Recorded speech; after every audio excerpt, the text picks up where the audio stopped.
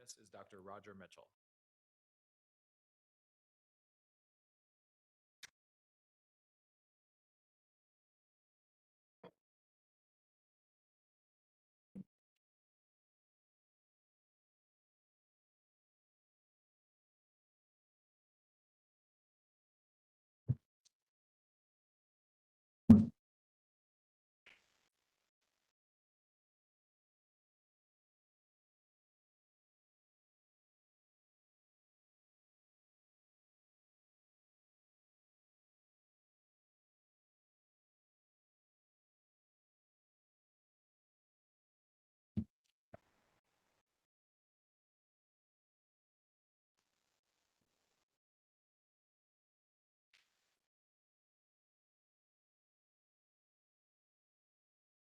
You solemnly swear or affirm that the testimony you're about to give will be the truth and nothing but the truth.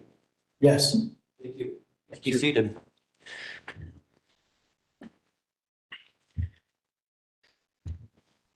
If you could state your name and spell your last name, please. My name is Roger Allen Mitchell Jr. Last name is spelled Mitchell. You're a witness. Thank you, Your Honor. Good morning, Dr. Mitchell. Good morning. Good morning. Could you please tell the jury where you work and what you do for a living? I would currently work at Howard University College of Medicine. I'm the chair of pathology there in the College of Medicine and at the hospital. I also serve as the chief medical officer for outpatient care for the institution. I'm a board certified forensic pathologist. I'd like to talk a little bit about each of those different roles.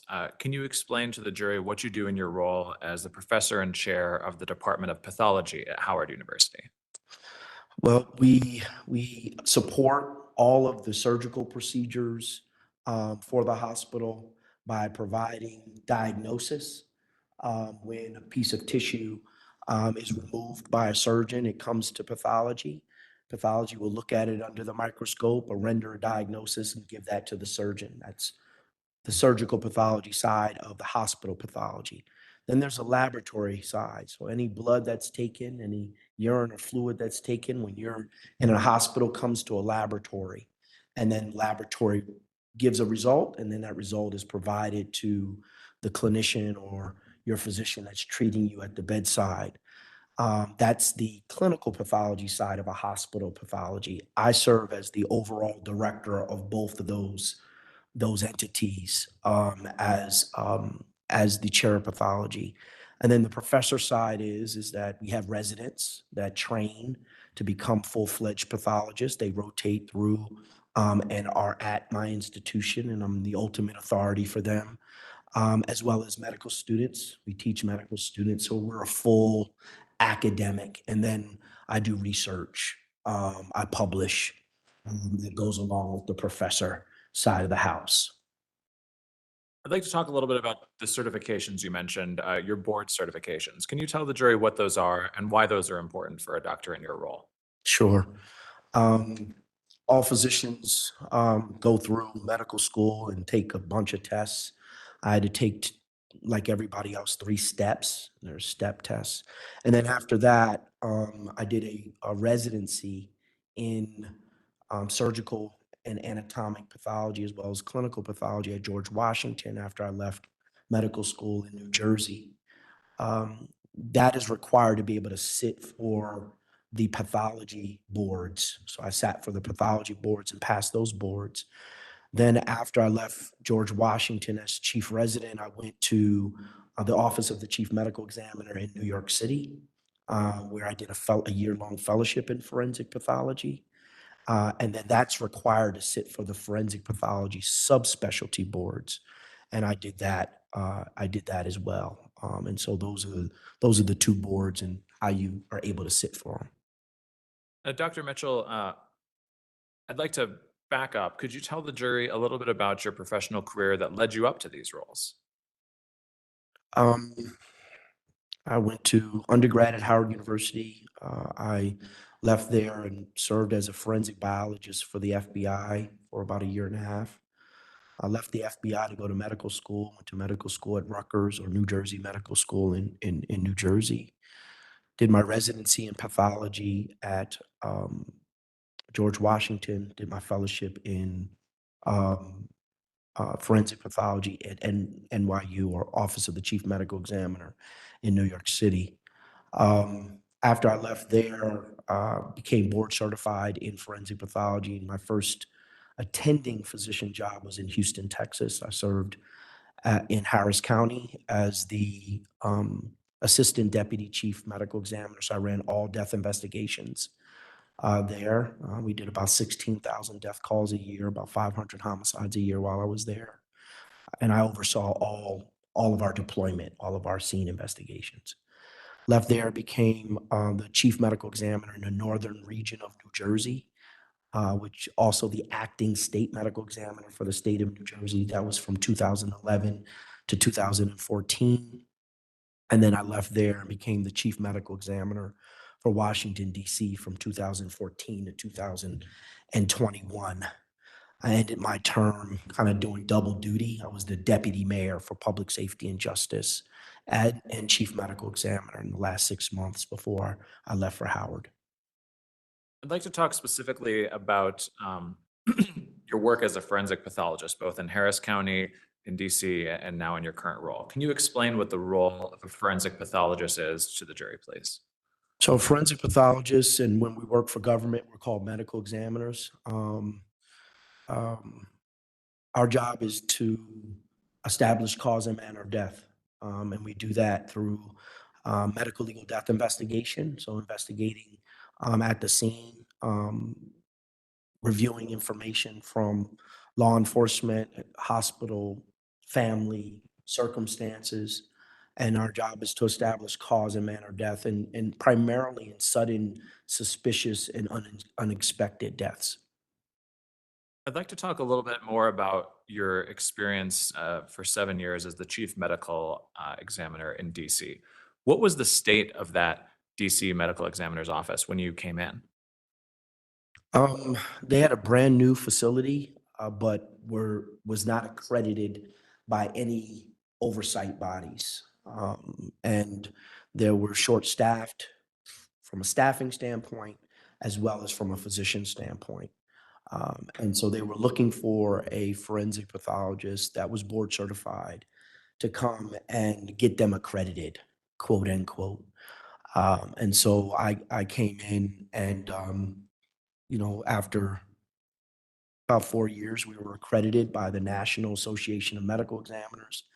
And then by the time I left, we were accredited by the international ISO accreditation. We left there fully staffed, fully accredited. Quite frankly, I think one of the better offices in the country. Now, you mentioned you were also at that time the deputy mayor for what was the classification? I remember public safety, but can't remember the other part. Public safety and justice. Justice. Can you explain to the jury what your role was in that position? So my role there was to be the mayor's public safety advisor. And so we had several agencies that report up through the public safety deputy mayor. That would be the office that I was in charge of, the medical examiner's office, the forensic office, law enforcement, fire and EMS, as well as human rights. Just to name a few. Uh, you mentioned now you're the professor and chair of pathology at Howard University. Can you tell the jury a little bit about your job sort of training the next generation of forensic pathologists? Yeah, I mean, the pathology residency is a 4-year residency. And so we have residents that, we lecture every single day, and we have to ensure that there's a program that ensures that they can pass their boards, and that they're getting the exposure that they need to be good pathologists. Not everybody that becomes a pathologist goes into forensics. Actually, most people go into surgical pathology or hospital pathology or work for labs like LabCorp or Quest or something like that. So most people are not going into forensics. But exposure to forensics is what we give as a portion of their training. And we do that for medical students as well. Dr. Mitchell, have you been qualified in courts before to testify as an expert? Yes. About how many times would you estimate? I think I'm about close to 70 times now. How about publications? Have you published any books or papers specific to issues related to deaths in custody? Yes. 2017, well, actually goes back to 1999 when I was a medical student. I published a paper on police brutality as a health issue. Um, and that was when I was a medical student in the Journal of the Student National Medical Association. Soon after that, I published a paper on stress management amongst law enforcement. We did a really good study that helped law enforcement stress manage, and that was also in medical school. In 2017, we pulled together a group of physicians from all over the country to write a guideline position paper on how to investigate, examine, and report death in custody. So it provided a layout of the definition. It provided, what you should be doing, what you should be looking for as far as your investigative material, um, as well as how you should approach your autopsy, to how you should report it out. And so there was a group of probably about 10 of us. I led the group and served as the editor and senior author on the paper, or first author on the paper. And then just recently in September, I released a book called Death in Custody: How America Ignores the Truth and What We Can Do About It. And that's a historical construct that talks about death in custody over an arc of history, and ends talking about a public health approach to data collection, ensuring that we have better data collection surrounding death in custody. I'd like to ask you a couple questions about that 2017 paper on guidelines for investigating deaths in custody. Which organization were you making those guideline recommendations to?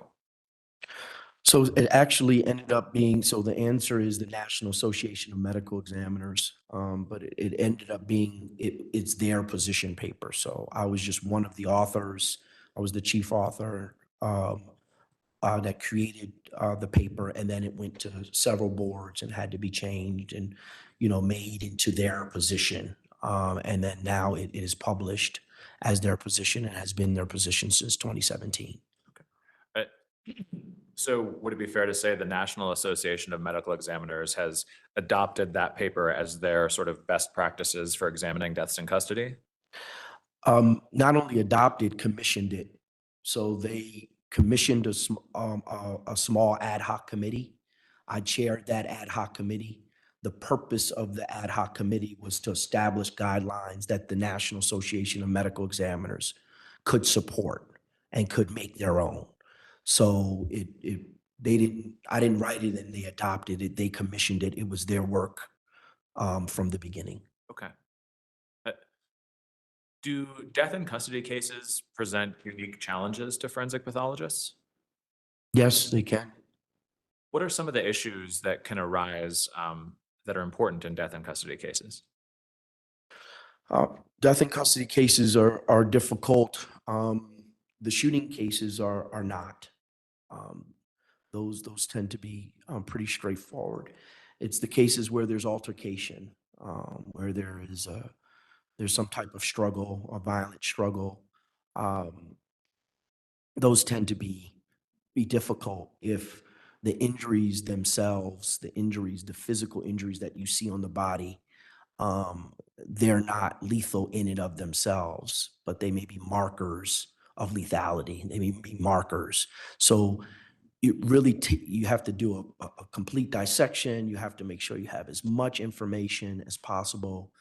And nowadays, I mean, I've been doing this since 2007. Nowadays, you have video, and video evidence is extremely important to the forensic pathologist because it's third person objective. It's something that you can see for yourself, versus just relying on what you see at autopsy. I'd like to talk a little bit about your involvement in this case generally. How did you first become involved? I was contacted by Colorado prosecutors. And before you got involved in this case, were you aware of whether there was an existing forensic pathologist's opinion as to what happened here? Before I got involved, Before you got involved, was there an existing opinion from a doctor? before I got involved, yes, there was an existing opinion. Before I got involved, I really had no visibility on the case at all before I was called, though. And was that Dr. Sina's initial undetermined cause of death, undetermined manner of death opinion? Yes. Once you got involved, can you tell the jury what you tried to do to sort of flesh out that record?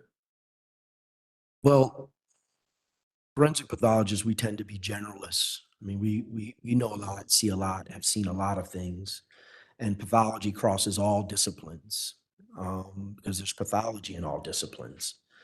So cases like this, I would call for a pulmonologist. I would call for someone that understands breathing and life to kind of help me understand what the impact might be of what we're looking at clinically. I also called for a pain doc or an anesthesiologist, someone that could understand ketamine and can give me some idea of how ketamine is going to work on the body.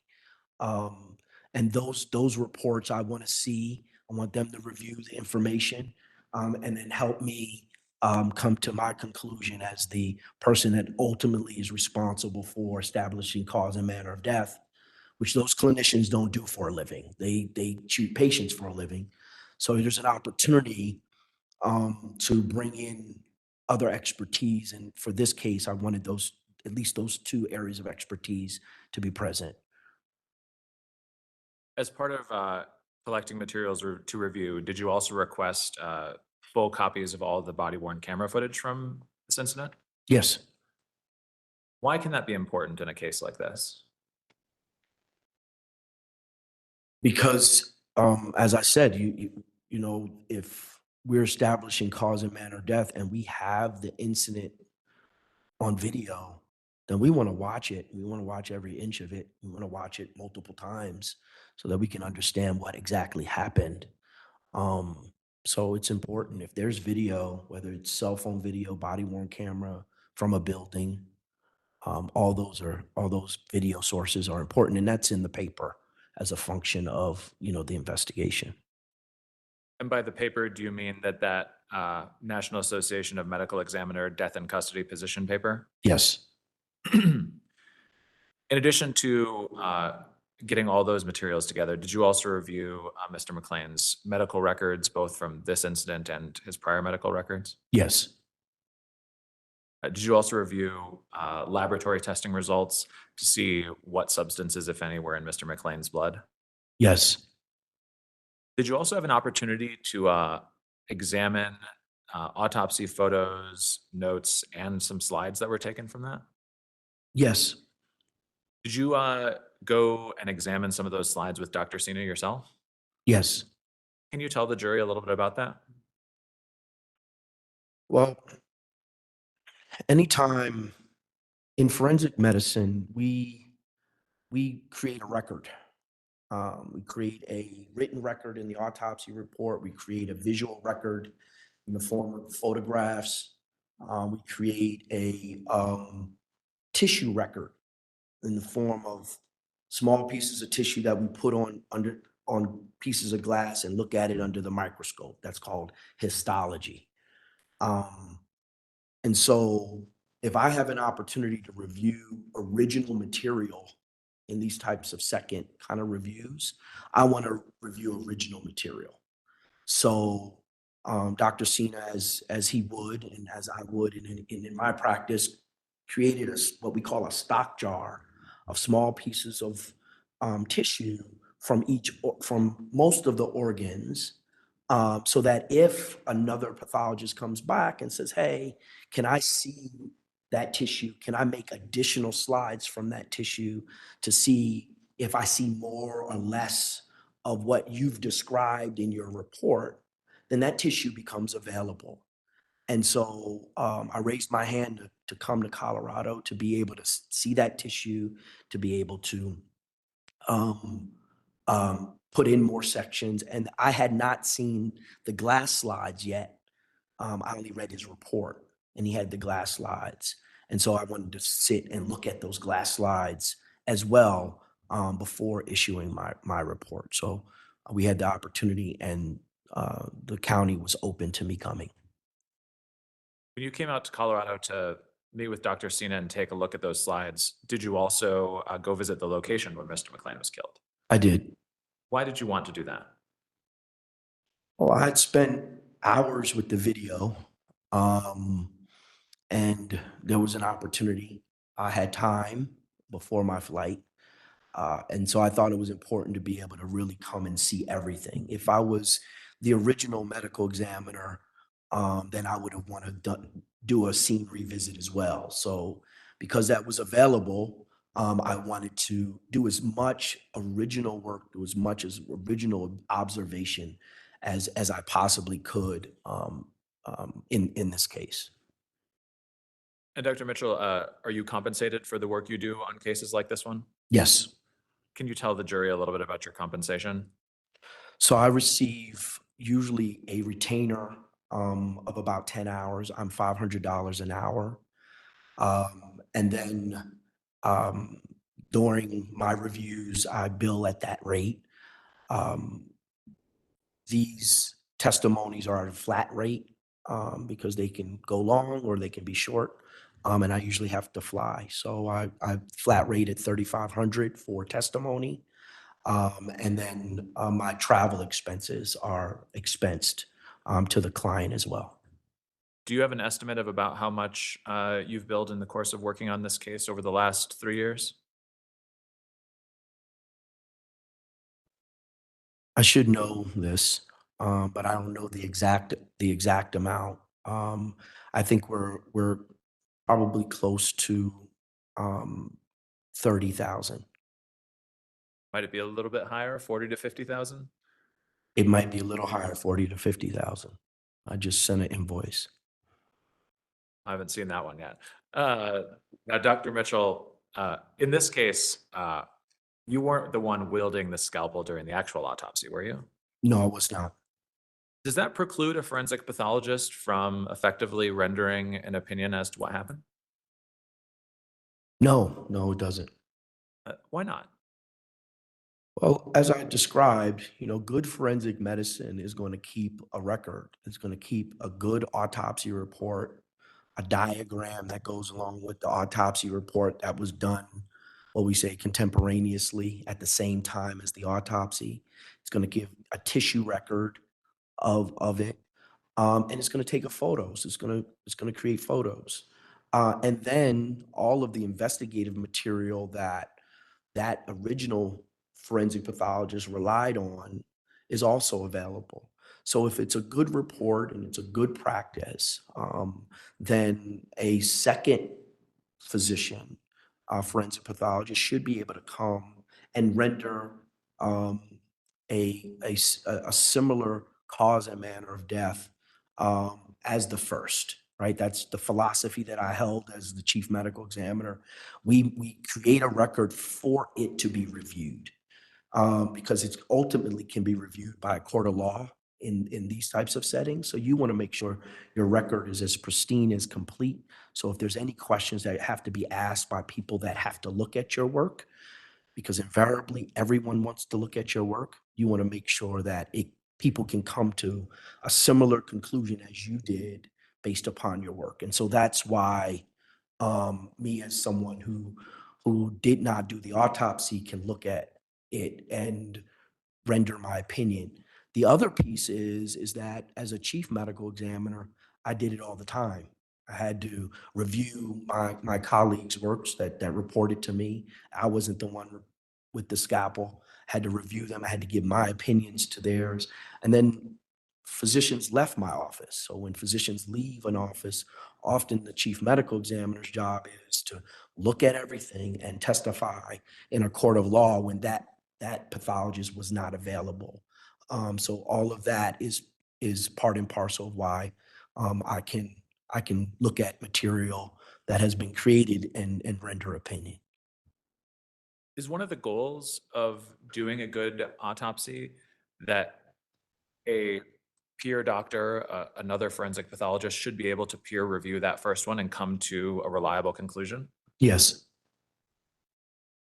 You mentioned that you did a lot of that as a chief medical officer in DC.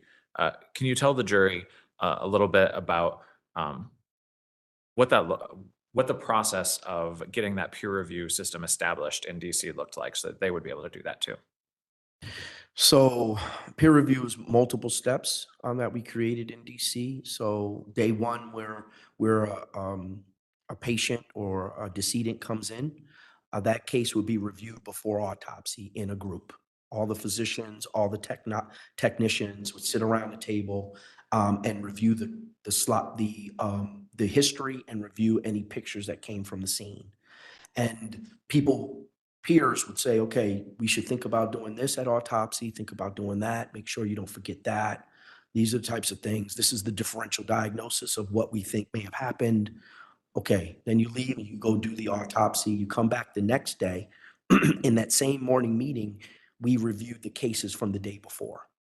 And then we reviewed all the pictures from the autopsy, whether or not that case has an established cause and manner of death, all the findings. Is there anything missing? Because now the body's still there. It's within 24 hours. So if there's any particular procedure or any collection of evidence or specimen that needs to happen, there's an opportunity to be able to do that before that body's released to the family. Um, and then if there's a cause and manner of death, it's reviewed right there amongst peers. Most cases are pending. Most cases after the autopsy are a pending case because they need information from law enforcement. They need us to look under the microscope. They need information from toxicology reports, and all that takes time. So in DC, pending cases got reviewed. So when you got all of that information and the physician was ready to, what we call unpend, move a pending case to a final death certification, that got reviewed in a peer review, right? So you would review that case, you bring your pending cases. I got this toxicology, I got this information. Now this is my opinion. It got reviewed by the peers and then got released. So that was our third level of peer review. Our fourth level of peer review is any undetermined cases or any homicides needed to be peer reviewed by two doctors, and one of them had to either be the deputy chief or the chief medical examiner. And those got signatures. So the deputy chief or the chief medical examiner had to sign off on any undetermined or any homicide cases, no matter if they were pended or not pended beforehand. And then lastly, we did a 10% poll every year. So every single year we pulled a random 10% and we looked through and combed through everything for grammar and for commas and cause and manner of death and right left type of issues that sometimes get switched around in reports. And it wasn't just homicides, it was every single case we pulled a 10%. So by the time we were done our peer review process every year, we've really seen pretty much all of our cases and felt good about the quality that was coming out of the office. Now, as part of your work as a forensic pathologist, have you also become familiar with the literature surrounding what's been called excited delirium? Yes. Have you had an opportunity to both study that and to review cases where there is indications from first responders that they think somebody is suffering from excited delirium? Yes. In cases where excited delirium is an issue, is it particularly important to have access to video evidence to review? Yes. Why is that? Well, excited delirium is largely based upon observed behavior, that diagnosis. And to be clear, excited delirium has been a diagnosis that has now been suggested by most, if not all, medical organizations as a diagnosis that does not cause death. But that being said, those that have suggested excited delirium, there's a particular behavior or what we call clinical presentation, how how the person shows up in interaction, as how they show up is how they've been diagnosed as excited delirium. So anytime you have video or anytime you have audio of that interaction or how that person is showing up, it becomes important to determine if they are delirious or not. In the course of your review of the materials in this case, have you spent extensive time with the body-worn camera footage? Yes. If you had to estimate how much time you spent reviewing and re-reviewing that footage, how long do you think you've spent looking at it? Probably now over 20 hours. And in this case, without getting to what your conclusion was, were you able to develop a conclusion as to both the cause and manner of death of Elijah McClain to a reasonable degree of medical certainty? Yes. Your Honor, at this point, I would tender Dr. Mitchell as an expert in forensic pathology, cause and manner of death, excited delirium, and in custody deaths. All right. Excuse me, objection or voir dire with respect to those. No objection, Your Honor. No objection to Dr. Mitchell being tendered as an expert in forensic pathology. I'm not sure the scope of expertise with respect to in custody deaths being a medical expertise, and so I would just object, and I can object to scope as we go if needed. But no objection to forensic pathology. All right. The court, based upon the foundation, will find that the doctor may explain and opine in the area of forensic pathology, cause and manner of death, and I suppose subject to further objection to in custody deaths. Go ahead. The fourth category Oh, was I missed- excited delirium. Excited delirium. Okay. I'll allow the doctor to testify as an expert in that area. Thank you, Your Honor. Dr. Mitchell, let's cut to the chase. What was the cause of Elijah McClain's death from your review? If it's possible, I would like to read the exact verbiage from my report. Let's show the witness a copy of his report. It's page 5.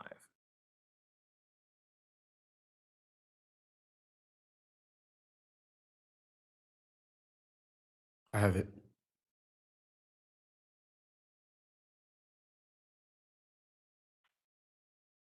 So, Dr. Mitchell, what was the cause of Elijah McClain's death?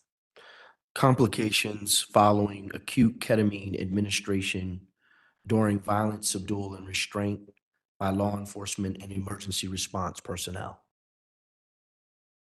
Now, when you say complications following acute ketamine administration during violent subdual and restraint by law enforcement, do you mean that there's a direct causal link between the actions of law enforcement and Elijah McClain's death? Yes. Can you explain at a very high level, please, to the jury what that is?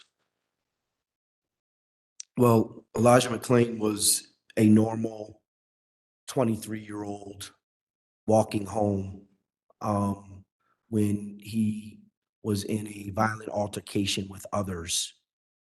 Those others happened to be law enforcement. He was placed in a carotid neck hold that led to hypoxia or decreased amount of oxygen to his brain and tissues. And that initial altercation that led to the subdual and restraint started progressively, he started progressively getting worse. And it was largely because of the hypoxia, decreased oxygen, and the acidosis in his body. It led to him vomiting. He aspirated several times during the subdual and restraint, and then ultimately received a high dose of ketamine injection and and died. So that's functionally his course in a high level. Dr. Mitchell, would it assist you in sort of summarizing your testimony to the jury if I was to use the whiteboard and write down some of those key terms so that we can talk about them in detail? Yes.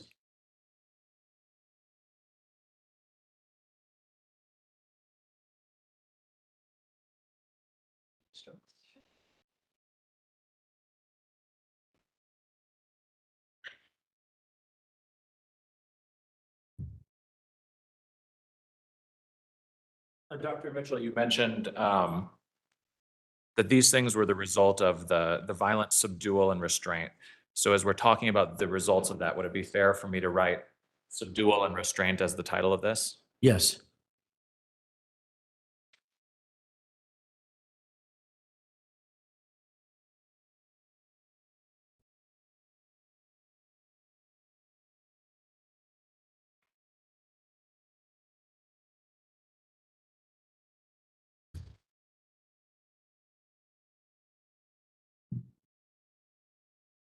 Dr. Mitchell, you mentioned a few different concepts there medically, and I think the first one of them was hypoxia. Is that correct? Yes.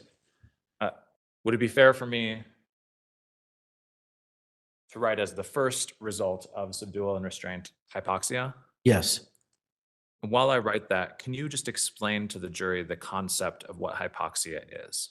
Yes. So hypoxia, hypo is low, oxia is oxygen. So it's low oxygen. It's different ways you can become hypoxic. Um, um, Lack of access to oxygen through respiration, through breathing, or lack of blood flow, because blood brings oxygen to tissues. So those are two major ways, and that's what hypoxia is: low oxygen in the body. Is it your understanding that the purpose of the carotid hold is to induce hypoxia in the brain to cause somebody to go unconscious? Yes. You mentioned a second consequence. Was it acidosis? Yes. Would it be fair for me to write acidosis here while you explain to the jury what that is? Yes.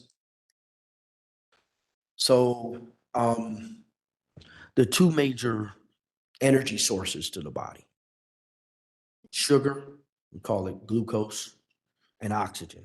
Those two are kind of our major energy sources. Um, when glucose gets turned into energy, it can do it in two ways. It can do it with oxygen, and it sends it, becomes ATP. This is your freshman biology course. Turns into ATP. ATP is energy, right? And that's used. Great. Or it can be anaerobic without oxygen. That glucose or that sugar is going to turn into lactate or lactic acid if you don't have oxygen. And so that's the acidosis. So if you don't have oxygen and you have sugar that still has to be metabolized for energy, then that oxygen, without oxygen, you're going to get acidosis or lactic acidosis. Is acidosis when there's too much acid buildup in the body? Yes, too much acid buildup in the body, and there's only a couple ways for you to get rid of that acidosis.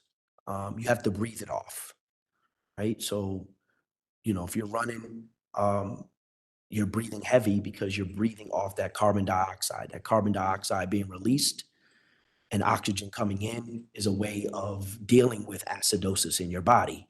The other ways are urination and defecation. You can get rid of acid.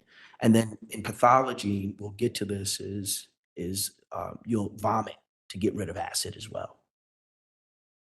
Now, if somebody is unable to get rid of that acid, so they stay in that acidotic or too high acid in the body state, is that dangerous?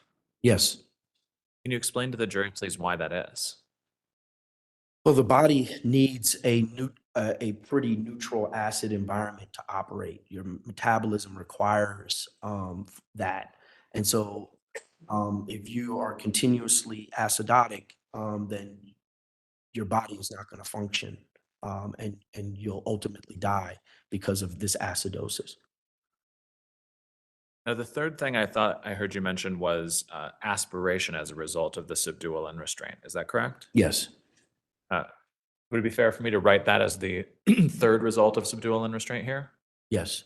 While I do that, can you please explain to the jury what aspiration is? Aspiration is when, in this case, when Elijah McClain vomits, he's breathing in portions of that vomit into the airway. That's aspiration. Um, that really creates a vicious cycle because now once you've aspirated, that fluid is in your airway, and particularly in the sacs of your airway that exchange oxygen and carbon dioxide across it. So that's going to limit your ability to get oxygen, and limit your ability to remove acid from your body. So that then becomes a cycle of, now I'm still hypoxic and I'm still acidotic. Um, and so that aspiration becomes a problem. Now, you mentioned some interactions between these three things: hypoxia, acidosis, and aspiration. Can you explain to the jury generally how those three things can affect each other? Yes, I mean, as I just described, once you become hypoxic, decreased oxygen is going to lead to increased acid in your body. If you're aspirating and there's fluid in your airway, then you're not going to be able to exchange that acid and get more oxygen. So these things play on one another, until you're able to get oxygen beyond your own ability. Um, and and so that becomes a way of treating the patient, is to put this patient on oxygen. Now, if you have a patient who is hypoxic or acidotic and aspirating, and they're not able to get enough oxygen to clear these conditions, what effect can that have on a person? It can lead to death. Will it lead to a deterioration of the person's condition the longer it goes on? It would. I mean, a lot of the times, when you're hypoxic, you'll become somnolent or sleepy, right? Um, and it's the physiology of the human is that we don't use as much oxygen when we're sleeping as any other time when we're alive, right?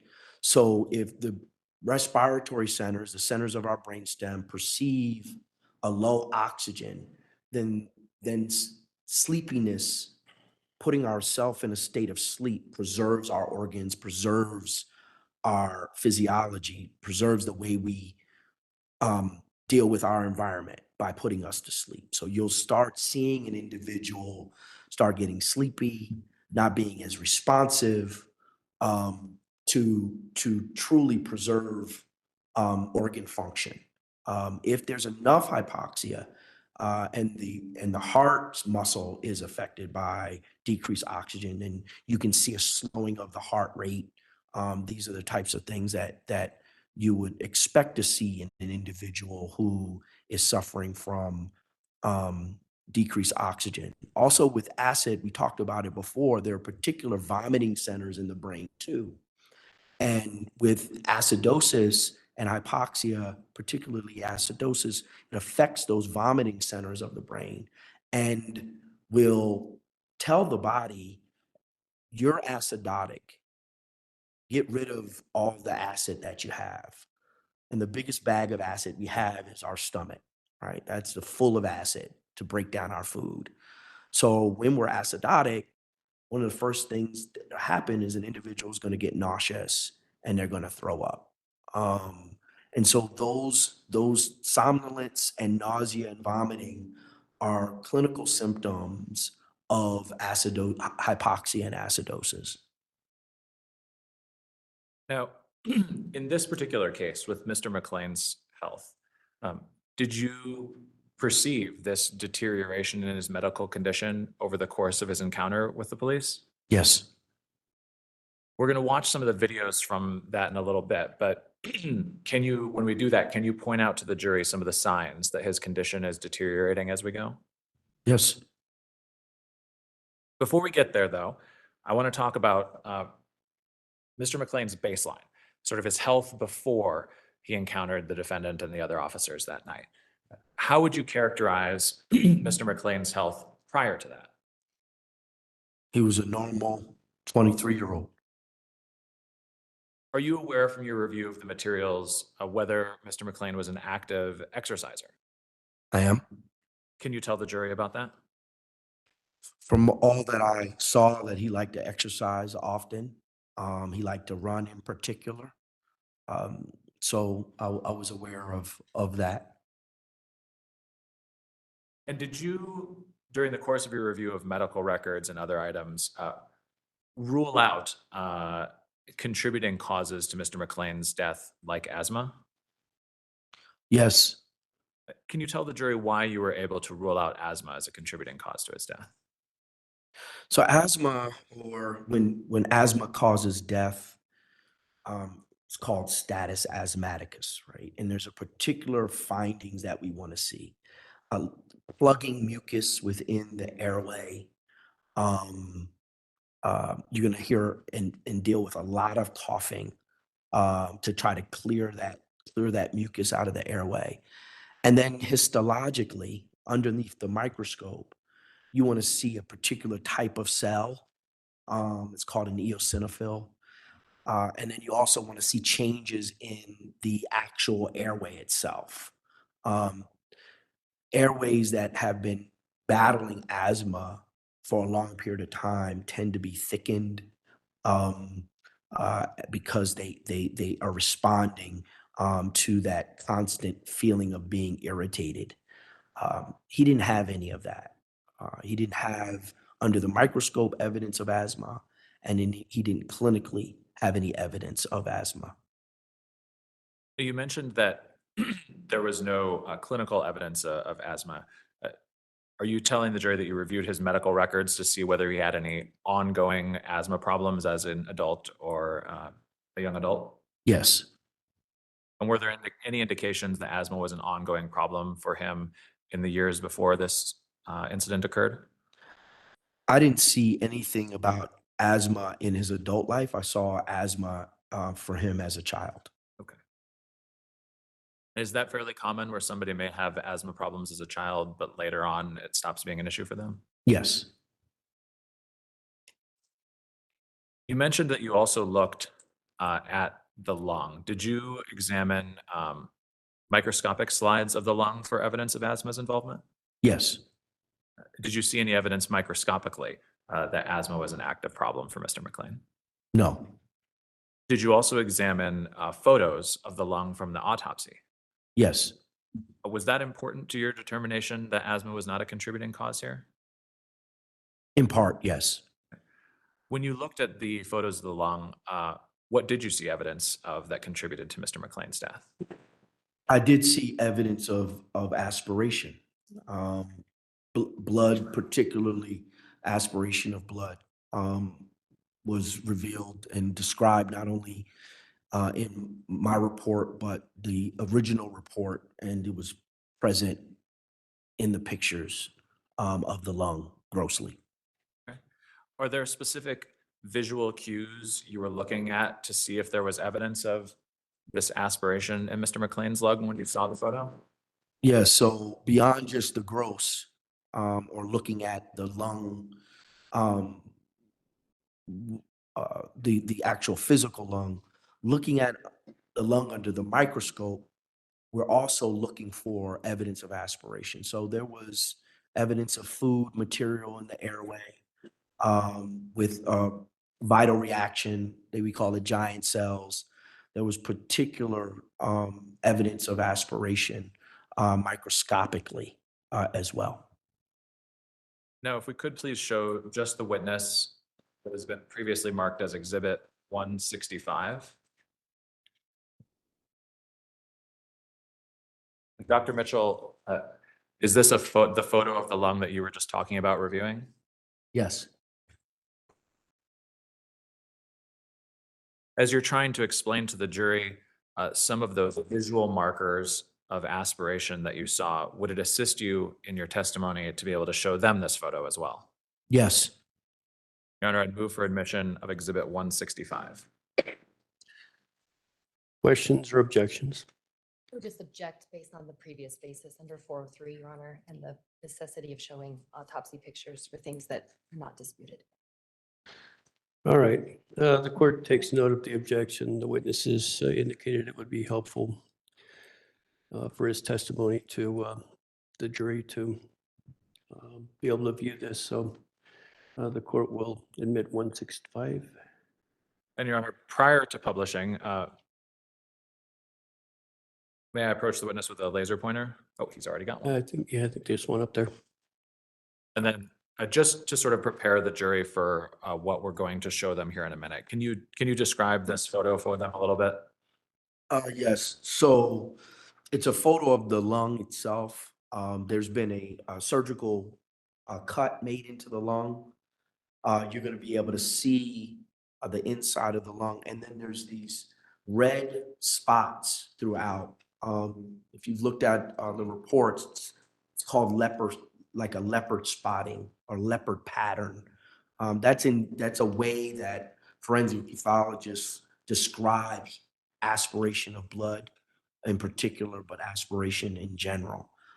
So you're going to see that. And then there's a major airway that you're also going to see in the middle of the picture. Let's publish now, please, to the jury, Exhibit 165, the photo of Mr. McClain's lung.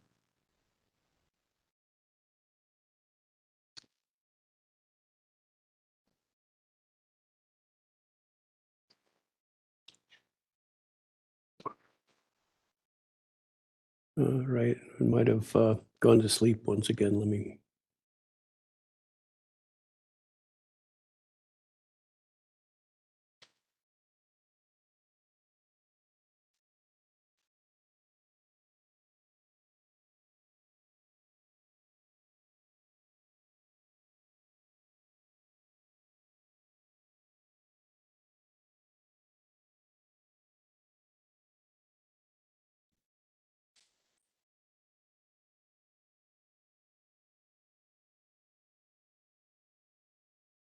Dr. Mitchell, can you please walk the jury through what your findings were with regards to looking at this photo of Mr. McClain's lung? Is it okay that I stand in the box? That's fine. So this would be the top of the lung, and for the record, I'm pointing with a laser pointer to the picture. This would be the bottom of the lung. This is the outside of the lung. You can see it's a little opaque or cloudy. That's the surface of the lung right here. And so there's been an incision made here. You can see where this airway is cut in half. So that's what I've described. All of these little kind of blotchy spots and these kind of larger confluent blotchy spots here that are red, purple, showing up dark against the background of pink. That's hemoaspiration. That's the aspiration. That's evidence of aspiration into the lower airway. Oh, we can take down Exhibit 165. When you examined both the photos of Mr. McClain's lung and the report, as well as the microscopic slides, was there evidence of foodstuffs in Mr. McClain's airway and lungs? Yes. Can you tell the jury what that evidence of foodstuffs inside of his lungs was? So as I described, under the microscope, we're going to see small pieces of foreign material that we recognize as food and the body's response to that food. That's in the airway itself under the microscope. You mentioned the body's response to food. What does the body do if there is food inside of your lungs? It tries to remove it. I mean, it's going to remove that, and it removes it using macrophages. My students They laugh at me. That's one of my favorite cells in the body. Um, so macrophages coalesce, they come together to form giant cells. And because often when they have to remove these big particles, they can't do it as singular cells. So they come together and create these giant cells and engulf the food stuff and dissolve it and remove it from the airway. We have macrophages in our airway that are constantly removing debris, removing what we're breathing in, anything that may cause an irritant or stop the exchange of air. Our body wants to remove those things out of the airway, and that's the way we do it when there's aspiration of fluid. Did you see evidence in Mr. McClain's case of these macrophages or giant cells trying to remove foodstuff? Yes. Can you tell the jury what that evidence of those giant cells or macrophages was? It was the histology. It was what it looked like under the microscope.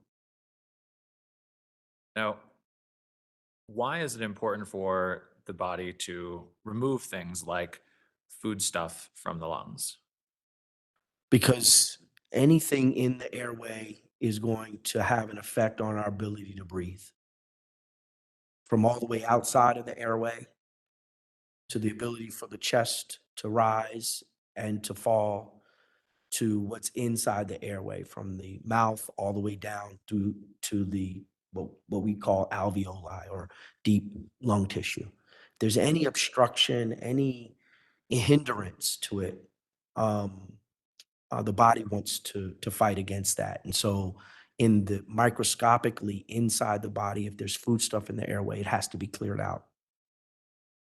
Dr. Mitchell, I'd like to talk about another thing that didn't kill Mr. McClain. Were you able to rule out a narrowed coronary artery as a contributing cause of death for him? The original autopsy report talked about a narrowing of the coronary artery one place, and then it also talked about an atresia, meaning a blind ending of a coronary artery. And just to put it in perspective, the coronary arteries are the vessels that serve the heart. They bring blood and oxygen to the heart. So you want to have a good coronary artery system. I didn't see any photos that confirmed that narrowing that I could substantiate. And the microscopic sections, if someone had narrowing that is going to cause chronic or long-term effects on the heart, then I would expect that there would be fibrosis or scarring in the heart, because that narrowing wouldn't have just happened. That narrowing would have been there for the 23 years that he was alive. So you would expect that I would see changes in his heart muscle that tells me that he's been dealing with a narrowed artery that's serving his heart. I did not see in his heart muscle any of those changes that I would expect for someone that had a narrowed coronary artery. If a narrowed coronary artery had been a major health problem for Mr. McClain or contributor to his death, would you expected him to have been as active as a runner or exerciser as he was?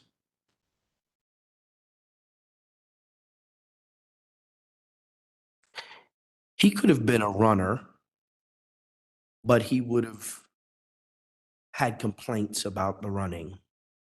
There would have been points in which he would have potentially complained about shortness of breath. But he could have been a runner. Okay. And based upon your review of all the medical evidence and surrounding circumstances in this case, do you believe that that coronary artery had any effect or contributed significantly to Mr. McClain's death? No. Did Dr. Sina agree with that conclusion as well? In his amended report, yes. I'd like to talk a little bit more about Dr. Sina's amended report. his ultimate conclusion as to cause of death was complications of ketamine administration following forcible restraint. How similar to that is your cause of death that you found in your report?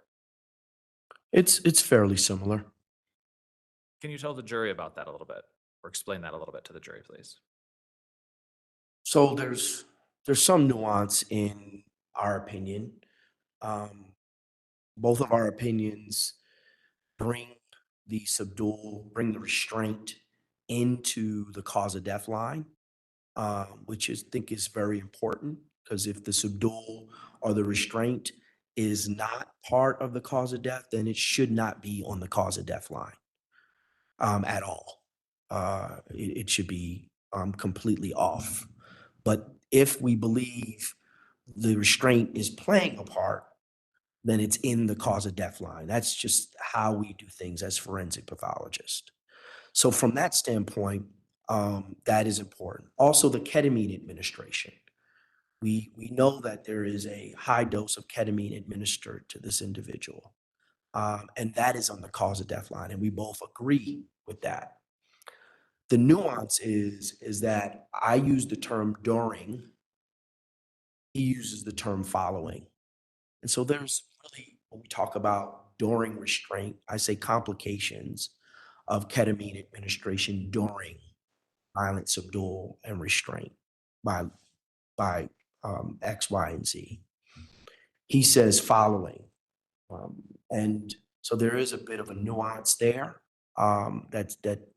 that I'm very intentional about how I use language.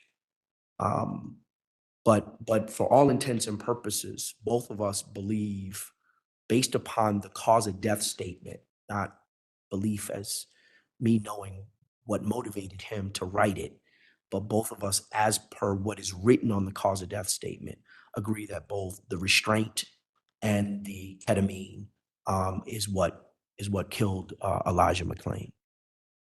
I'd like to break down a little bit of the causation behind that cause of death and talk about some of these concepts that we've been discussing here: hypoxia, acidosis, and aspiration. With regard specifically to Mr. McClain, what things caused his hypoxia? Um, Initially, it would be the carotid neck hold, began the hypoxia. Um, that acidosis is in between the hypoxia and the vomiting and aspiration. That aspiration is also contributing to his hypoxia. Um, and then his position, even his position would have um, contributed to the hypoxia. There's points in which during his subdual that he is in a semi-prone position. He's laying down with his belly on the ground and his shoulders down. His head is being pushed into the ground. All of that would have contributed more to his hypoxia. Um, and then the ultimate ketamine administration would also create an environment where he would aspirate more, and then that would contribute to his hypoxia. So throughout the course from when he's beginning to be put into custody, all the way through to his death, the hypoxia is playing a part. Are the effects of hypoxia additive over the course of the encounter? Um, the effects of hypoxia is becoming more clinically apparent over the time frame, and is continuous over the time frame. I can't tell you that he's stacking hypoxia.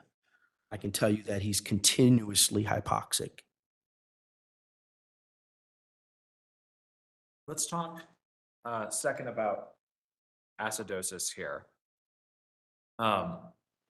What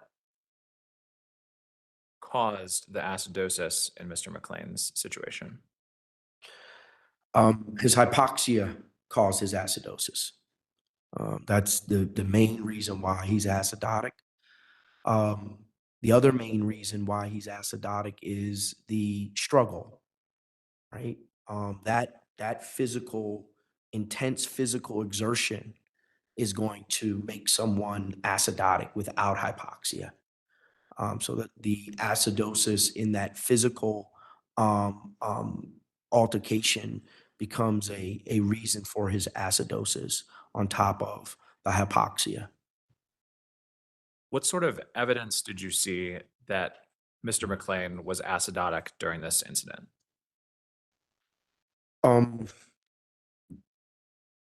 you can see there was a point in which he starts becoming sleepy. I'm sorry, let me back up. From the acidosis standpoint, that vomiting is telling me that he's acidotic. The vomiting is one of the first things that when someone is acidotic, they're going to do.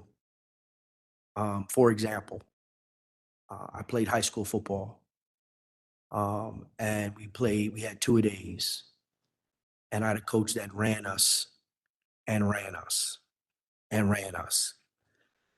And there were buckets at the finish line because he knew he's going to run us to the point where we had to throw up. We were throwing up because of that vigorous activity, that acid buildup in our body is forcing us to throw up. That is how it works. And so Elijah McClain was acidotic and he threw up and was nauseating because of that acidosis. Once Elijah McClain got to the hospital, were there any tests done there to confirm or disconfirm whether he was acidotic?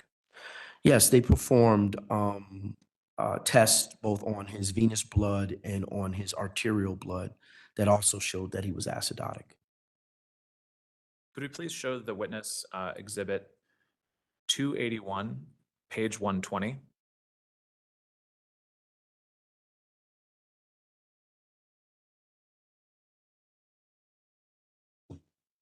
Just focus on the top slide there. I don't think the jury has it. What's that? Oh, could we publish to the jury exhibit 281, 120? Doctor, this is a police training slide. It's not something that you did, but I'm focusing on the description of medically what happens in acidosis here. Is this an accurate description of what happened to Mr. McClain?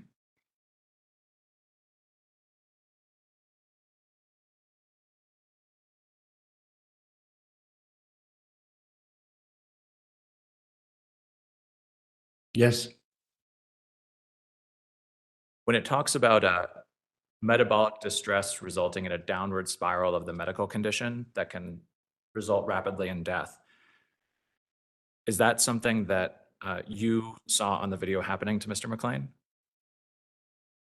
Yes. We can take that down. Now I'd like to talk about the third result of subdual and restraint that you mentioned here, the aspiration. What substance do you believe Mr. McClain was aspirating? A vomitus or vomit. And what evidence leads you to that conclusion that he was aspirating vomit? There's several points in the video. Some not as audible as others, but there's several points in the video where I can hear or I heard and saw Elijah McClain vomit. And I saw him aspirate. So that is evidence. The other piece of evidence is what we described of having food in his airway, microscopically. Also, we just showed you his lung. that showed that he had blood, evidence of blood in his airway, that he aspirated blood in his airway. That also is an example of aspiration. Dr. Mitchell, you've mentioned a few times some of the clinical indicators that you saw in the video. So I'd like to walk through some of those with the jury now. Could we please play for the jury Exhibit 228 from the start?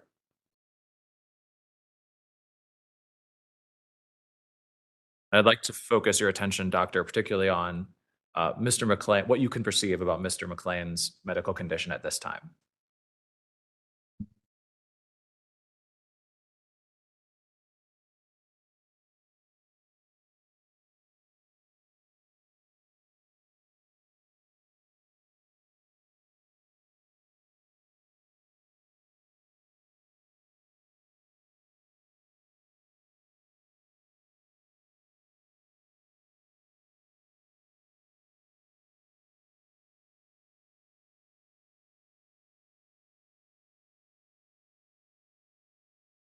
Go ahead and stop. Do you see any signs from this video that Mr. McClain is in any sort of medical distress? No. With regards to the diagnosis that's been called excited delirium, is hyperthermia or being hot one of the hallmark signs that are often cited for that? Yes. Do you see any signs here that Mr. McClain is hyperthermic or he's too hot? No. Are the items of clothing that he's wearing consistent with somebody who's too hot? Not in my opinion. Let's now go to Exhibit 175, please. Starting at timestamp 22:43:25. And again, I'd like to focus your attention, Doctor, on Mr. McClain's condition here.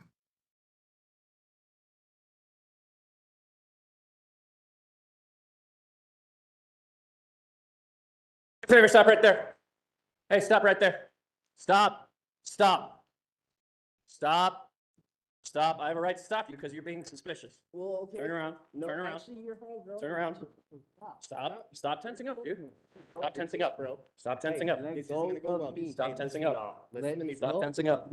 No, let go of me. Stop tensing up. No, I am an introvert. Please Stop respect tensing the up. boundaries that Trying I'm to. speaking. Stop Relax. tensing up. Stop. Relax. Stop. I'm going home. Relax, or I'm going to have to change this situation. Stop. Leave me alone. Stop. Can you please? No. We don't want to do this, all right? Leave me alone. No, we're gonna First off, talk to you you. guys started to arrest me, and I was stopping my music to listen.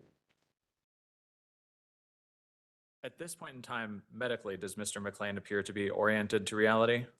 Yes. Do you see any signs when he's first encountered and grabbed by law enforcement that he's suffering from excited delirium? No. Does he appear to be attacking anyone? No. Does it appear that he's overheating there? No. Let's now go to Exhibit 178, please.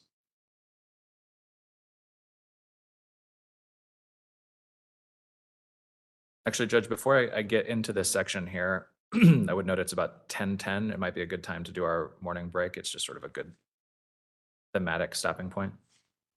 Also, I want to get into the evidence room, which is locked. All right, that sounds like a fair enough reason. So we'll take our mid-morning break. You could be back in 15 minutes or so. Don't form or express any opinions. Don't discuss the case even amongst yourselves. Do no independent research and stay away from any press coverage.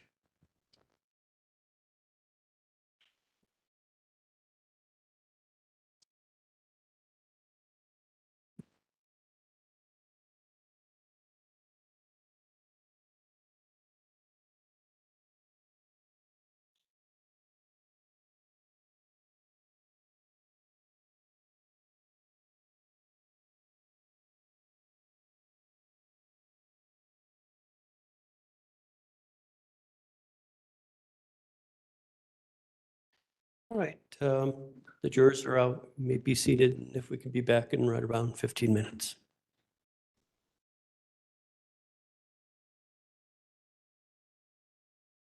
That's okay. I should have let you know first thing this morning, and I couldn't prepare this until we already started.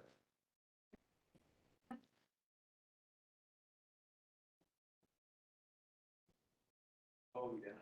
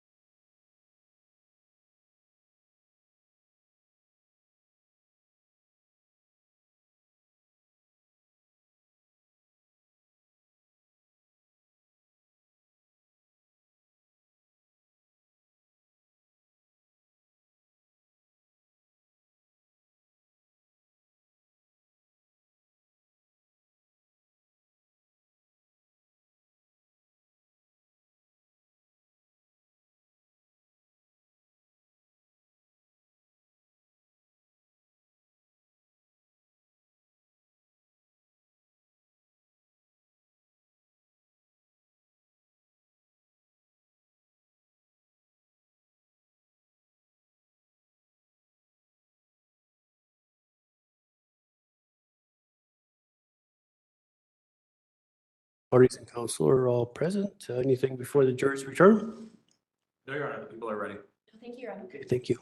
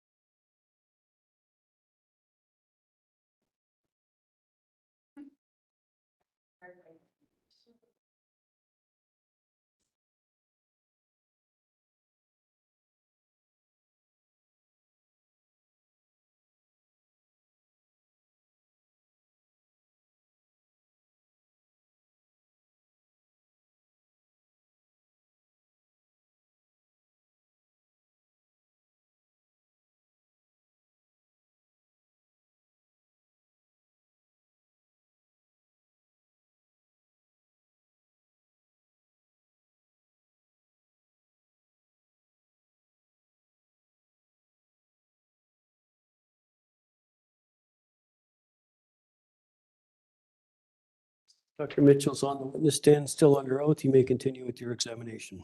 Thank you, Your Honor.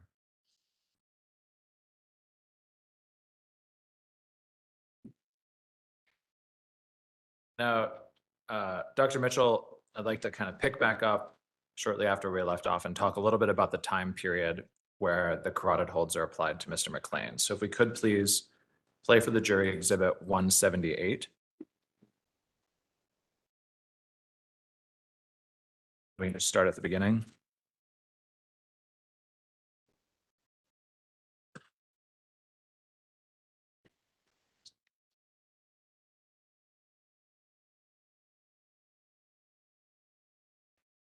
Record, this is Mr. Rosenblatt's camera.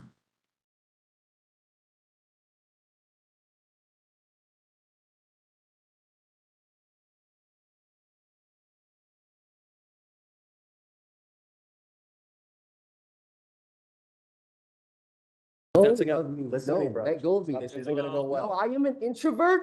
Please Oh, respect the okay. boundaries that I Trying am. to. Relax. Stop, Relax. stop. I'm going home. Relax, I'm going to have to Leave change me this alone. situation. Dude, hey, stop, Leave me relax. alone. Sir, can you please? No, We don't wanna do this, all right? Leave me alone. No, we're gonna. First we're gonna off, talk to you guys started to arrest me and I was stopping my music to listen. Now let go of me. You know, let's get over to grass. We're gonna lay you down, okay? Come on. Now, I'm gonna be arrested. I intend to take my power back. I intend to We're be. still forward with him, okay? Okay. I intend to be. Stop, dude. Oh.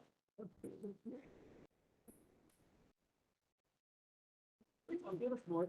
Give us some more. We're fighting them. Stop, dude. Got him. Stop, dude. All right, we got his arms. We got his arms. Want gun? Yep, we got his arms. Yep. Oh, I get it. Let go of your arms, dude. Let go of himself. I got him. I got him. I got him. Arm him. Pull the arm out. Nice and slow. Slow it down. Slow it down. Wouldn't have fire start. Put your arm out, dude. Can't get it. I can't get it. Let go of your arm. There we go. People coming. Just start fire. No. At this point in time, we can't see what's going on. But medically, what does it mean to you when we hear these sounds of struggle going on in the background? Well, that there's a struggle that's happening, right? We see the initial engagement, and then we see the struggle that brings him down to the ground, and then we hear the rest of the struggle. So we know that he is that there's an altercation that's happening. Although we can't see the carotid hold being applied here, are you aware from your review of the materials as to whether Mr. McClain was subjected to a carotid hold? Yes. And I'd like to focus your attention in the next 10 seconds or so here, particularly on any sounds that you hear coming from Mr. McClain. Start. Okay, I've got his other arm. Okay. The other arm. Up there. Did you hear any sounds there that were medically significant to you? It's hard to tell what's happening there. Yeah, could we play that starting from, start at 45, 55. Play that through again. People probably just start fire.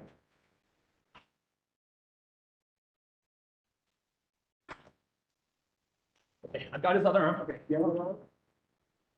Up that arm. Okay. Do you hear sort of like a wet noise on the video there? I'm not hearing it. Okay. Could you take a look at Exhibit 2, which is right behind you, if you just turn around your chair there? Yes. Mr. McClain's mask.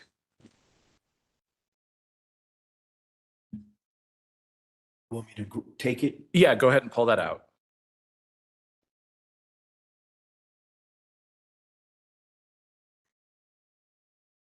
Now, in the course of your review of materials in this case, have you also examined photos of Mr. McClain's mask? Yes. And as you're taking a look at the mask there, can you please tell the jury what about the mask is medically significant to you? Well, the mask has vomitus on the inside of the mask. Yeah, excuse me. This is the first time I've seen it in person. So, yeah, there's vomitus. You can see the vomitus on the outside coming through, but there's more volume. There's more of the vomitus on the inside. I see you kind of tilting the box there. What are you trying to get a look at, Dr. Mitchell? I'm trying to look inside the mask. I mean, the pictures show that there is vomitus in and on the mask, but being able to see it in person is extremely helpful. There's definitely a good amount of vomitus on the inside of the mask. Is that important medically to try and figure out what was happening to Mr. McClain during this period where we can't see what's happening to him? Yes, because again, this puts him at a risk of aspiration. So we know that the mask is on at a time in which he is he's in the struggle with law enforcement. So then we also know that he's vomiting at the time that the mask is on. And the vomitus is on the inside of the mask. So it's not on the outside of the mask as if it was off of his head and he vomited on the mask.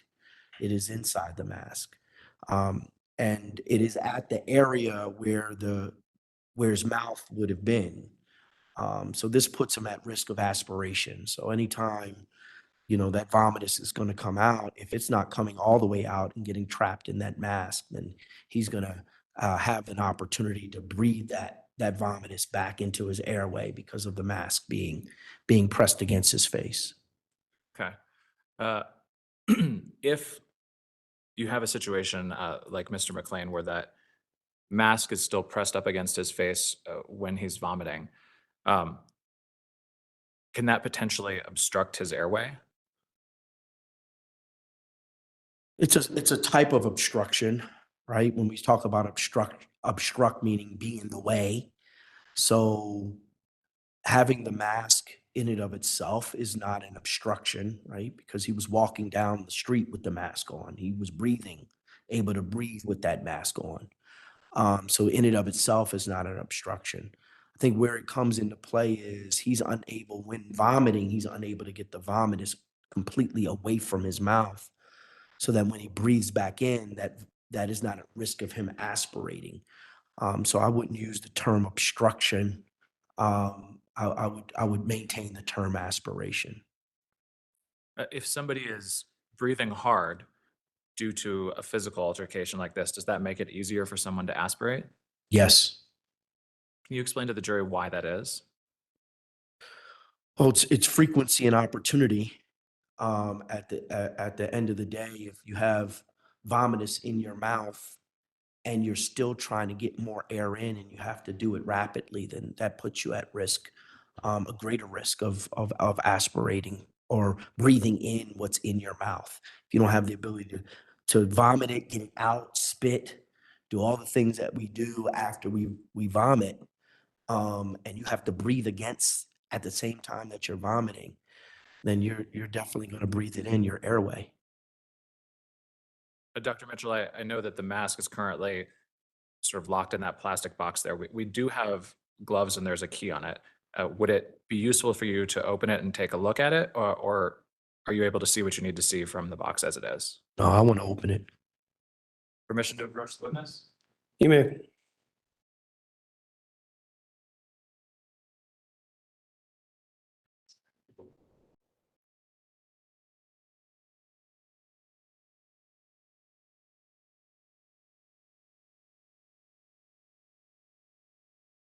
And Dr. Mitchell, once you've got the gloves on and have an opportunity to open that, can you please just sort of narrate for the jury what you're seeing so that they can benefit from that? Yes. So it's okay. I stand in the box, You may. Your Honor. So I'm opening the box. There's a key. There's also a clip that's holding the face mask in place. And then I'm looking at the mask and in the front and then inside. I would like to turn it inside out. If you can do it very, very carefully, Yes. and please keep it over the Uh, plastic box so that if any of the vomit in there gets crusty and disengages, it's caught by that. Yes. Your Honor, would it be okay with the court if we approach so that we can just the manipulation of the physical exhibit? I'm okay with that. I have no problem with that.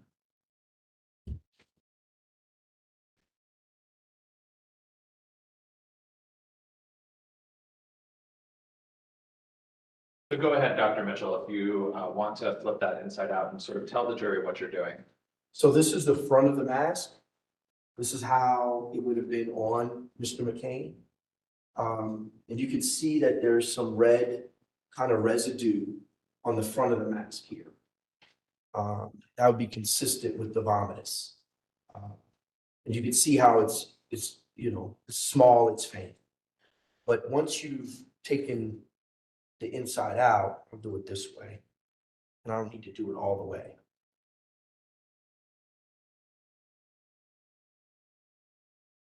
You can see all the vomitus on the inside. You don't have to look at it for long. And there's pieces of food stuff along with that vomitus.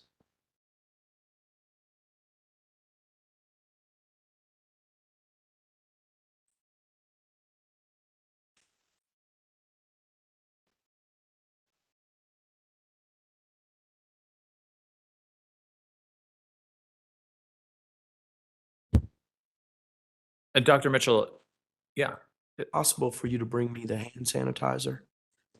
Please. Oh, there's one here. Thank you so much.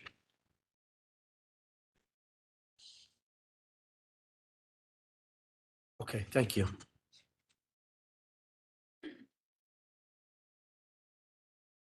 when you take a look inside and turn that mask inside out to see what was on the interior of it, is there anything medically significant about that to you? Again, that's another objective way of suggesting that he was at risk for aspiration. So what I saw inside his body, or what we saw, or what was documented of what's inside his body, both under the microscope, both in the lung itself, there is evidence of that on the mask. And from a time frame standpoint, becomes medically important because, again, I've submitted, in my opinion, and submitting to you that he's suffering from hypoxia and acidosis early in the process, early in the altercation. This being on his head and face also is additional evidence that he is vomiting at the time early in the altercation when the mask is on his face. Let's go back to the video. And if we could start playing from 45:55. Let's play for the next 35 seconds. I'd like to focus particularly on any sounds that we hear coming from Mr. McClain. People come in, just start firing.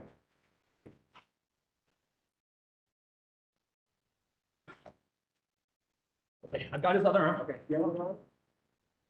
Up that arm. Okay, he's flipping, he's flipping. Dude, just stop fighting. Taser, taser, taser in a second. You're gonna get tased in a second. Stop fighting. Stop fighting, you're gonna get tased. I've got his arm.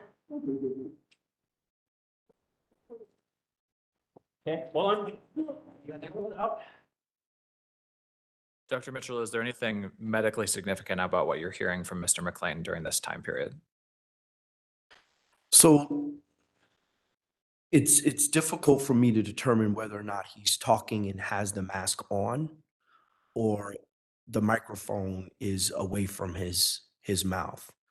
But if he still has the mask on and he's talking, and again, he has vomitus in the front of the airway, that is also consistent with his ability to aspirate.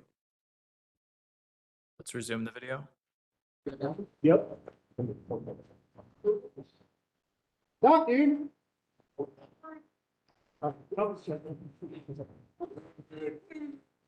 Relax, just relax. Relax, relax.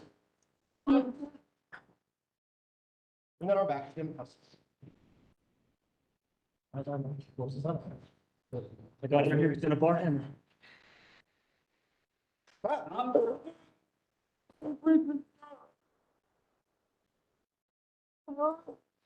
Yeah. Just straddle him, figure for his legs.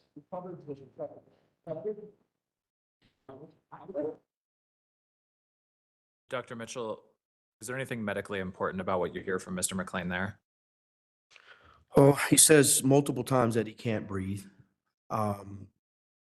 Again, because we can't see, I don't know what position he is in when he's being handcuffed. Whether or not his airway it can exchange. But multiple times, he's saying he can't breathe. And so I think that's medically relevant, even early in the altercation, right after the engagement, right after the carotid hold. He is expressing that he can't breathe. Now, from just a physiological perspective, what causes a person to feel like they can't breathe, or what can cause it? There's many different reasons. If you can't move your chest to be able to inspire air, bring in air, if there's something blocking your mouth, you're going to express that you can't breathe. Those are probably the big things. It's more likely a positional piece that is suggesting that he can't breathe. If somebody's not getting enough oxygen for one reason or another, can that cause the feeling of being unable to breathe? I mean, as a function,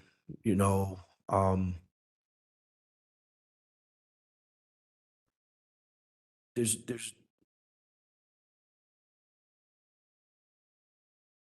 the actual hypoxia at a molecular level. I can't connect that to his saying he can't breathe from the molecular level to him saying he can't breathe. But when someone says they can't breathe, they can't breathe. You should trust that they can't breathe. And that comes from a feeling of not being able to get enough oxygen. When you say that you should trust somebody when they say they can't breathe, medically, why isn't it important to do that? Because hypoxia can lead to death. Lack of oxygen can lead to death. So when someone says they can't breathe, then you want to put them in a position so they can breathe. So you want to respond to that.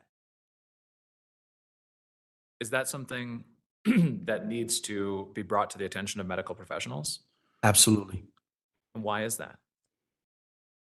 Well, because there's a continuous of outcomes that can happen in an individual that has low oxygen in their body. They become acidotic. They can vomit. They can aspirate. They can die. All that what we've seen here. And so by expressing to anyone that, hey, this person said they can't breathe, then that allows for medical personnel or non-medical personnel to attend to that person appropriately. And that might be, if it's available, putting oxygen, those small oxygen in their nose, changing their position, sitting them up, staying engaged with them, ensuring that, EMS can arrive and provide life-saving measures. All of it is important when someone tells you that they can't breathe. Resume the video. I was like. Two weeks ago, you got him. Oh, the name's Elijah McClain. Way to use the Corona. What? I made a super. Oh, no. I heard you ignoring. I just can't fight.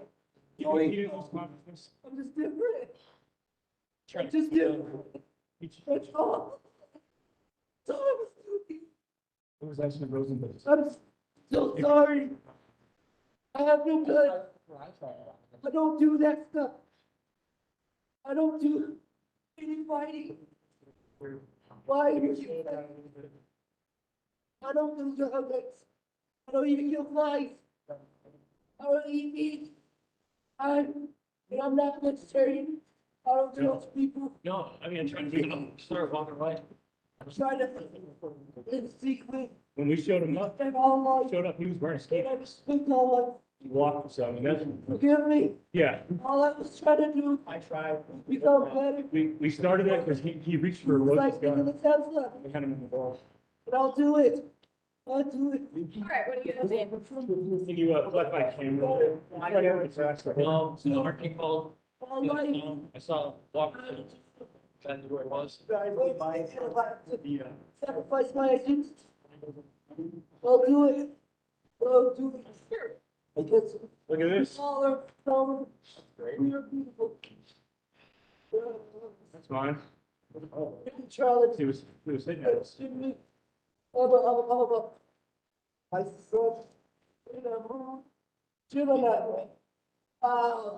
stop. Medically, what's significant to you, doctor, about Mr. McClain's vocalizations during this last couple minutes here? Well, he's able to. So he's communicating. He's expressing a need for help throughout that communication. At the end of the communication, he is responsive to pain because he says "ow, ow," and also he's labored throughout his vocalization, so you can hear him with labored speech. So he's even out of breath in those moments. He's not speaking normally.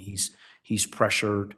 You can hear that he's in distress during that time he's expressing himself. Now, doctor, you've talked to the jury about the continuum of Mr. McClain's medical condition throughout the course of this encounter. Can you explain to them what Mr. McClain's medical position on that continuum is now, as opposed to when we first saw him either in the gas station or as he was first approached by police?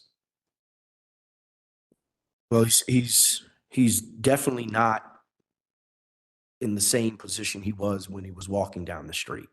He's now has vomited. He's aspirated.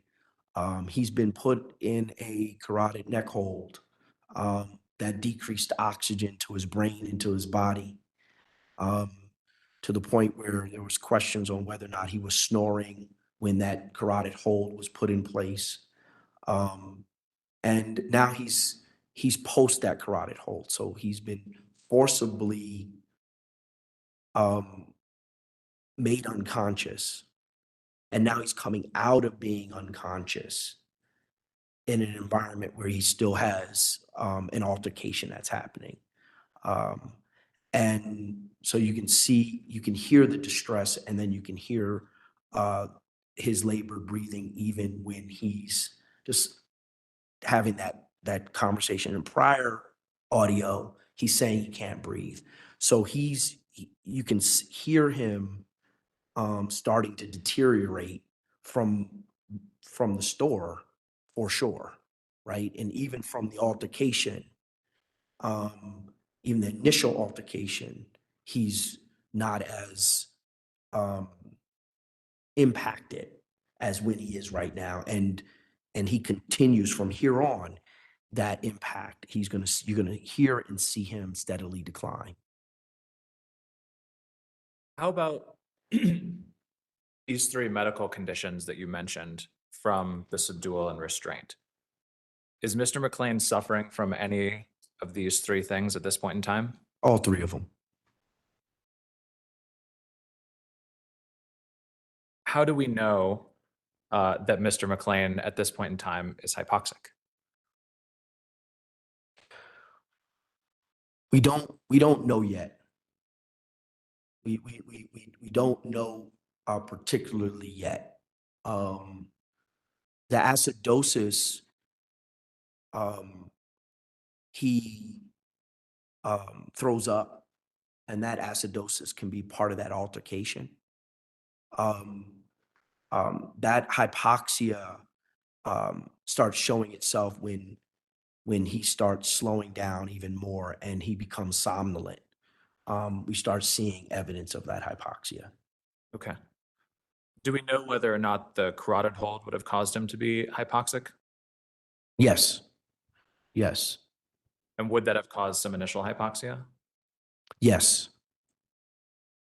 So are you saying that the evidence of the hypoxia sort of becomes more apparent as the encounter goes on? Am I understanding that correct? Yes. So the actual evidence of the hypoxia is going to be through the acidosis and through the somnolence. The fact that he would be hypoxic is absolutely due to the fact that he had a carotid hold put in place. But there's evidence of it both in how he's showing up to our ears and to our eyes. All right, let's take a look at the next section of the video. Please start playing again. Oh.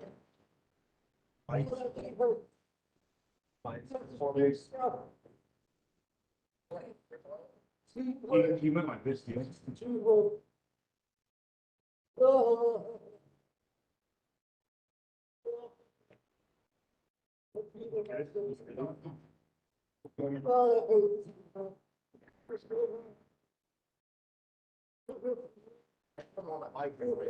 you turn on the body? Probably split with this one. Not gonna near the side. It's like right here somewhere. Up there? They lost the cut. Right here. Pair of glasses. That's it, I think. All right. They lost the cuff somewhere. Right here. So there's glasses and a phone right there. One more body camera somewhere. Right here.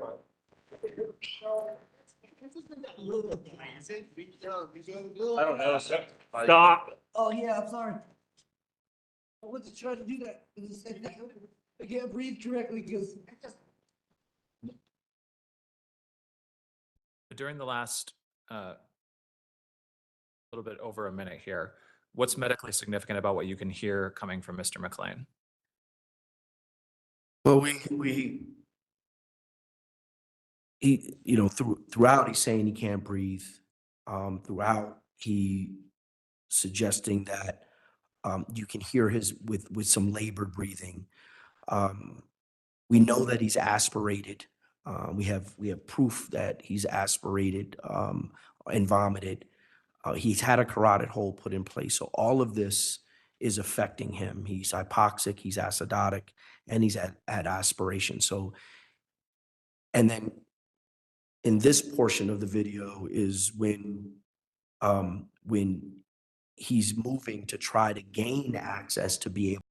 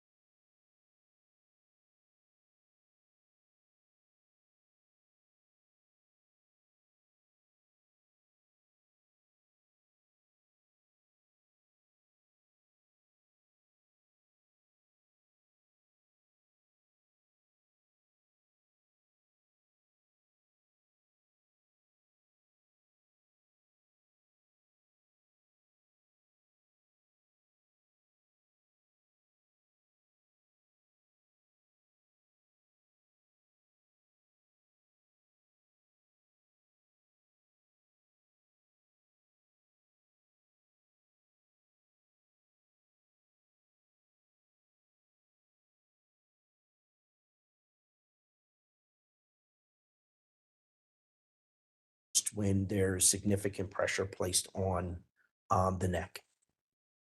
You mentioned that they're brown because some time has passed. Can you explain to the jury what you mean by that? Yes, so blood breaks down. It's red, but then over time, it breaks down into its parts. One of its biggest parts is iron, and that iron is brown. So that's how we see it here. Will a petechial hemorrhage turn more brown from red over the course of a few days? Yes, And for the record, is this Mr. McClain's right eye? yes, All right, let's now take a look at Exhibit 164. Is this his left eye? yes.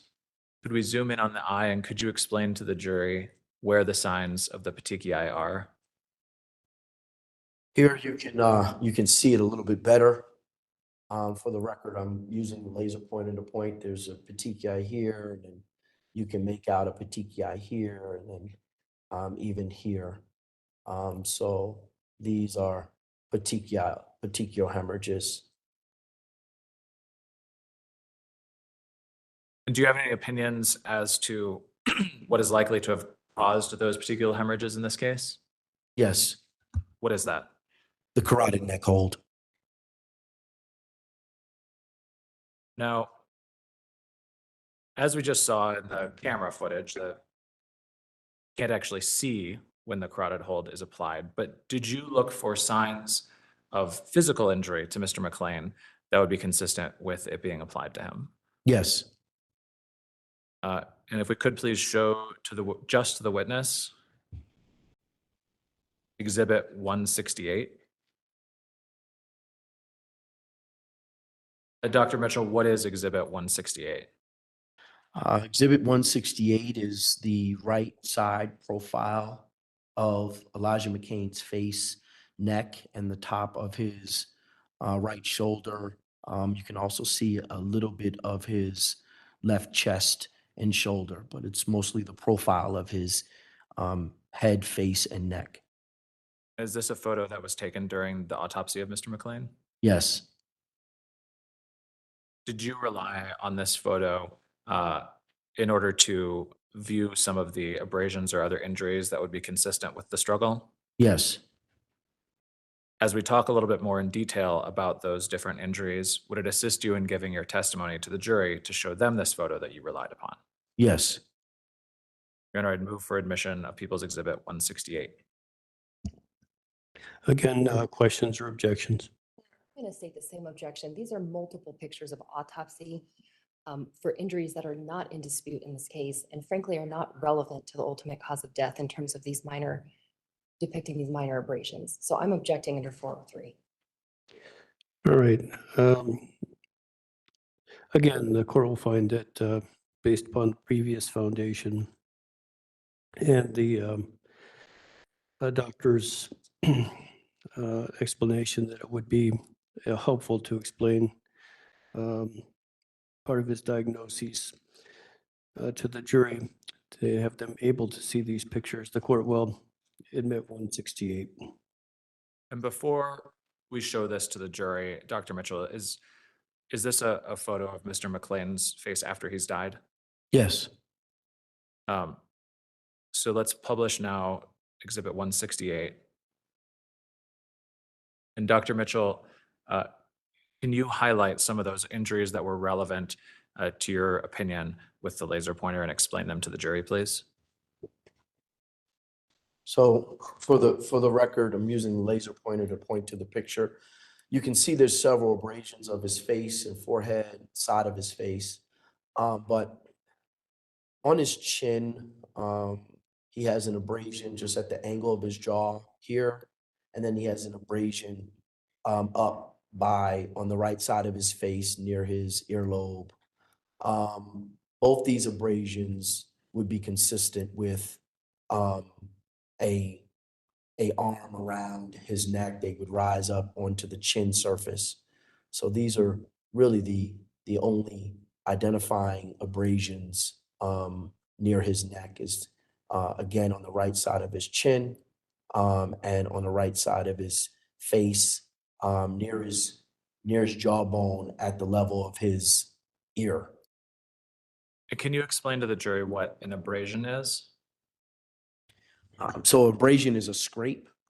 It's a superficial scrape of the skin, and it's an injury that's associated with what we call blunt injury, but an abrasion is a scrape of the skin surface. Can it be caused by a lot of friction, like between clothing or skin with a person's face? Yes.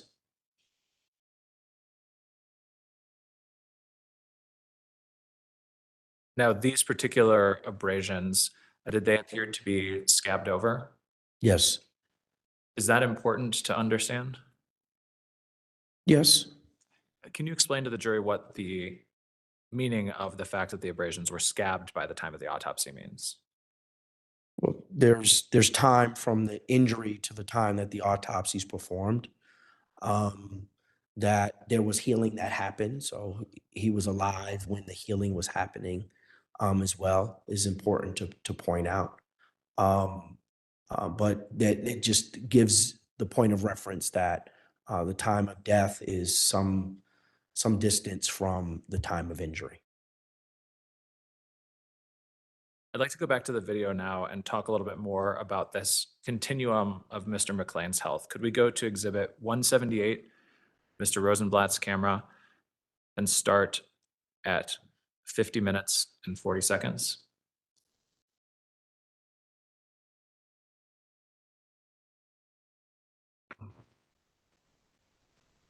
Does anybody have sandy wipes? All right, thanks. You can bend his knees a little bit so he can balance himself. He's kicking around a little bit. Yeah. I'm not missing mine. Are you missing yours? Yours is in the car, right? Your cell phone? What's that? Your cell phone is in the I car? think so. Is it an iPhone? What kind of drugs did you take? Red case? No. What kind of drugs did you take tonight? What kind of drugs did you take tonight? Yeah, I'm good, bro. We need to know. Good, brother. Can you find sandy wipes for me somewhere, please? Know what you're taking. From anybody? Yeah, anything, please. Are you listening to me, man? I'm asking you what drugs you're taking.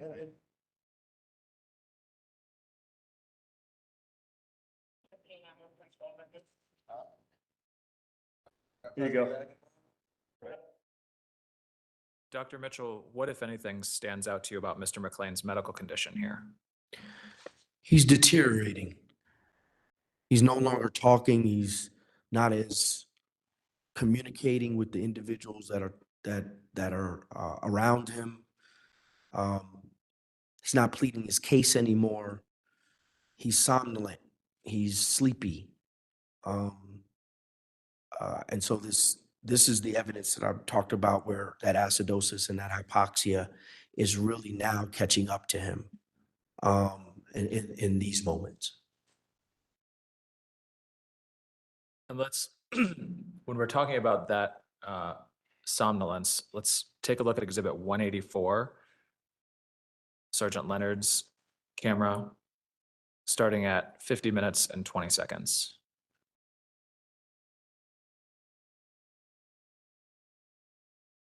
That's fine, just stay with. I'm not missing mine. Hey, man, are you on any drugs today, man? What's it? Your cell phone? Talk to me, okay? The iPhone? What kind of drugs have you been taking, man? What kind of drugs did you take tonight? What kind of drugs did you take tonight? We need to know, okay? Good, brother. You're not in trouble. Sorry about that. We need to know what you were taking, because we need to try to get you treated, okay? Are you listening to me, man? I'm asking you what kind of drugs you were taking tonight.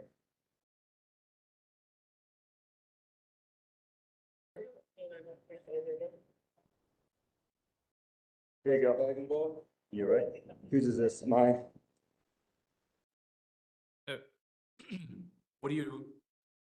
What is medically significant to you about what you see from Mr. McClain here? Well, you can see that he's looking off. He's not engaged with the questions that are being asked to him.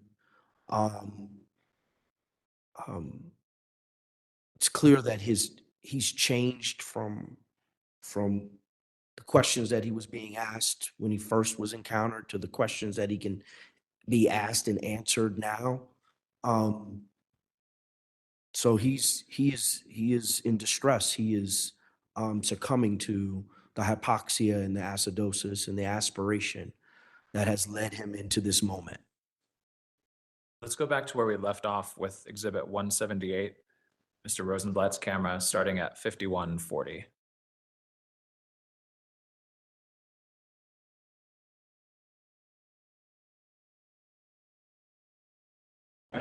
Jesus, mine.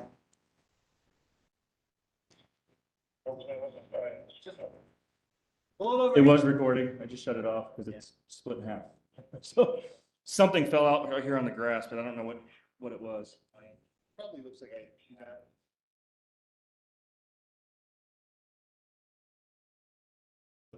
Got to throw up, dude? Yeah. Throw up right there, okay? Don't throw up on me, though. We got fire coming, right? Yeah. I call him probably when you first went out. And I don't think he went out, dude. He was, like halfway, I think, but, hey, dude, relax. I think he's trying to puke. Oh, okay. Get it out, dude. Thanks, bro. Get it out. You need to swap up, you take care of that? Nah, I'm good. Yeah, Steve, like, anything? No, we got called to a suspo. He was out here walking around with a ski mask on. Oh, so y'all need the stuff on picked up? Probably just bring it up. Dr. Mitchell, what's happening to Mr. McClain's condition during this part of the video? Well, he has another episode of vomiting, right? We've already laid the foundation for why he has to vomit. So he's vomiting. He has to change position to be able to do that. And this is, again, all associated with his current condition of hypoxia and acidosis. How does he change his position to vomit here? He gets up on his hip, turns, and he's able to be almost propped up even by law enforcement to help him in his position to be able to vomit. Is that good that he's able to vomit in that position at this time, at least? Yes. Can you explain to the jury why that's so important for him to be able to vomit in a position like this? Because again, anytime vomiting is happening, the risk is aspiration. The risk is breathing it back in. So it's clear in this moment that there's a need to change position and allow for a changing of position to be able to vomit so that the person, Elijah McClain, can breathe. He also needs that position to be able to really expand his airway and his chest too. But he's not left in this position. He's not sat up in this position for long at all. Okay. Well, let's take a look at what happens then with his position. Let's resume playing from here on Mr. Rosenblatt's camera. We're by him, dude. And then we contacted him. He's wearing a ski mask. He started to kind of like walk away from us. So these two wrap him up. And then in the midst of them wrapping him up, pushing him against the wall right here, he reached for Rosie's gun, dude. So Is this what you're talking about with him not being able to stay in that propped up position? Yeah, he's not only not in the propped up position, but when he's brought back down in position, he's in a semi-prone position. So his pelvis is all the way to the ground. His belly is slightly on the ground. His right shoulder is up, but his left shoulder and chest is still on the ground. He really needs to be completely on his side so that he can expand his chest cavity to get enough air. All right, let's resume from here. I'm going, dude. Stay on your side. Was it rolling this way, dude? Yeah. You able to? My legs locking up. There you go. Just like that. You're good. Don't get up, dude. It's not going to be good for you. I'm telling you right now. If you keep messing around, I'm gonna bring my dog out, he's gonna dog bite you, understand me? Keep messing around. I think we're okay for here. I appreciate it. Thanks. Watch your step, dude. Right as pew. Yeah, that's, I know that. I did not. They're so fast out. Okay. That's not sure if they're anything. Oh, okay. Don't do it, dude. Relax, bro. Come on. You already lost this one. Just relax. It's not appropriate at all. No, no. When we try to stop him, dude. Come on. Is there anything we speak English or? He speaks English. Yeah, but he's definitely.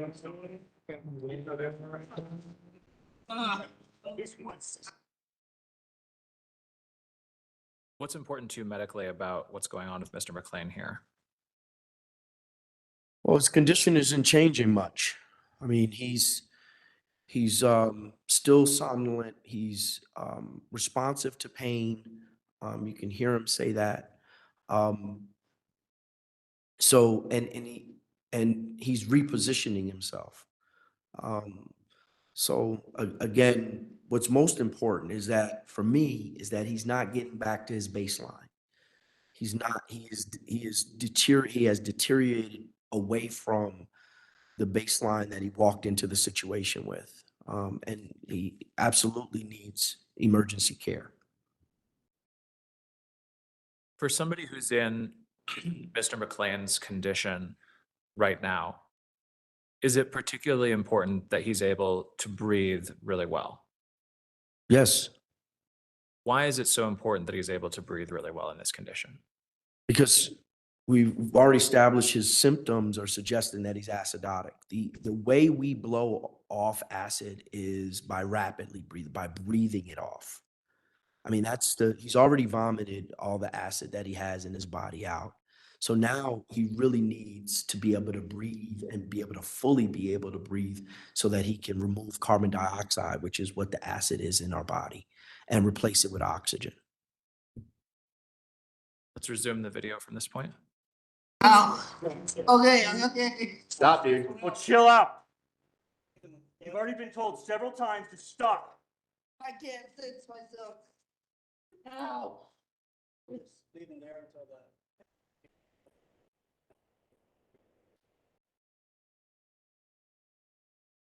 Let me see. Yeah, I know you're busy, but I just to let you know that. Stop. We had a suspicious call over here on. Dude, chill out. Got a mask. Kind of weird. Nothing really criminal. My officers go to make contact with them. He starts acting crazy. He attacked them. Glad you need to try to put a carotid on the guy. And actually. Well, stop fighting us. I'm trying. For the mouth, they were able to get him handcuffs. We're still struggling with the fire on scene. And that's where we're at. I just want to let you know, yeah, we did actually twice, right, so.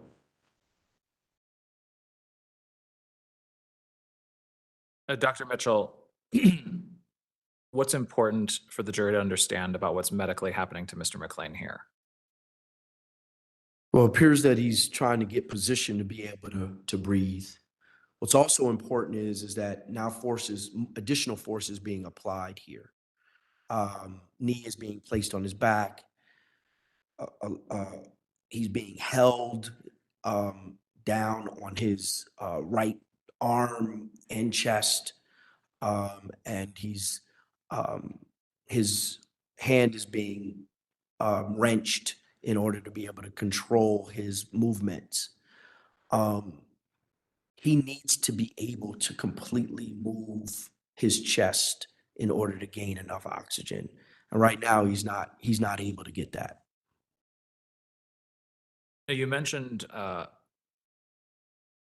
I'll talk about that in a minute. I guess first, this timestamp here at 55 minutes and 2 seconds, after we just heard Mr. McClain say, "Please help me," do you hear him say anything else for the rest of this encounter? Not to my knowledge. I mean, he groans a bit. Is it medically important, the length of time that he goes without making any further vocalizations? Yes. I mean, even the length of time that he's deteriorating, all of it is part of the same continuum. And then when he's not vocalizing and he's even evidently more somnolent, sleepy, non-responsive, only responsive to severe painful stimuli, that is also evidence that he's declining. His health is declining at the time. You mentioned that the force being applied to him is also changing here. And one of the things you mentioned is really cranking on his wrists. Is that something that can produce visible signs of injury to somebody in handcuffs? Yes, Did you look for that when you were reviewing the autopsy materials in this case? yes. Your Honor, can we please publish Exhibit 170? It's already been admitted. Don't need to show to the witness. Sorry.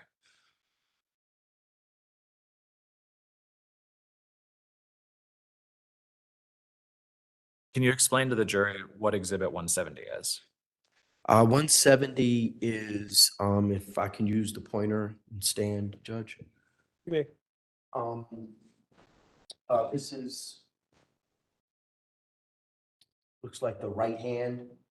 And so he has these scabs on the what we call the outer surface, the outside of his wrist. Here's his thumb, right at the wrist. You see these two lines. You have one line here that's double, and then you have another line. If the lighting was better, you could see that there's an associated contusion or bruising in this area with other areas of a pattern abrasion or a pattern scrape. So this is consistent with having handcuffs and forcible handcuffs to cause abrasions in the grooves of the wrist. Why does forcible use of handcuffs produce those sort of two-tracked style marks? It's a pattern abrasion, so the handcuffs have two metal kind of parallel makeup. That's how it's mechanically made. And those are up against the wrist. And when they're pushed up against the wrist or the wrist is pushed up against them, you can get these deep scrapes into the skin, and that superficial skin is going to rub off. And that injury is called an abrasion, and it's a scraping of the skin.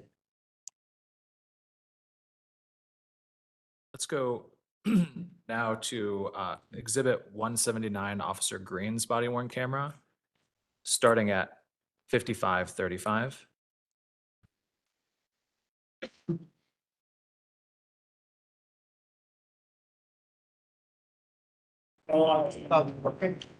Don't do it, dude. Relax, bro. Chill out. Relax. It doesn't sound. No. When we try to stop and be, dude. Come on.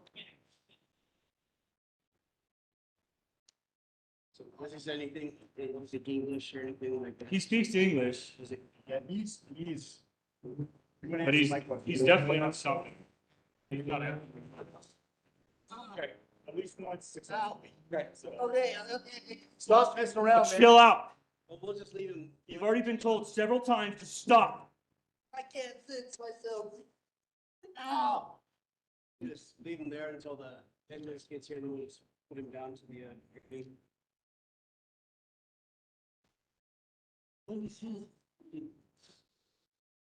Yeah, I know you're busy, but I need to let you know that, Stop. we had a suspicious call over here on. Dude, Bill Bill House got a mask with his face, that kind of beard, nothing really criminal. My officers go to make contact with him. He starts acting crazy. They try to handle him, he attacked them. Rosenblatt, he ended up trying to put a carotid on the guy. And actually. Well, stop fighting us. When they looked at the carotid on him, they put him out. They were able to get him out of handcuffs. We're still struggling with him. I have fire on scene. And that's where we're at. I just want to let you know, Just for the purposes of what you mentioned earlier, of tracking the amount of time, what's the timestamp that we see here on Mr. Green's camera for when Mr. McClain says those last words, "Please help me"? Based upon what I'm looking at here on my monitor, it says 2019-08-24. The time is 22 5701. Okay, I'm gonna write on this next page, just to keep track of those times. 5701, is that fair? Yes, 225701.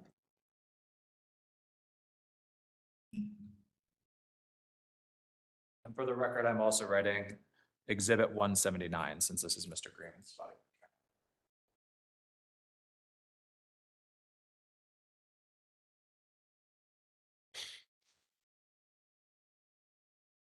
All right, let's go back to our chronology with Exhibit 178, Mr. Rosenblatt's body worn camera, starting at 5520. Or sorry, 5502.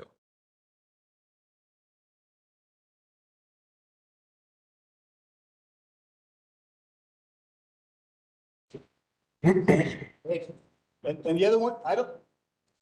Oh, you got him? Oh, I didn't know that. Okay, I knew you were busy. But just one other thing, we did have an officer get, Yeah, that's all his, dude. That's what he was wearing. okay, it was very minor.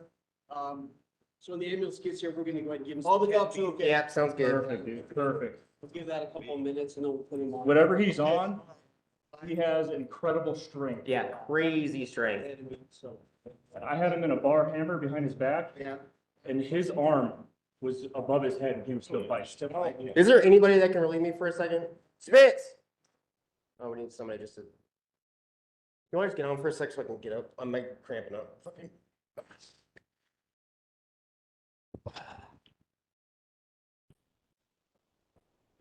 Yeah, I'm good. I'm good. Yeah.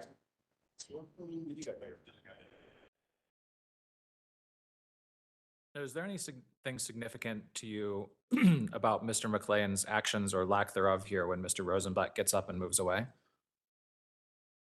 Well, as we can see in the video, he's not moving. And he has one officer has a lot of his weight on his back and on his side. He only needs one person to hold him in that place.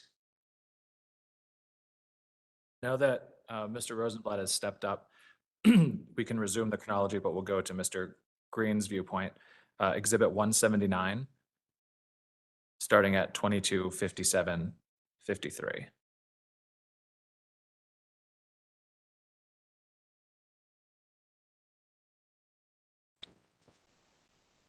Kick his legs up. Yeah, well, yeah, if he keeps on, we'll do that. Say 2 minutes out. Okay. You all right?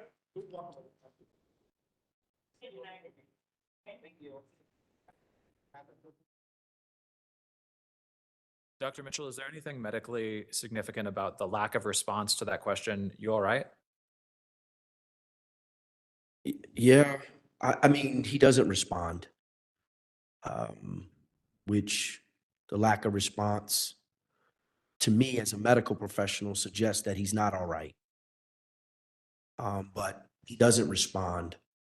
The question that is being asked, "Are you all right?" is a great question. And more than likely, it's being prompted by the fact that he does not look all right. So, but his response is the absence of a response, I think, is suggestive that he's not. Let's resume the timeline here. We're trying to keep him on his side, dude, but he keeps fighting us, so. He's breathing. Is there anything that's important about Mr. McClain's positioning that he's being held in here? Yeah, he's in a semi-prone position, so he's not completely on his side. He's rolling his right shoulder, so he's more in a prone, more in what we call semi-prone, so half on his belly and then half on his side. And Dr. Mitchell, we've talked a little bit about these different positions, sort of on your side, semi-prone, and prone. Can you just explain what at least your understanding of those positions is to the jury? Yeah, it's pretty straightforward. If you're on your side, in his particular, we're talking about the left side, then you're, for the purposes of the record I'm demonstrating, you're going to be able to have your full airway in your chest to the outwards and then even upwards. That's really the position you want to be in when you're being in the quote recovery position. That's the position you want to be in. Semi-prone is when the hips are and legs are on the ground and your buttocks is facing up. You might have half your chest on the ground and then part of your chest and face not on the ground on the right side, and that's the semi-prone. We see that Elijah McClain is often in that semi-prone position.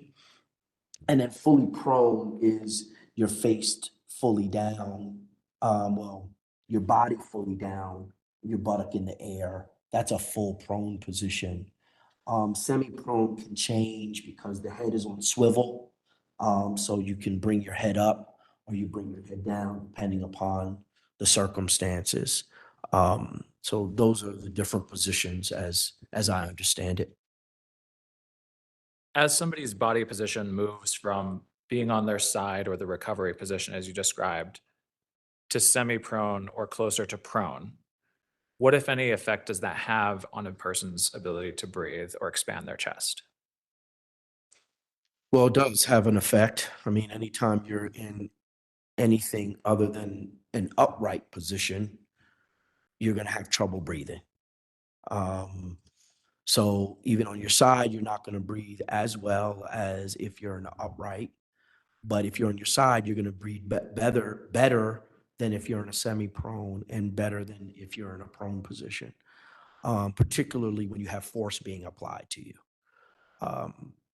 In addition to that, is that at this point, Elijah McClain cannot put himself in any position. So he's rolling into that semi-prone position because of his condition, because he's somnolent, he's acidotic, he's succumbing, has deteriorated. So now he's gonna flop into this semi-prone position. So it's even more of a reason why he needs to be held in the side position. As we resume here, let's keep our eyes specifically on Mr. McClain's position as much as we can. Go ahead and play. Stop,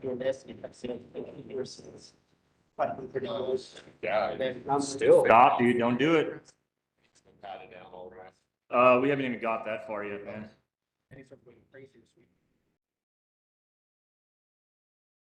Medically, what's important about what's happening to Mr. McClain's position here? Well, he's adjusting it, bringing that right elbow back and bringing it back so he can adjust is what I would expect him to do if he's going into the semi-prone position and he needs more air. He's gonna start moving into the position that can give him more air, and that's what I think is happening here. Is it important for somebody who is trying to put themselves in a position to be able to get more air to be able to do that? Yes. Do you see that happen here?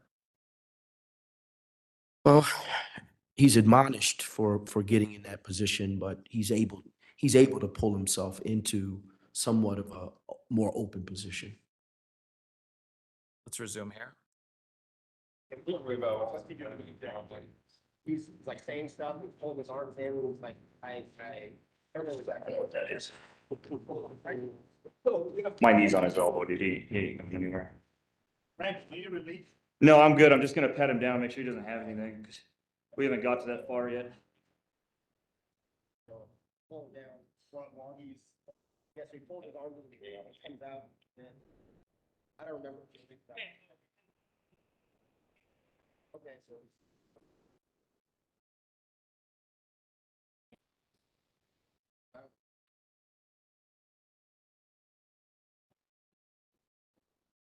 Well, it is. Okay. That's all. I need, yeah, the two talk. Okay, yeah, 500.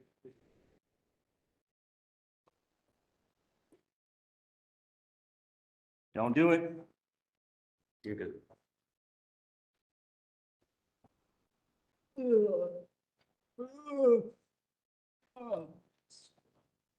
Nothing on his legs, right? No. I'm gonna come back this way. That way we're not nailing him. What? You're gonna nail right in his puke. Oh, thank you. Here, come this way with it. Come this way. There we go. What are you trying to get? Just put his arm down here. Then I can drop my knee right in his tricep. And he can't move. Sure you can breathe. Yeah. Does anything stick out to you medically about the sounds that we hear from Mr. McClain there? Well, he's groaning. In every movement, he's groaning. He's, in that last part of his audio, you can hear him kind of gasp in that environment, which prompts the response that he can breathe, But that's significant. I mean, now he's being able to be rolled. He's not responsive. He's not moving. This is, he needed help before now, but now it's even more evident that he needs help, and he's not getting it. Could we rewind 5 seconds, start playing?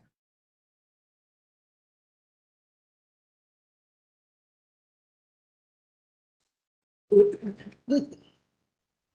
sure you can breathe. Yeah. He can breathe. He can breathe. I just have his arm pinned behind his back. That's it. Don't move your feet. Nope. You hear these assurances, he can breathe, he can breathe. Is that consistent with what you're actually seeing happening to Mr. McClain? Well, he's hypoxic. I mean, he has completely deteriorated from when he was initially touched to now. He has completely deteriorated to the point where he's not even able to hold himself up. So the he can breathe assurance, there's not a hand over his mouth, but he needs more than what he's getting now in order to get oxygen and to combat what's happening metabolically, what's happening in his body right now that he is succumbing to. He needs more support than what he's getting right in this moment. And let's switch to exhibit 188, Officer Ward's body worn camera, starting at 57:27, so we can see the perspective from near Mr. McClain's head.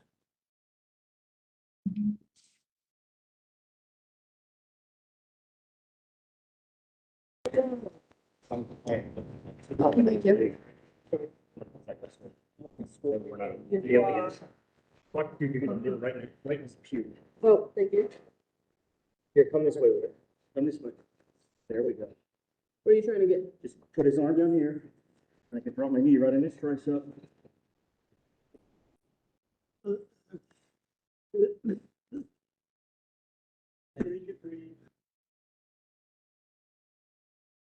No, we just heard somebody saying, he can breathe. Did you hear what prompted that from Mr. McClain? Yeah, you can hear him. You can hear him gasp in that moment. Let's continue from here. He can breathe. I just have his arm pinned behind his back.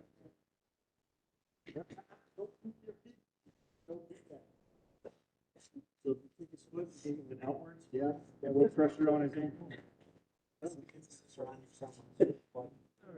He almost did a push with all three of us in the back. You want to give that. Yeah, once he gets out, I'm gonna hit him in the right shoulder. You want shoulder or ass? Either way. Ass is right here, man. If that works, then there it goes.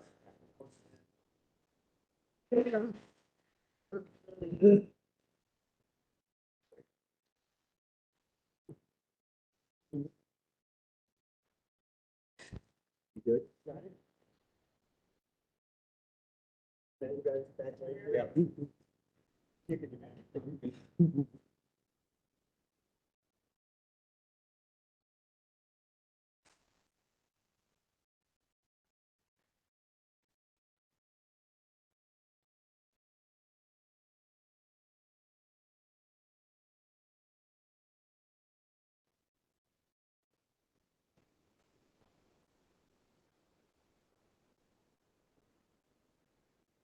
Drag your knuckles right there. You don't have to put pressure until we move. Five.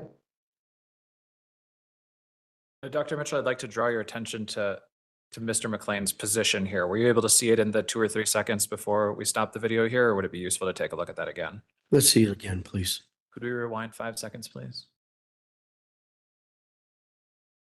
Drag your knuckles right there. You don't have to put pressure until we move. 500. Dr. Mitchell, what's medically important about the position Mr. McClain's body and head are in here?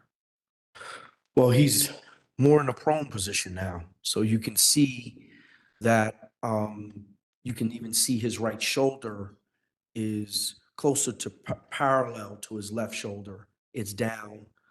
But what's even more important is that he's now having a fist drive the back of his head into the ground. The fist is being used to place pressure on the back of his head that's forcing the front of his face into the ground below. So this position is a position that would give him trouble breathing as a function of the position that he's in. Let's resume playing from here.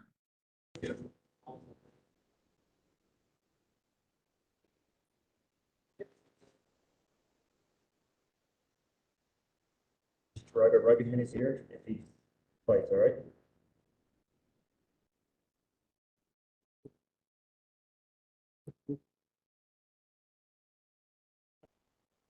Give that a minute or two and see if that works, and once it is, look at if you guys are okay with the one up, right on, down to the left, and then straight. Give that a minute. Right.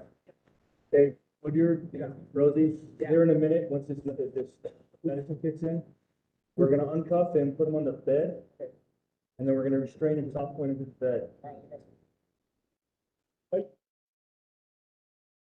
No, paying attention again to Mr. McClain's position while we hear that conversation back and forth between the officers. Is he still in that same position of prone with his face in the ground?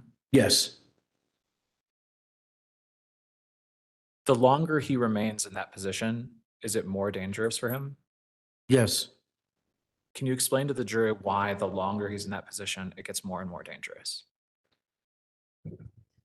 As we've been talking about all morning, the physiology of hypoxia and the way and acidosis, and the way our body gets rid of acid is by breathing it off. You have to be able to exhale. This position is a hindrance and does not allow for him to fully be able to exhale. And that's why it's impactful to his life. Let's resume playing the video here.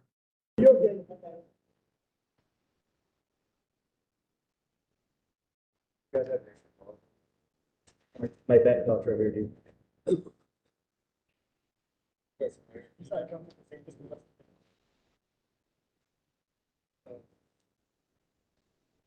Direction orders.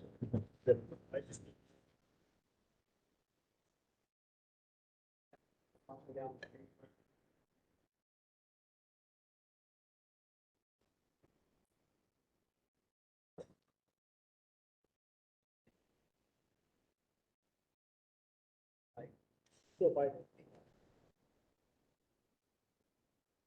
Excited.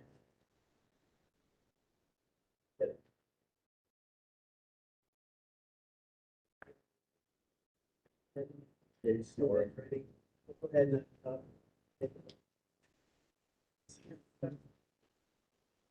Yeah, I'm sure he will be, man. Yeah. all right. How's he? You seen the little? Yep. Okay, go ahead and get him on his side. What you saying? Let's get him on the gurney first. Okay. See if we can. Okay. Dr. Mitchell, during this last time period here, before they move Mr. McClain to the gurney, can you describe what's important about the position that he's in and being held in to the jury? Well, he's received the dose of ketamine, and ketamine is even, that administration of ketamine is even a more of a reason why his airway should be open. That should be open because it is an anesthesia that you need to monitor the airway. During the administration of the ketamine, he's still being placed in a position that is not supportive of his airway. And that's significant because of the final outcome. All right, let's switch over to Exhibit 179, where we left off before Officer Green's camera at 23 hours, 0 minutes, and 9 seconds.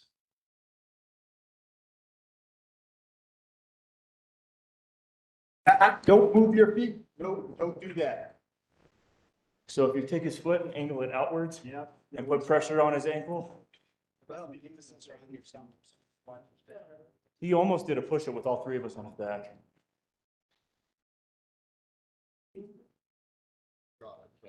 Okay. Yeah, so once he gets out here, I'm gonna hit him in the right shoulder. Want some shears? You want shoulder or ass? Either way, just. Ass is right here, man. Give that a couple of minutes, we'll see if that works, and then you guys. Yeah. Just keep raising his legs.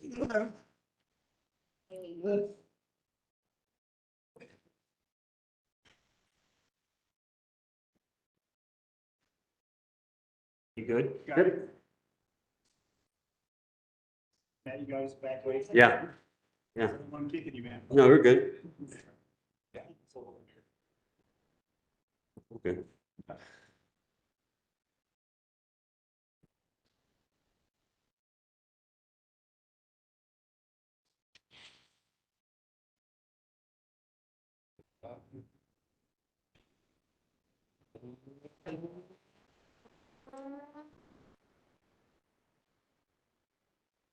Mind sticking your head in that ambulance, make. I got his arm. Drive your knuckles right there. You have to put pressure until he moves. All right? You got 500 ketamine? Yep. Awesome, thank you. All right. Just rub it right behind his ear. If he, So Dr. Mitchell, is this the injection of ketamine? Yes. And we're on Officer Green's camera here. What's the timestamp for when they inject the ketamine here? 2/23/01/52. Right on the board, 23. 01/52.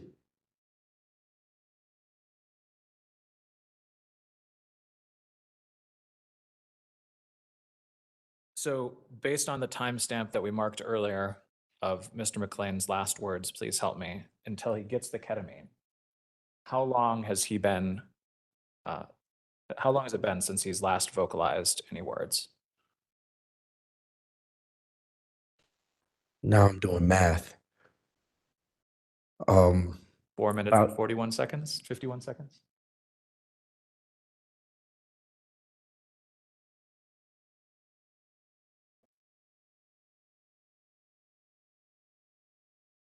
I'm gonna let you do the math.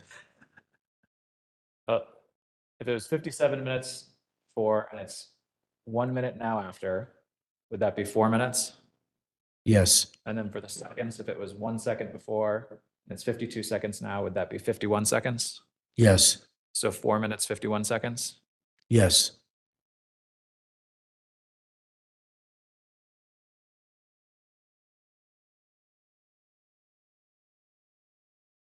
Now, Dr. Mitchell, at this point in time, right before Mr. McClain is injected with the ketamine, if somebody had checked his vitals, what would you expect to see? That he would be, he would have a low pulse. He would be bradycardic, meaning he would have a slow heartbeat at that point. That's what I would expect. He would have a very slow heartbeat. Let's resume playing from now when the ketamine is administered. Fights, all right? Sorry, actually. As we're going through the next few minutes here, Dr. Mitchell, when somebody receives a sedative, ketamine or anything else like that, are there particular reasons to make sure somebody's airway is unobstructed? Yes. When they will lose control of their own airway, right? So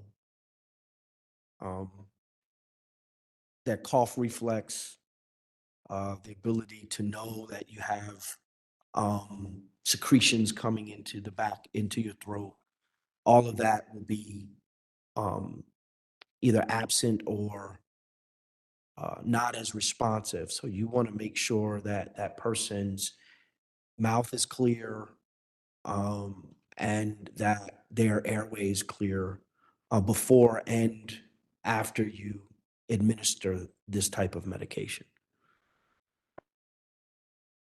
After you administer a sedative like ketamine, is it particularly important that somebody be in the recovery position rather than the prone position? Yes. Why is it so important that after ketamine administration, somebody is kept in the recovery position instead of the prone position? Really the same reasons why he should be in the recovery position throughout is that he can no longer control his own actions. He is under control of another. Once the sedative is in place or the anesthesia, for more of an accurate term, is in place, then he also can't control. He is now the chemical restraint has taken over. So the people around him should be making sure that his airway is open and that he's in a place where he can breathe, so that he can sustain life. So Dr. Mitchell, keeping that in mind, let's resume the video and pay particular attention, if you could please, to Mr. McClain's body position.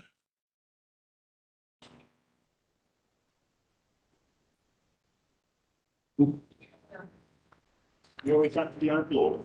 We'll give that a minute or two, see if that works, and once it is, we'll go ahead, if you guys are okay with it, we'll uncuff him, we'll go up with the right arm, down with the left, and we'll straighten everything. We'll give that a minute or two. All right. Hey, Woodyard, Rosie, here in a minute, once this medicine kicks in, we're gonna uncuff him, put him on the bed, and then we're gonna restrain him, soft point him to the bed. No, you're okay. I got it. You guys have any extra gloves on you? My back pouch right here, dude. Okay.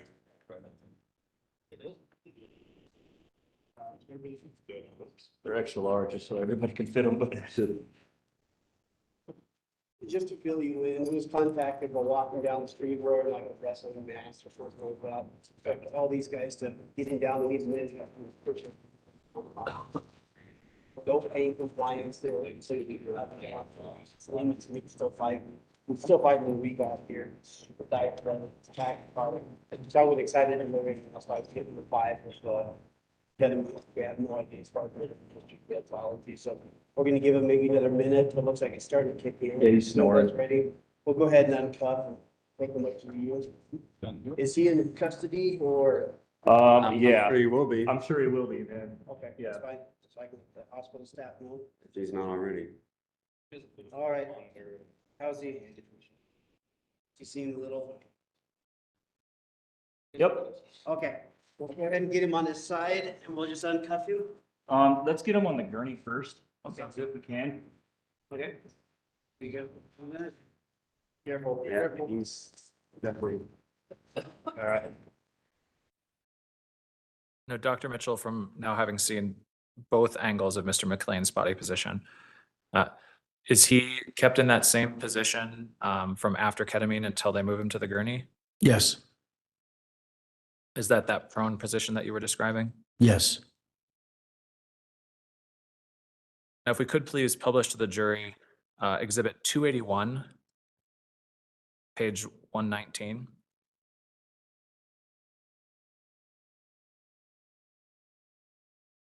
And focus just on the slide, please. Is this APD training slide an accurate description of what happens to somebody who's being placed on their stomach or in the prone position?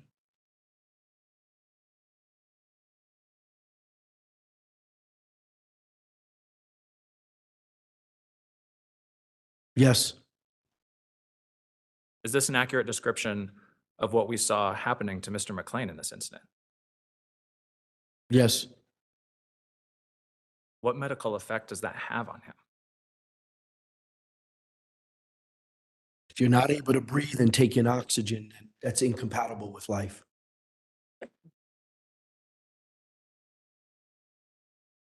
We can take that down.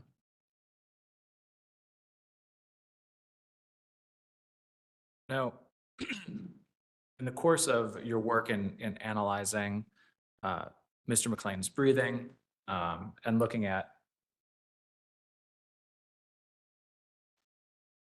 these three things we've been talking about today: hypoxia, acidosis, and aspiration. Was it helpful for you to be able to review the opinions of the pulmonologist in this case, Dr. Buther? Yes. And are you aware of whether Dr. Sina also requested a pulmonologist to evaluate those issues? Yes. In your opinion, why is it so helpful to have a pulmonologist be looking at breathing related issues when you've got a live patient like Mr. McClain? The pulmonologist is trained to understand the mechanisms and ways breathing helps sustain life, but also the pathology, disease, or injury that may affect someone's breathing. So if you have access to someone like that, then you want to get their opinion. Now, doctor, in your medical opinion,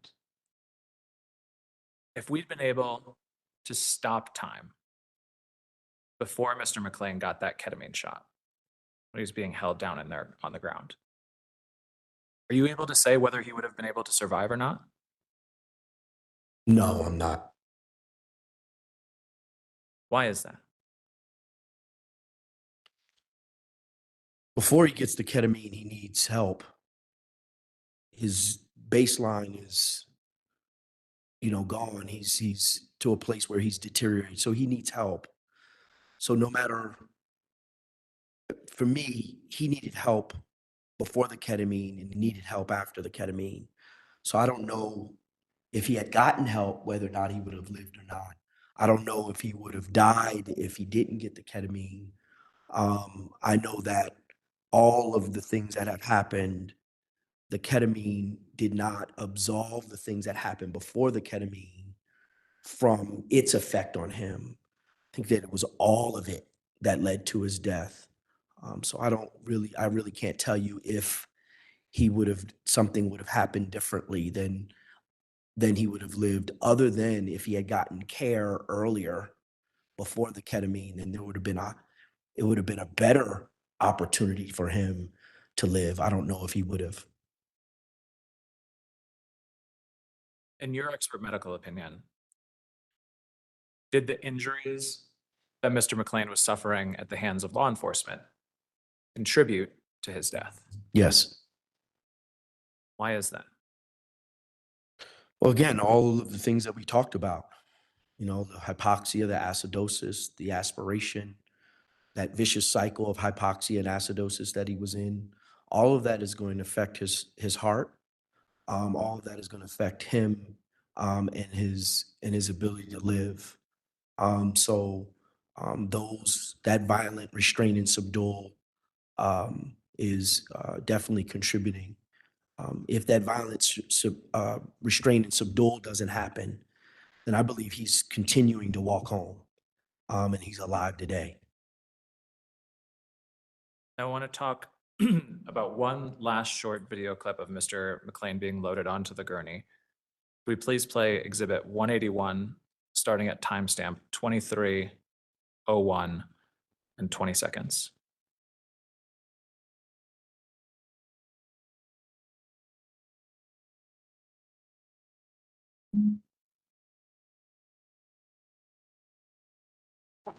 Dale, he's out.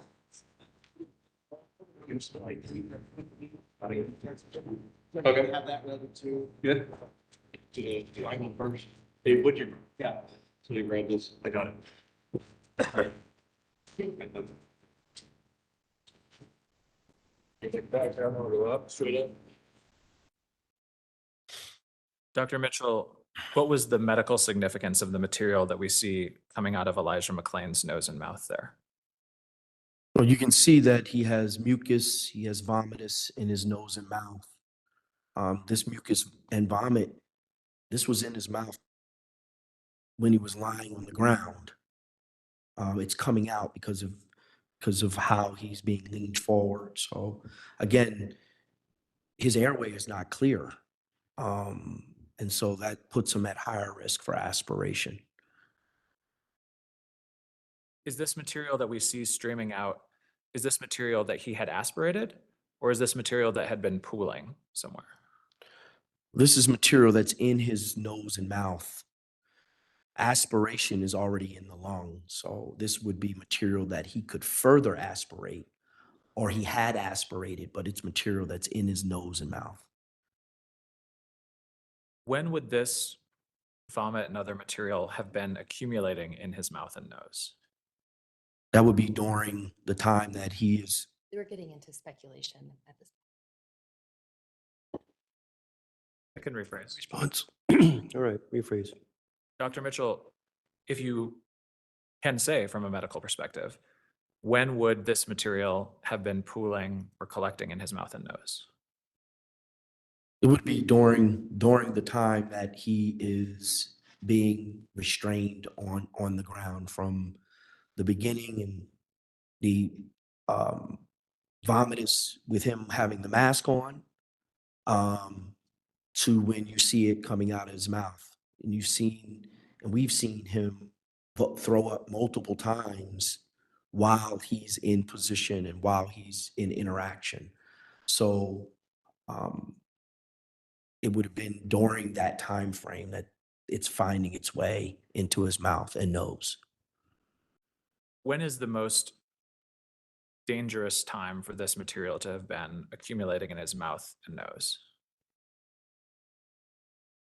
It's dangerous the whole time. Are the actions of the first responders that we've been seeing here this afternoon consistent with legitimate medical treatment? No, not for Elijah McClain. Why not? Well, there wasn't a point in which he's being asked by EMS if he's okay. It's not a point in which EMS is trying to check a pulse or putting a pulse ox on him or doing a sternal rub, trying to see how responsive he is. They're not attending to his care. No point they're bringing oxygen out to him if he needs it. So they're not doing a full history of him. So there's several things that the EMS are not doing when they arrive. If they're not trying to provide this legitimate medical treatment, then what's the point of the ketamine? I can't answer that. Does it have the effect of chemically restraining Elijah McClain? I mean, ketamine is considered a chemical restraint, yes. Based on what we've seen on the video, was there a medical need to chemically restrain Mr. McClain? I don't see a reason. Now, we've talked a lot about the cause of death and the things that contributed to it, but we haven't yet talked about the second half of a forensic pathologist's job, determining the manner and classification of death. In light of the teamwork that we've seen from the police and paramedics here, what's the proper classification of the manner of Elijah McClain's death? Homicide. I don't have any further questions for the witness at this time. All right, folks, we're going to take our lunch break at this time. Please remember, don't form or express any opinions or discuss the case. Do no independent research about this kind of case or the issues that have been discussed. avoid any press coverage. If, um, really like you to be back by 1:15. I know it's a little shorter than some of our other lunch breaks, but I think that based upon our timing, that would probably be the best time you come back, about 1:15. Have a good lunch.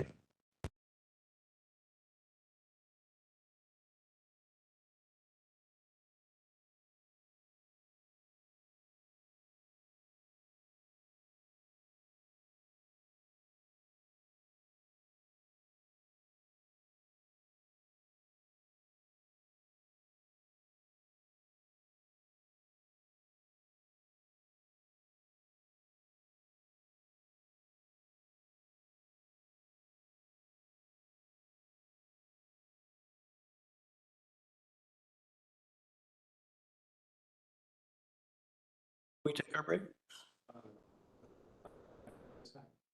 1:15.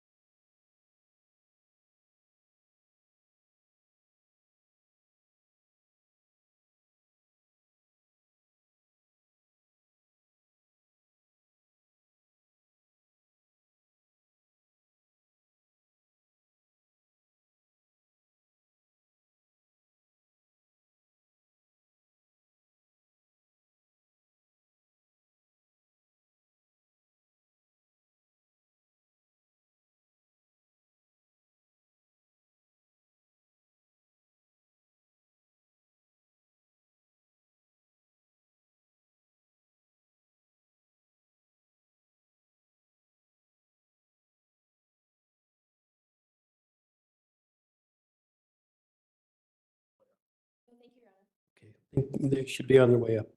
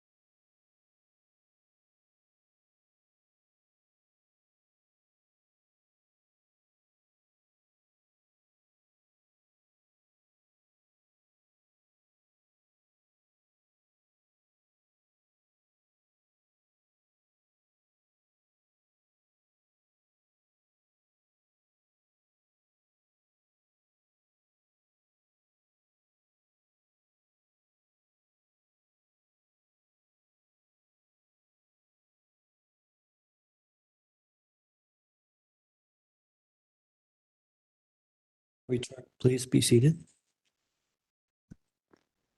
Parties and council are present. The court will formally recall 21 CR, excuse me, 2794. Dr. Mitchell is on the witness stand, still under oath. Cross-examination. Dr. Mitchell, good afternoon. Good afternoon. You have come to us from Washington, D.C., is that correct? That is correct. Welcome. And you became involved in this case back in 2021, is that right? I believe so. You had discussed that these members of the Attorney General's office had reached out to you to review this case, is that right? Yes, And when that happened, that was, of course, after an autopsy had already been performed, is that right? that is correct. 'Cause it's a couple years later, right? Yes, And you know the pathologist who performed that autopsy, is that correct? I do. Okay, you are acquainted with Dr. Sina? I am. And you were acquainted with him prior to your work on this case? Yes, Okay. And so you were asked essentially to review his work as part of your role in coming onto the case, right? yes, Dr. Sina coordinated that with you, right? yes, Okay. You were able to meet with him about the case? yes, He provided you access to his information? yes, Provided you access to any evidence that was still available? Is that right? yes, I think you had discussed reviewing tissues that were kept and making slides. that is correct. And you even endeavored to visit the scene of this incident while you were in town once upon a time. Yes, And I was just curious, Dr. Mitchell, were you there in the nighttime hours? no, You know that Dr. Sina is not employed by the Aurora Police Department, right? that is correct. Because part of what you look for is sort of an independent medical examiner, right? That's not necessarily my role to know whether or not he's independent or not, just to look at his material. But in terms of reviewing a death in custody, that's something that's important. Yes,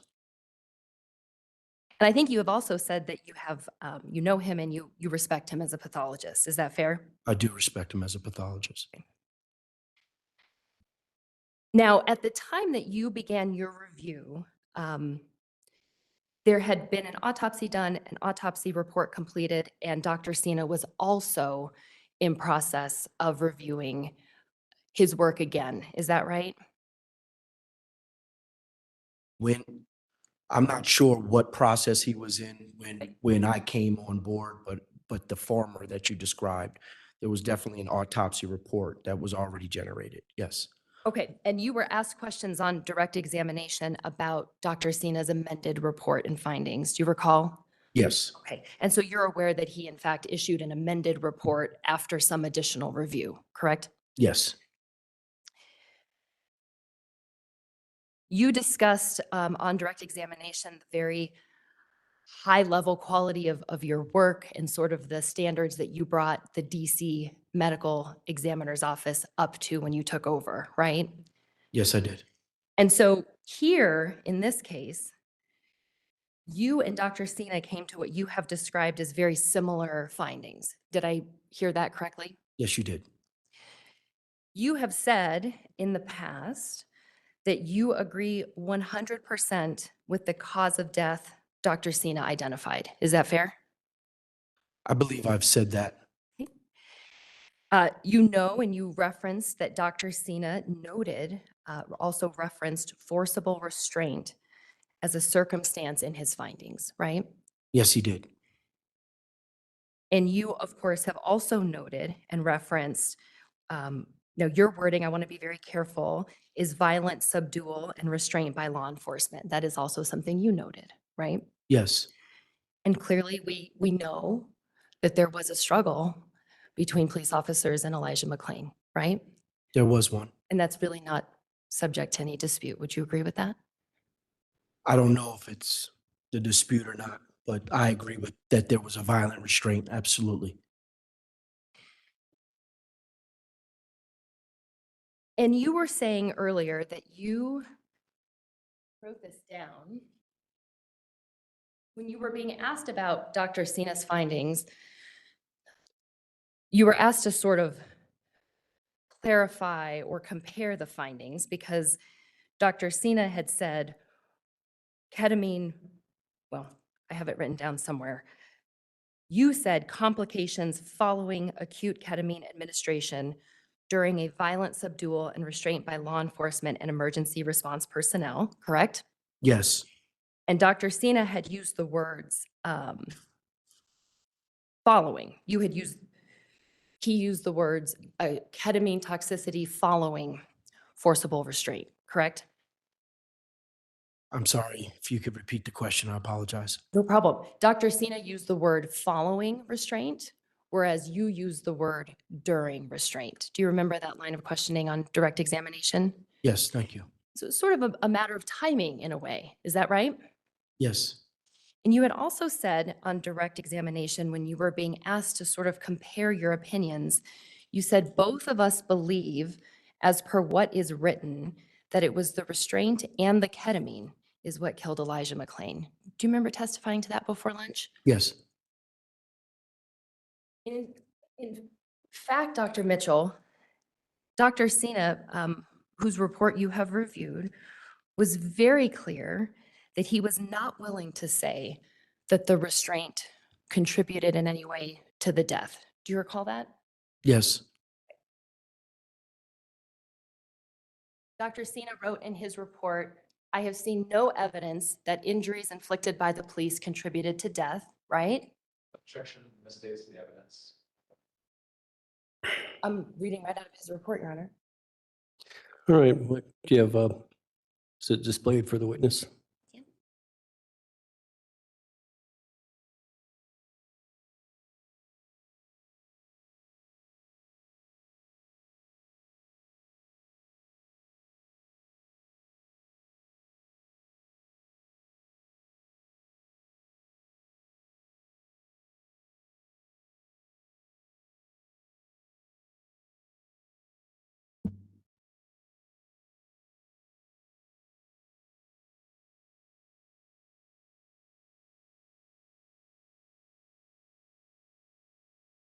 Doctor, will you just let me know when you might have that up on your screen? it's up on my screen. Okay. I could refer you to the bottom of page 10. Dr. Sina discussed that there was a carotid control hold applied. Is that right? Yes, On the top paragraph of the following page, he discussed that there was body weight of officers used to subdue the decedent rather. Do you see that?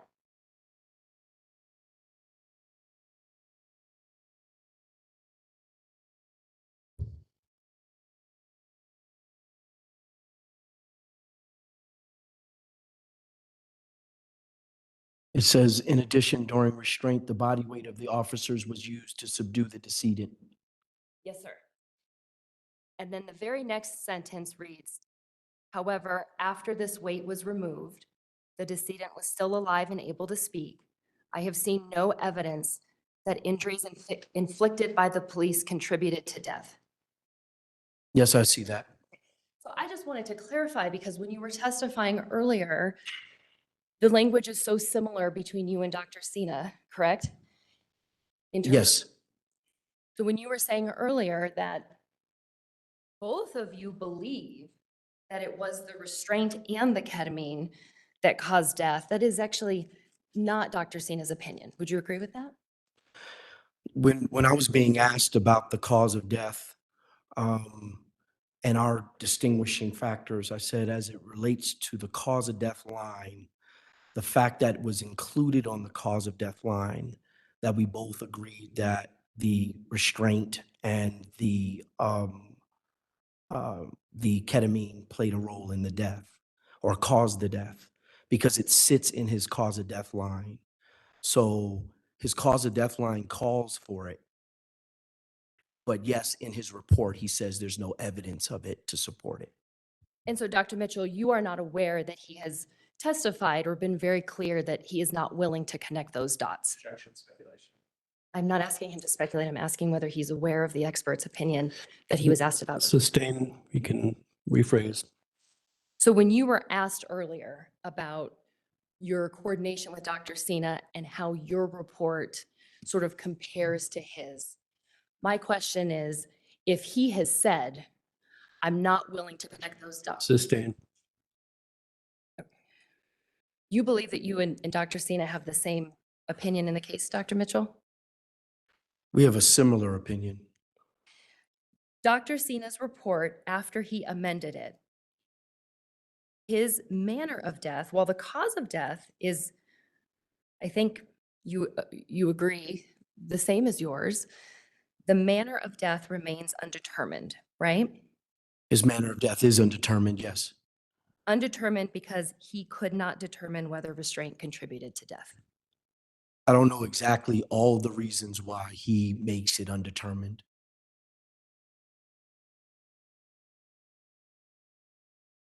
Now, in terms of the timing element that you were reviewing, right? Meaning when the ketamine was administered. I was asking earlier about the fact that we know that there was a struggle.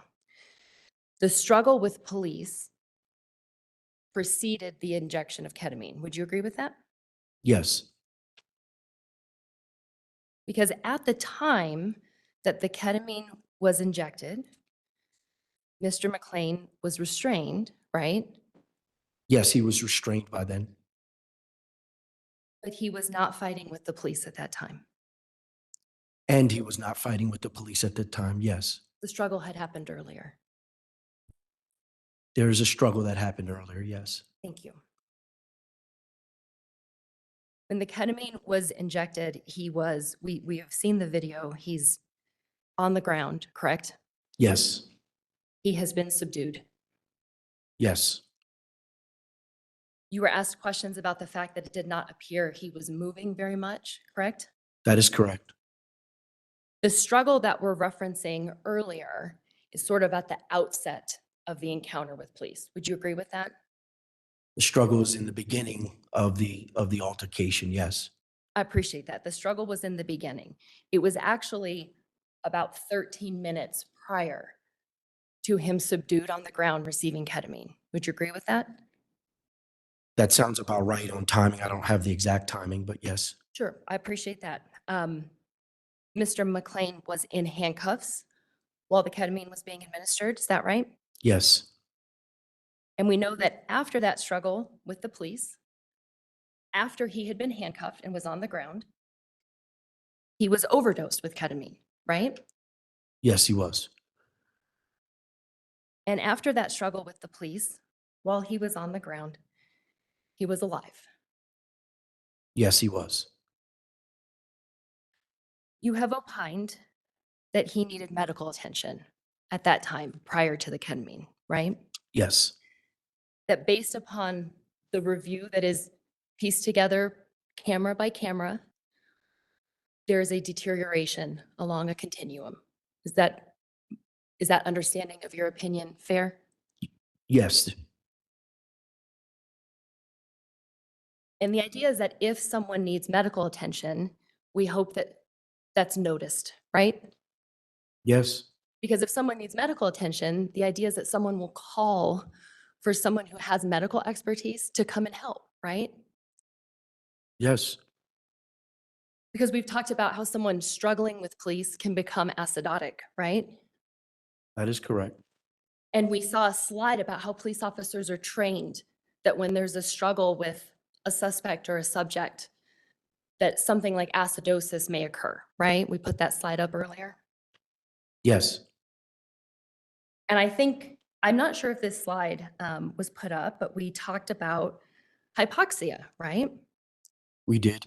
How someone who is acidotic or having any kind of low oxygen can eventually become hypoxic, right?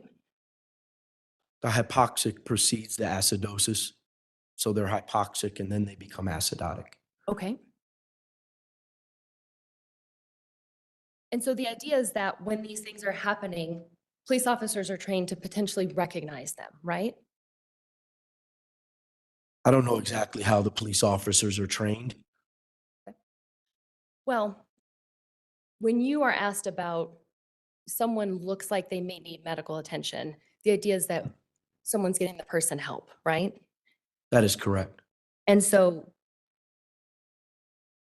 understanding that you have not reviewed the police training slides, police officers in Colorado, are you aware, are trained to call for help, call for fire or emergency medical services. Objections.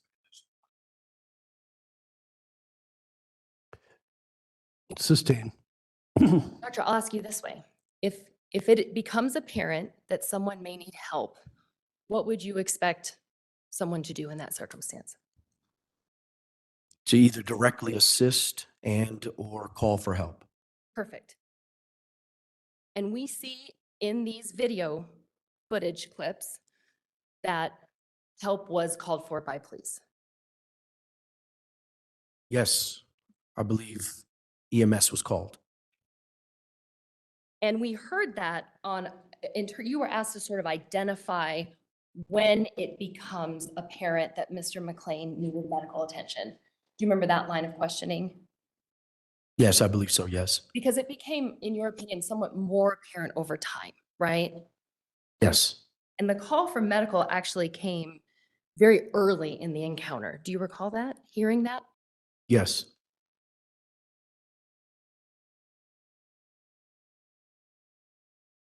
And ultimately, I think where you sort of ended the questions earlier was that Mr. McClain, even though medical personnel was called, did not receive any medical attention or care. Is that right? That is correct. The only medical attention that he received was an overdose of ketamine.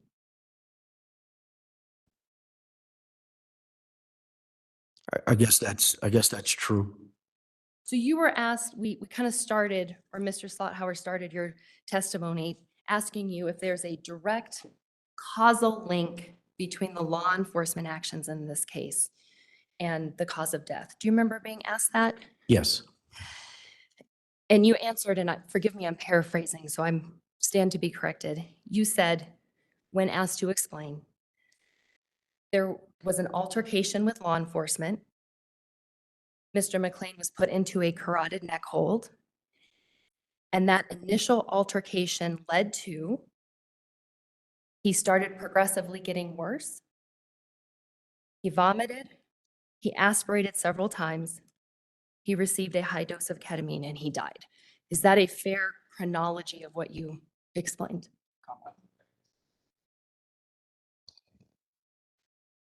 I'll sustain on the compound. Well, I'd like to walk through the chronology as we'll do it one by one to avoid a compound question. First, there was an altercation with law enforcement officers. Is that right? yes, During the altercation, you mentioned there was a carotid neck hold applied, correct? that is correct. The initial altercation led to sort of this progressive decline is what I noted. And forgive me if there's anything I missed. No, we would just add that carotid neck hold and the altercation is producing both hypoxia and acidosis in Elijah McClain at that point, and that's really what's leading to the progressive deterioration. Well, that's kind of what I wanted to talk to you about because you're saying leading to, right? So when something leads to something, I'm understanding that as causing the progressive decline, right? That is correct. So we certainly have a chronology of events here, correct? Yes, There are events all along the chronology after the carotid hold, which you have identified made the condition worse. yes, So it's not a situation where there's a carotid neck hold applied and nothing else happens and he just declines and gets worse, correct? that's correct. So when you're using the word led to, right, a carotid hold happened, right? Carotid hold happened, yes. The carotid hold in and of itself, medically speaking or otherwise, does not cause or lead to an overdose of ketamine. It does. That is I'll allow it. I'm just talking about a causal link, not a chronology, but a causal link. One causes the other. Yeah, no, a carotid hole does not cause the injection of ketamine. I appreciate that, doctor, because we're talking about one thing leading to another, right? You talked about vomiting having occurred during the altercation, right? Yes, And the multiple risks of aspiration that were present during the altercation. yes.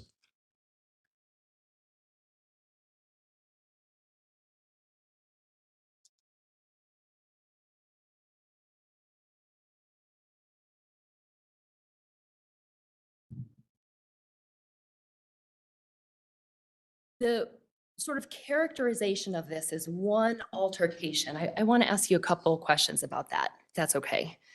Yes, So you have been asked to approach your review of the case as sort of this one event, one altercation. Is that right? I haven't been asked to approach it that way. How I'm testifying is how I see the case in total. Okay. And so you're sort of looking at it from an overarching view of everything that happened start to finish, right? I am. And that approach sort of deals with factoring in these different events into what ultimately caused death, right? That's correct. In Washington, D.C., I have reviewed in one of your writings, when you were the deputy mayor of public safety, both the emergency personnel and police officers reported to you, correct? That's correct. You considered them the same team, if you will. Is that right? I do. And in Washington, D.C., police officers have a higher level of medical training than a basic CPR. Is that also true? That is true. And in Washington, D.C., police officers and paramedics share a role of ensuring someone's medical care. Is that true? In an acute environment, if someone's suffering, yes. Perfect.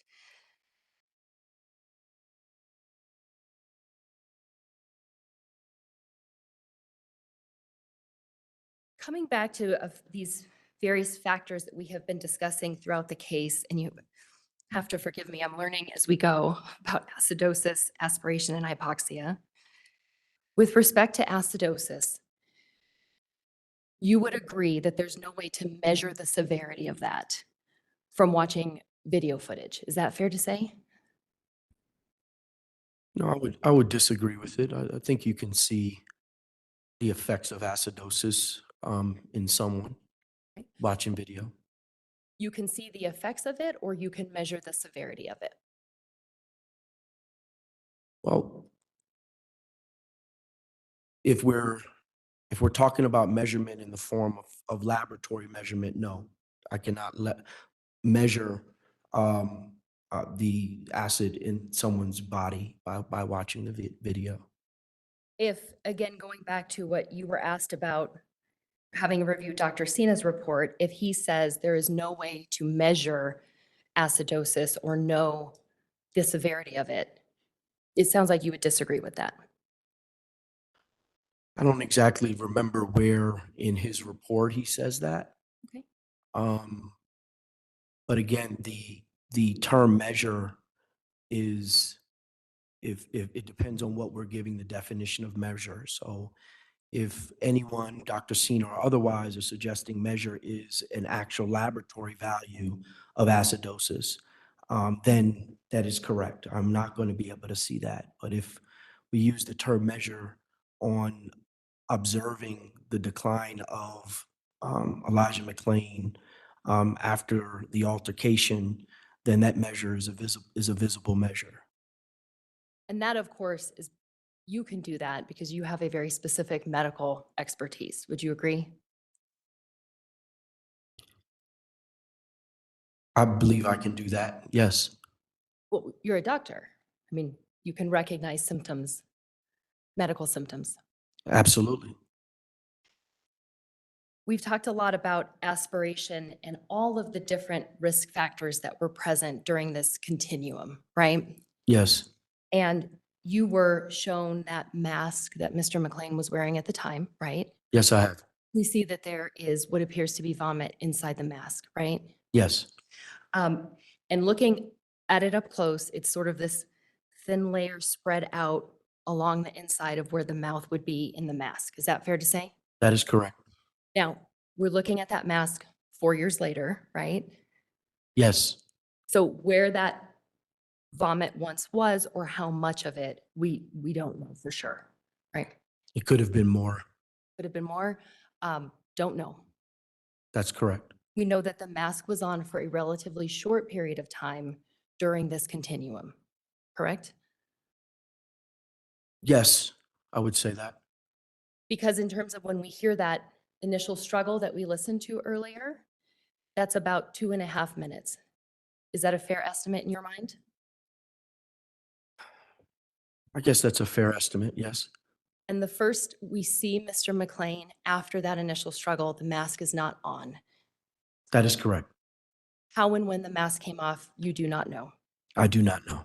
How and when the mask came off compared to how long there was vomit in it, we do not know, correct? That is correct. We know that Mr. McClain continued to vomit after the mask was no longer on, right? Yes, And we also know that after the mask is off, we can hear him talking. Do you remember that portion of the video? yes.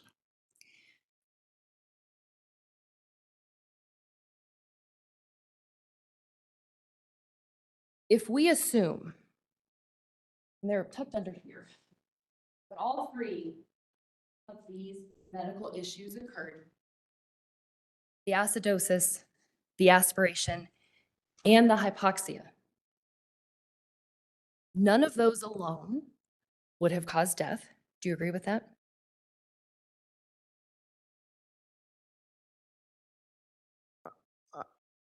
No, I don't agree with that. I think that hypoxia, acidosis, and aspiration all alone can cause death. They can. Yes. In this case, you think that any one of those would have led to death? I don't know whether or not he would have died from his hypoxia, acidosis, or or aspiration. I don't know if he would have died. Well, and that's what I wanted to ask you next, because we're approaching this based on your review as a continuum.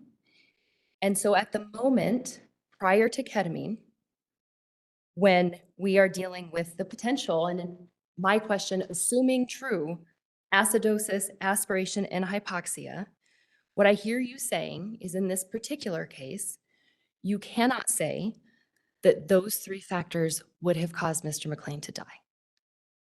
I cannot say they would or would not have caused his death at that point. Thank you.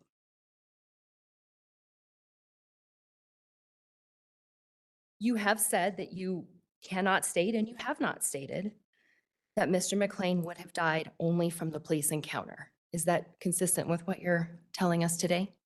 That's correct.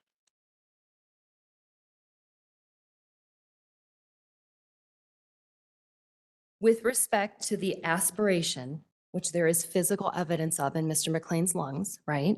Yes. We know that after the mask was off, there are approximately 16 to 17 additional minutes of risk for aspiration. Would you agree with that? Yes. We know that the highest risk would be when Mr. McClain was rendered unconscious by ketamine, right? I wouldn't qualify it the highest risk. There is an additional risk, but he had aspirated prior to that. So in fact, I believe he aspirated. He did aspirate. Therefore, the risk is extremely high because he did prior to the ketamine. But there's an absolutely additional risk of aspiration with the administration of ketamine.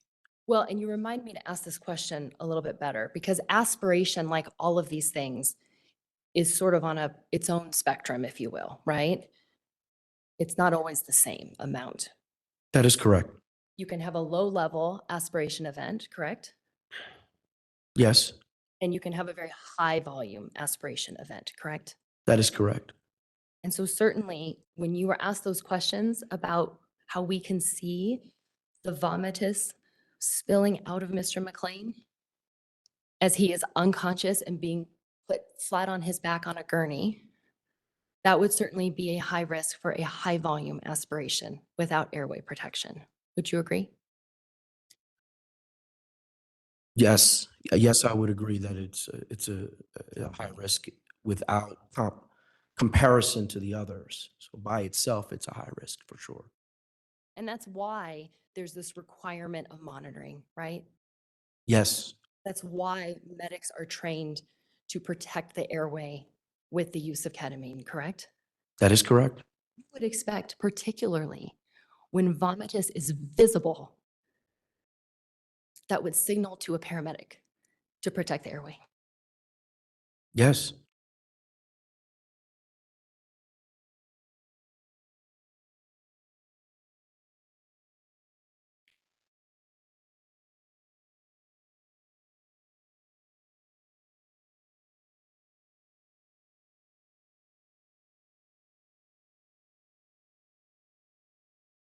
Talking just a little bit more about the study and the practice of pathology, manner of death, as opposed to cause of death, takes into account the surrounding circumstances. Is that fair? That is correct. You have explained this in the past using a much simpler kind of example, the case of a gunshot wound, right? You can have a finding of homicide if there's some evidence that the wound was inflicted by another person, right? Yes, You can also have a different manner of death, a finding of suicide, if there was some circumstances saying that the wound was self-inflicted, right? that is correct. Same cause of death, right? Different manner, right? That is correct. I suppose you could even say accident if there was some reason to believe there was an unexpected discharge, something like that, right? That is correct. I want to be very clear that where there are different manners of death, those are opinions, right? They are. They're not a legal determination, right? That is correct. So when a jury hears manner of death, homicide, that is not related to a finding of a criminal charge, right? That is correct. Okay. That is not your role, right? That is not my role. And certainly not what you're suggesting here. I'm not suggesting that. Appreciate that. You were telling us a little bit earlier when you review these kinds of in custody deaths that some cases are more difficult than others, right? That is true. You had said earlier that shooting cases are just more straightforward, right? That is correct. Because with a shooting case, and I suppose there could be an exception to this, but you have one person pulling a trigger, right? Or many. Or many, but the wounds inflicted, you can link to the person who caused the bullet to be fired, right? Well, in forensic pathology, it's less about who's pulling the trigger and more about the effects of the bullets on the body to cause death. So gunshot wounds have a lethal injury that you can see. That's what makes it less complex than maybe other cases.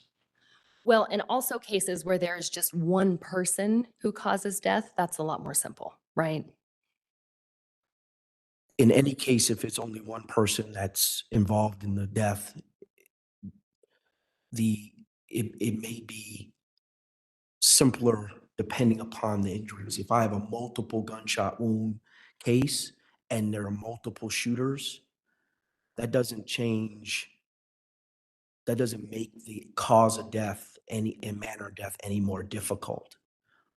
It may make the prosecution and legal findings and all of those other things more difficult, but how many people are pulling the trigger is usually not making the case more complicated from a cause and manner of death standpoint. And you had said just a moment ago that your role is not to decide who is doing what, right? That is correct. You would agree with me, although that is not your role, that's an important piece of any case, right? For those that it's important for, Absolutely. You're not looking at who's doing what, right? I'm not looking at who's doing what. You're looking at all the things that may inform a cause of death, correct? To the point that there's another that's involved in the death that's important to me, because that's the definition of homicide.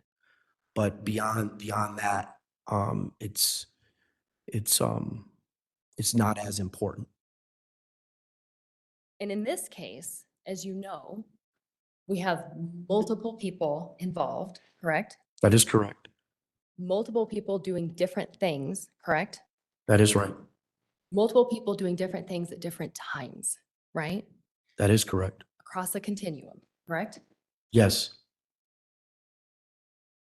In these kinds of cases, when you are, well, in custody deaths tend to involve law enforcement officers and first responders, right? They do. And that is a good part of your work, what you care about, right? I'm sorry, can you ask the question? Let me ask you better. The study of in custody deaths, I heard you saying when we were first introducing you, that's a large part of what you have studied, Yes. something that you care about, Yes. something that we should care about as a community, right? Yes. And even, well, part of your, and in some respects, you're an advocate for, you were talking about the position paper that you had submitted to the National Association of Medical Examiners, right? So that position paper was commissioned by the National Association of Medical Examiners. Right. And I was part of the writers and the principal writer of that paper, yes. And that was sort of recommending that in custody deaths be recognized as a separate box on a standard death certificate. Is that right? Yes, that there should be a checkbox on the U.S. standard death certificate that says death in custody. And that's because that is how we can get data, right? That's correct. So, and this kind of all goes, custody, you would agree with me, is not a medical diagnosis or concept, right? No, it's not a medical diagnosis. But the idea here is that there's a public health aspect to what you do as a medical examiner. You'd agree with that? Yes, that is correct. You want to understand why someone would die in custody, right? For any cause or any manner. That's right.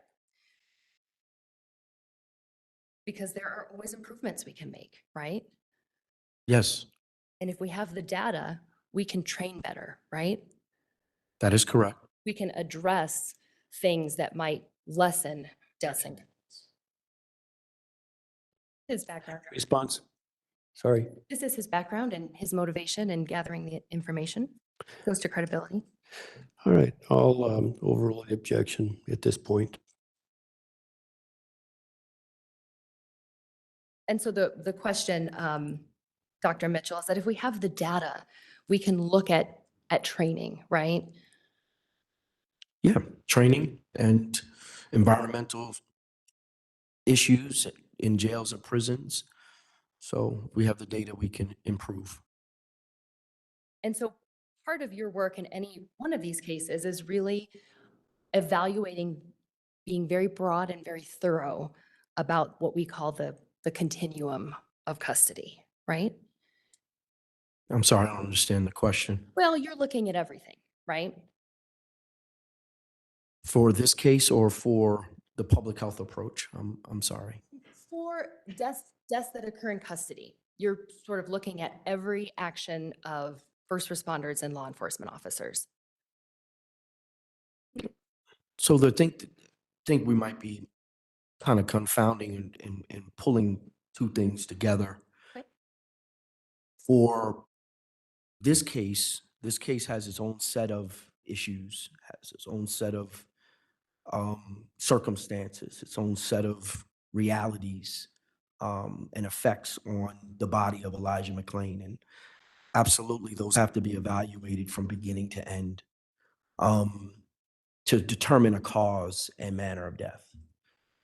The public health approach continuum is looking at deaths that may be from law enforcement altercations, but all the way through individuals that die from natural disease in our jails and prisons, and understanding the public health burden from those deaths. So those two things are different. This is a specific case that has specific things Sure. that need to be looked at.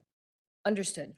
But the purpose of sort of creating that box is to compile the data for that public health overarching approach. Yes. Okay. So when you're looking at a death in custody, like in this case, you define death in custody as a death that occurs under the perceived or physical control or restraint of a law enforcement officer, a correctional officer, including a private correctional officer, or an authorized employee or agent of a district juvenile secure facility or youth residential facility. It's a long definition, but I didn't want to leave anything out. Is that right? Yeah, so yes, and that definition is the National Association of Medical Examiners definition. And is also the federal definition from the Deaths in Custody Reporting Act. So it's not my definition per se, although I subscribe to that definition. Okay. And then under that definition, you can break out different phases of a custodial encounter, right? Yes, For purposes of your review. for purposes of categorizing the public health approach. For my review of this case, the definition of death in custody is fulfilled. So I don't review these phases for this case. Well, I want to understand I want to understand the timeline here. And so you have identified that you look at pursuit, right? Just generally speaking. When we talk, I'm sorry, when you're asking is what the definition of death in custody is or in custody is, yes, pursuit is part of when law enforcement is in pursuit of an individual. The Deaths in Custody Reporting Act calls that would be considered a death in custody during pursuit. Yes. And then there's another phase of being under arrest, right? Yes. There's a phase of being in the process of being arrested, correct? Yes. There's a phase of being detained, right? Yes. And a phase of in the process of being detained, right? That is correct. Okay. And then there's also these 5 subcategories of what I sort of conceive of as location, but we have the arrest, right? The arrest. Yes. And then transport, right? Yes. Booking, correct? Yes. Incarceration, right? Yes. And healthcare, right? I'm not sure what you're reading from as it relates to those categories, but And healthcare would be a part of probably the overall, kind of foundation of what we're looking at surrounding death in custody. And I was taking this out of that position paper, just trying to understand these different phases of your approach. And I'm happy to let you see it if that's helpful, but. If I've answered the question, I don't need to see it, but if you need me to see it, I will look at it. No, I Thank you. appreciate that, Doctor.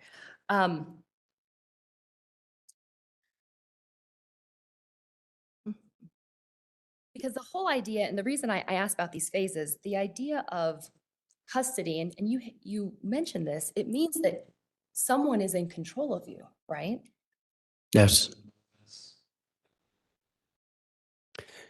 Yes, we seem to be conflating here. What's the relevance?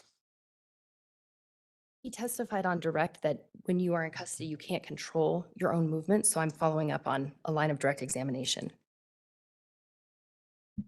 Well, that was to this specific case, not the generalities of in custody deaths. So I'll sustain the objection. I can make it specific here.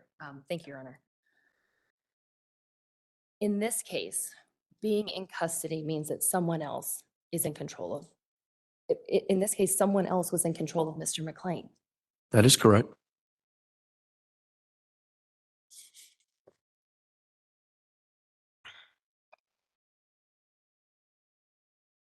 We have both a continuum of sort of police custody. Would you agree with that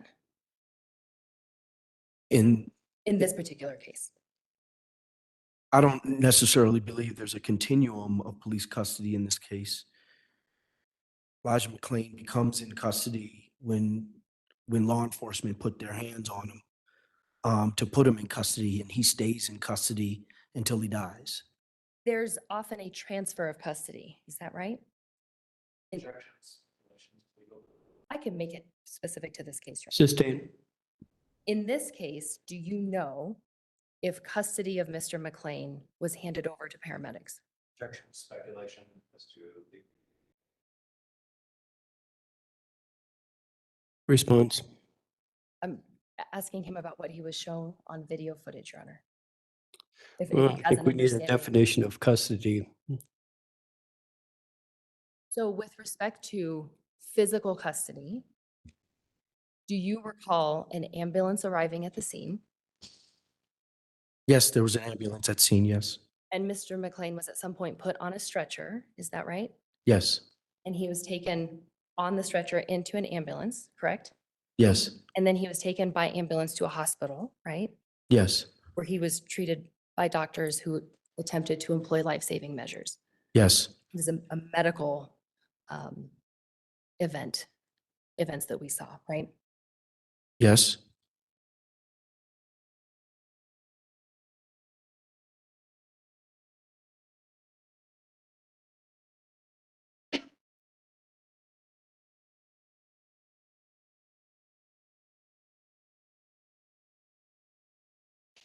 Going back to the initial struggle that we hear but we don't see, does that give you sort of a frame of reference for what I'm asking about?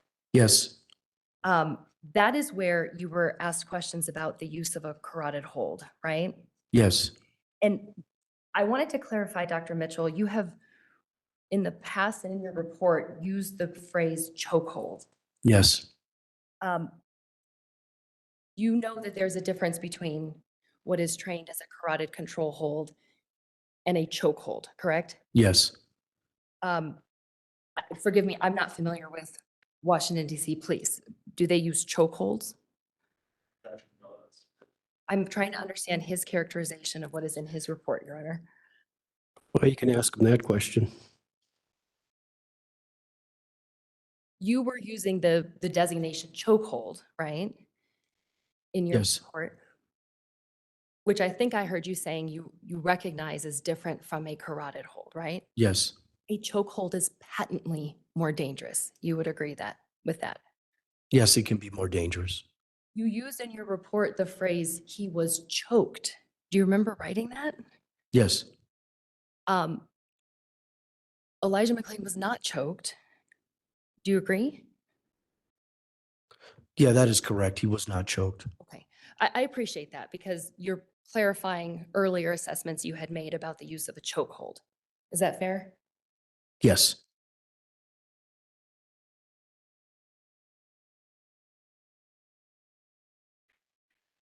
And in terms of the timing, that carotid hold was applied when Mr. McClain was in the process of being detained. Is that right?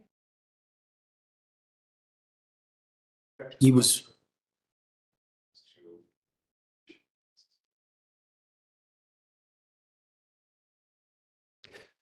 I'll allow you to ferret that out in your redirect. yeah, he was absolutely being detained at the time which the carotid hold was being placed as a function of the detainment. You have to sort of, there's a process to detaining someone, which I think you've recognized in your writings, right? There,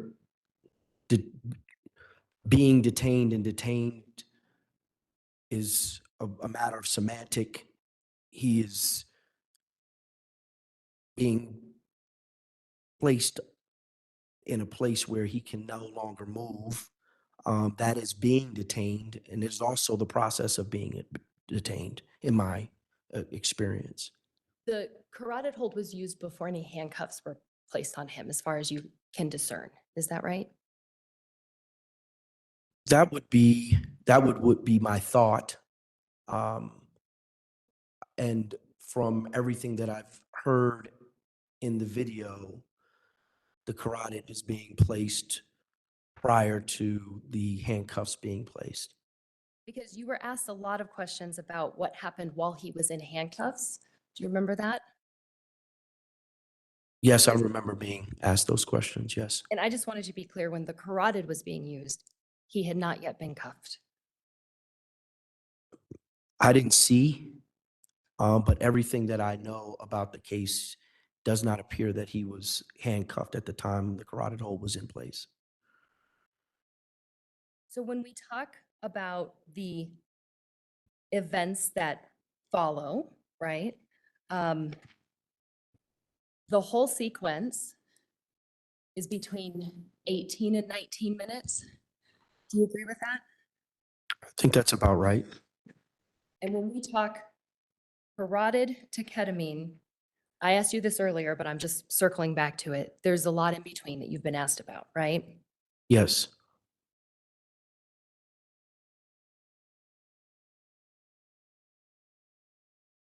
What you were able to do is spend, I think you said, in excess of 50 hours putting together the review that allows you to see the deterioration of Mr. McClain, correct?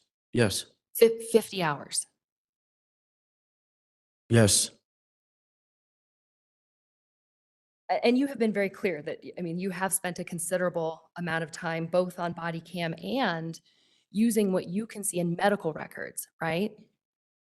yes, Because you can take the medical records and your expertise and then go back to the video to try to identify where those symptoms have occurred, right? and not just the symptoms, but where those physical injuries from what I saw in the video might be shown at autopsy.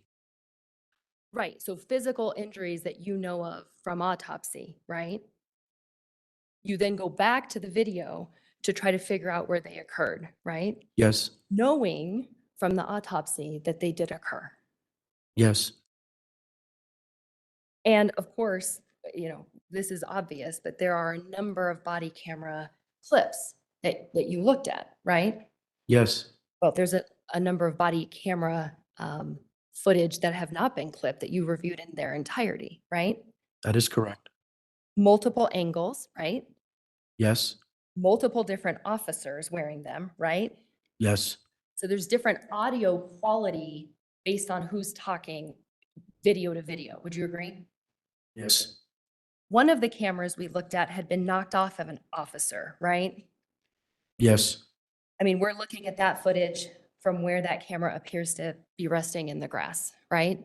yes, And trying to pick up the audio near the camera, right? yes, And where the officer related to that camera is, we don't know from video, right? that's correct. You had said at times during your direct that even with the benefit of 50+ hours, a lot of those segments are difficult to discern what's happening, right? Yes, You don't always know whose voice is whose, right? that is correct. You're being asked to evaluate breathing sounds, correct? I was asked on direct to do that, but part of my review was to do that so that I could understand it. And that took time, right? Just listening to these different breathing sounds. Yes, Took a pulmonologist that you agreed would make sense to review as well, right? yes, And these are some nuanced pieces of evidence that you're reviewing as an expert, they are. not living over the course of a few minutes in real time. No, it took many, many hours. And from the video, I mean, we see these prosecutors saying, let's focus in on what's happening with Mr. McClain. Do you remember them saying that? I don't know if those are exact words, but I believe I was asked to focus in. And we don't know which all officers are present for some of those clips, right? I don't know. You know from the video, or, and if you don't, that's okay, but some officers interacted with Mr. McClain for longer. I don't know the length of, All right, well, I think he answered it. He doesn't know. We hear on the body camera evidence that some officers were interacting with Mr. McClain verbally. We hear them talking to him. yes, And we hear what is him responding in some instances, right? yes, Which officers those are, you have never been asked to distinguish, is that right? that is correct.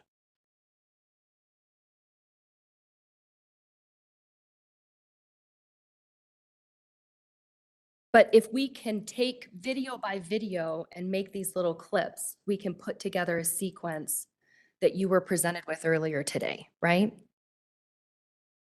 Yes, And did you put together that sequence or did the prosecution? I reviewed the video and expressed to the prosecution where I heard evidence of aspiration. And just to be clear, you spent 50 hours evaluating what happened real time in approximately 18 minutes. Yes,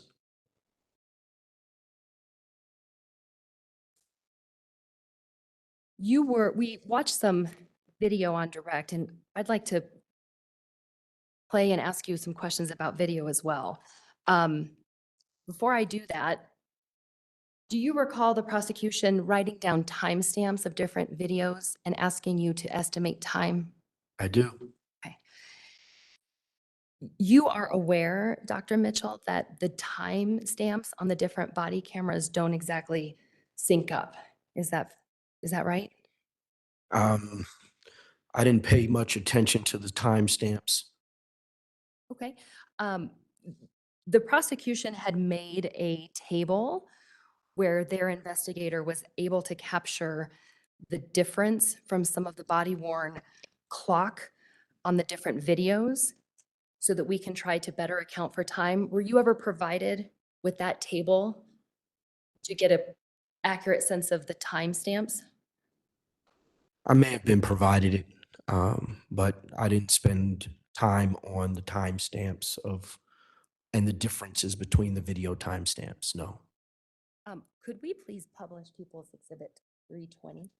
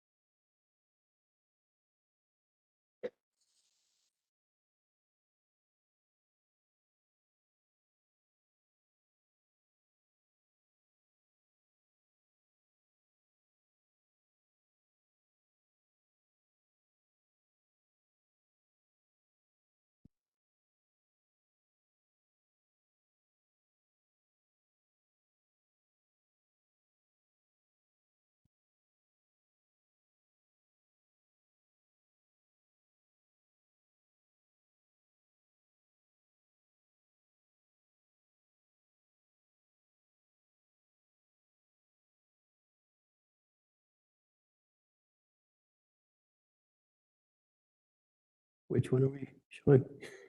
This is 190, Your Honor. What is it? 190, okay.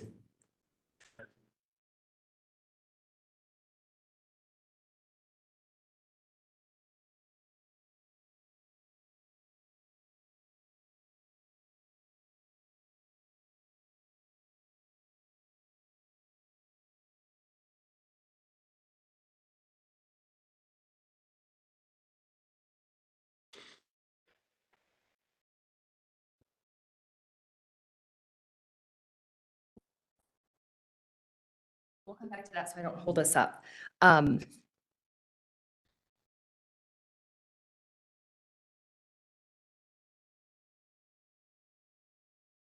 All right.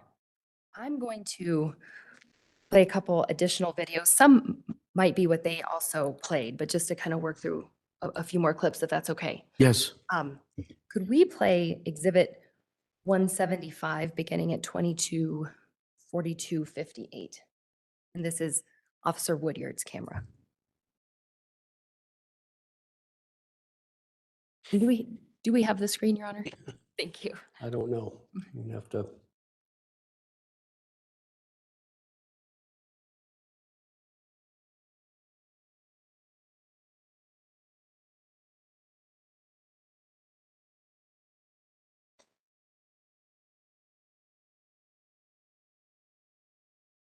Okay, it should be good now. Thank you, Your Honor.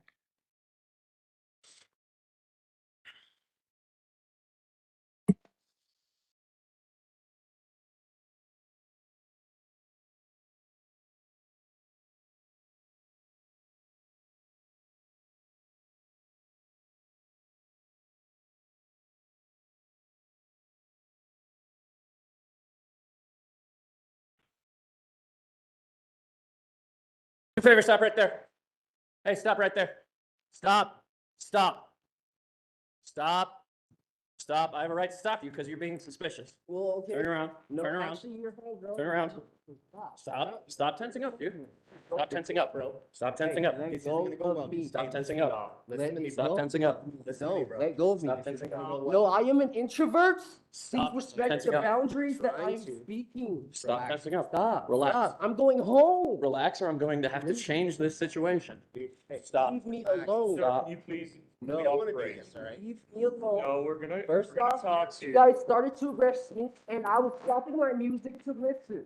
Now let go. In this clip, we hear the beginning of some kind of struggle. Is that right? Yes. Is there anything medically significant about a contributing factor to death? No. Could we next play Exhibit 176? This is Officer Rodima's camera, starting at 22:43:46. Stop tensing up. Let go of me. Stop tensing up. Stop. Let me go of me. No, let go of me. Chill out. No, I am an introvert. Please respect the tensing up. boundaries that I am speaking. Relax. Stop. Stop. I'm going home. Relax or I'm going to have to Leave change me this alone. situation. Leave me alone. Sir, can you please cooperate? Leave me alone. No, we're gonna talk to you. Started to arrest me and I was stopping my music to listen. Now let go of me.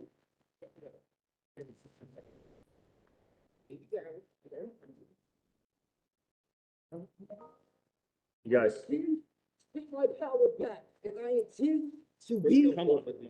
sincere. go, I intend to be sincere. let your gun, dude. Stop, dude.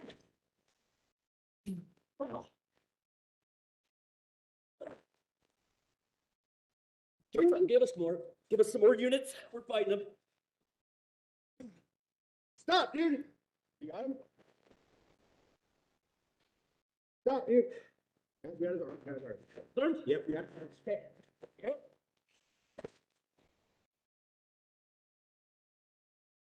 This shows, from a medical perspective, this shows more of a struggle, right? That's correct. See, 2 other officers have joined at this point. Is that right?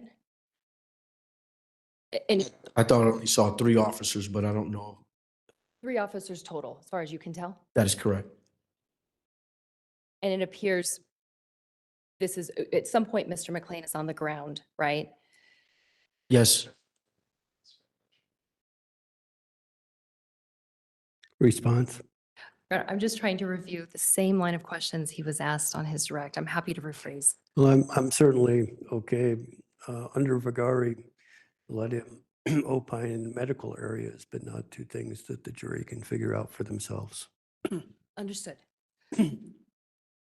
From a medical perspective, I don't know that we saw this video earlier. From a medical perspective, it appears that there is a continuing struggle, correct? Yes. And this is what I'm asking earlier in terms of the process of detaining. Does that make sense? Just to orient you to my earlier question. Objection vague and relevance. I can Response. rephrase. Okay, rephrase. We don't know if Mr. McClain has yet been handcuffed. Is that, Sustain. you were asked questions earlier about handcuffs on Mr. McClain? Yes. Okay. Do we know at this moment, from your medical perspective, if there were any injuries caused by handcuffs? Same objection, Your Honor. Sustain.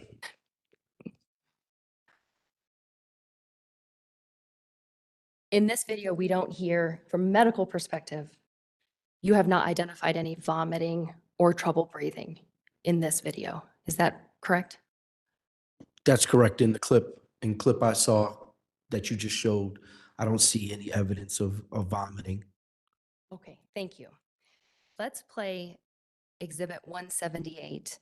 This is Officer Rosenblatt's camera. Let's get a regress. We're gonna lay you down, okay? Come on. Now, I'm gonna give you a rest. I intend to take my power back. I intend to We're be. still forward with them, okay? I intend to be. Stop, dude. Oh.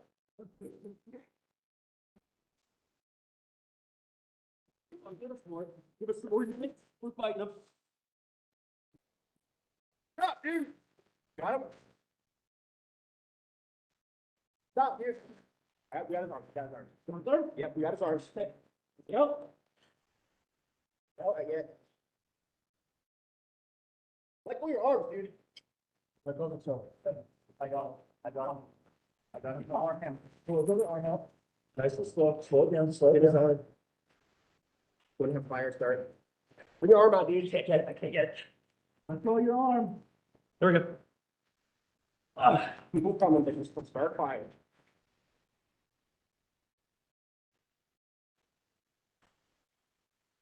Okay, I've got his other arm. Okay, the other arm.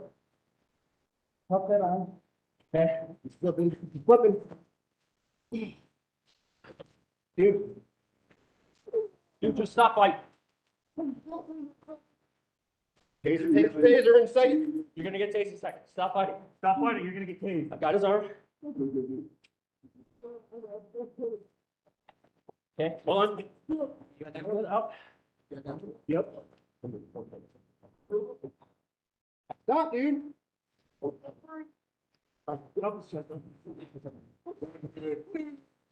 Relax. Just relax. Relax. Relax. Bring that arm back. Just give him a cuss. I got it right here. It's in a bar hammer. Stop.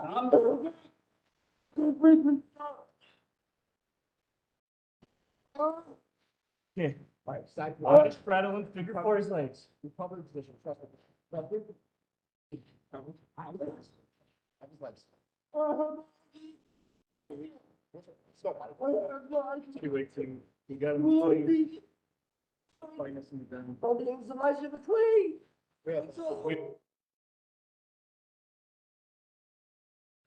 Dr. Mitchell, do you recognize this clip as the one we were listening to earlier, where you were being asked to opine medically on these repeated statements from Mr. McClain saying, "I can't breathe"?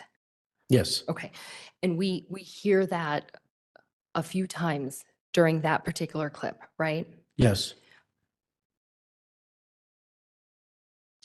We also hear something related to recovery position. Objection regarding.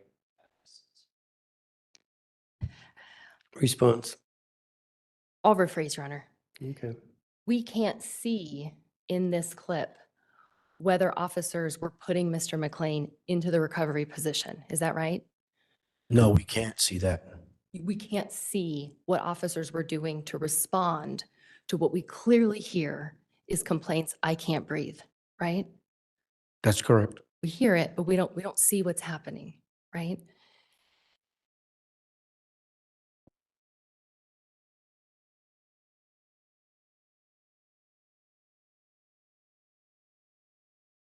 After this clip in this chronology, you are aware that Mr. McClain then we hear him more clear after that muffled sound where he's saying, "I can't breathe," right?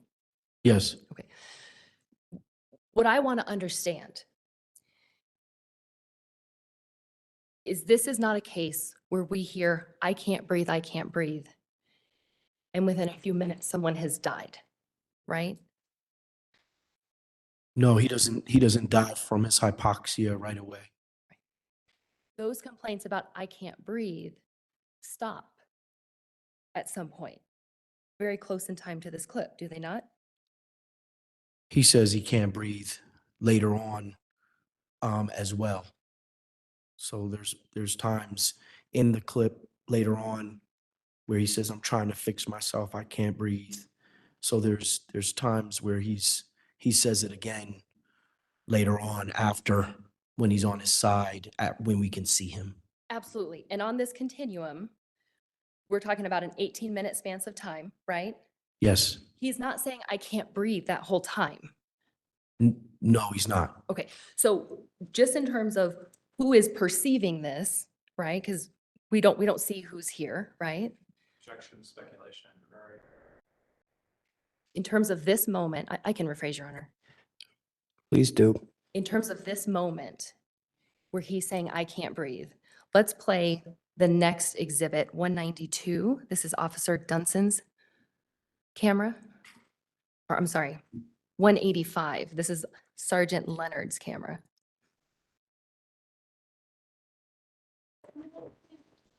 Still fighting us in the ground. We had to use carotid.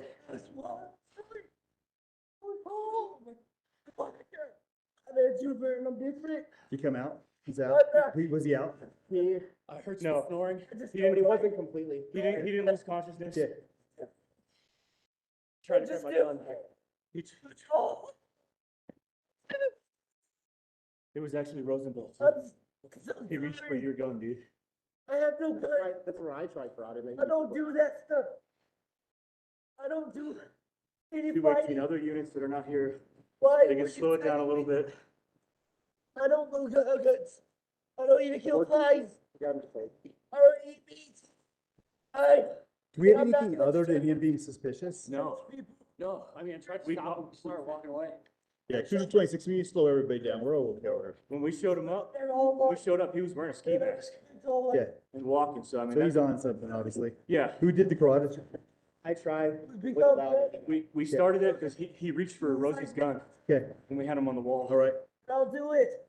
I'll do it. Anything, there's no other suspicious, Can you, nobody put my else that needs to be camera in? contacted? Right here in the crash. No, RP called, All I right.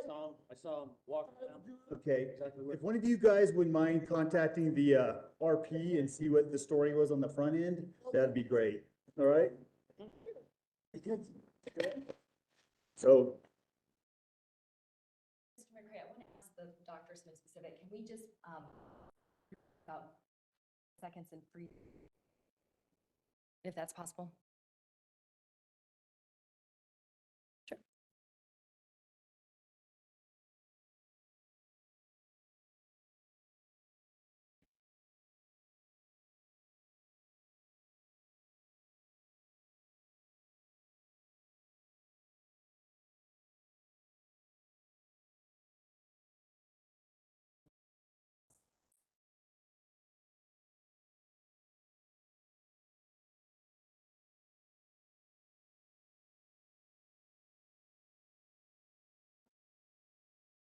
the RP and see what the story was on the front end, that'd be great, all right?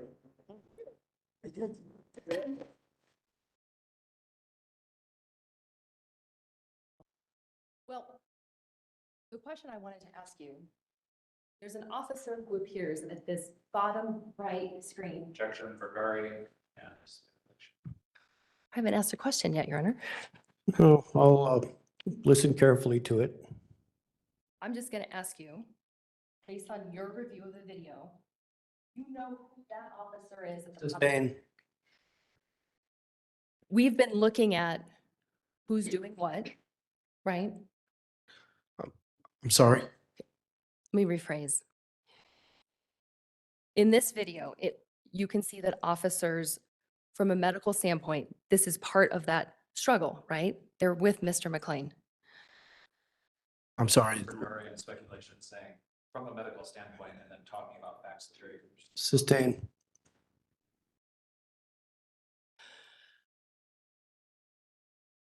I thought, and maybe I'm misunderstanding, but earlier you had said that the hypoxia may have started after the carotid hold. Is that correct?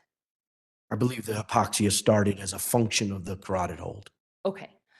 So in the moments, in terms of what we're able to notice from a medical perspective, after that carotid hold, Mr. McClain is heard communicating, correct? He is. You had said earlier that his voice did become much clearer after that carotid hold. Yes. And the clip that I've just played has a period where we hear him speaking pretty much the duration of the clip. That's correct. Okay. From a medical standpoint, during this clip where he's communicating continuously, he has stopped indicating that he can't breathe during this clip. That is correct. He didn't say he couldn't breathe while he was talking. Okay, thank you. All right, moving right along, we can go to Exhibit 178 now, which is Officer Rosenblatt's camera. Yeah, I saw him walk to, trying to where it was. Sacrifice my actions. I'll do it. I'll do it. Look at this. We are beautiful. That's mine. We can try it. He was hitting us. Excuse me. I said, Jim and that way. Oh, stop. I'm so sorry. Oh.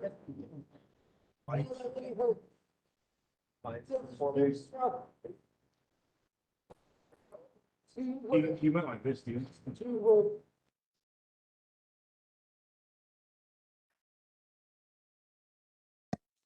From a medical perspective, do you still hear Mr. McClain continuing to speak? Yes, he's speaking. Okay. I think we can move on to Exhibit 192. This is Officer Dunson's camera starting at 22:48:20. Oh,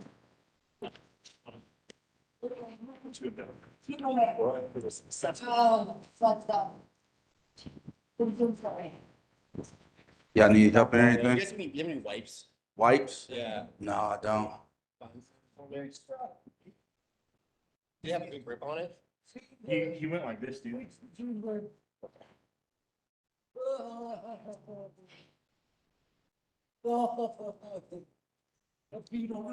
No, I'm good. Good going. It hurts. I'm still on my bike. Uh, Wait like this, man. okay. It's like right here. Dude. Up here? Right here, the pair of glasses. All right. Cuz, there's glasses and a phone right over here. Right here. This isn't that movie guy, is it? I don't know. Like, Stop. Oh, yeah, I'm sorry. Oh, was he trying to do that? You can't breathe correctly, because.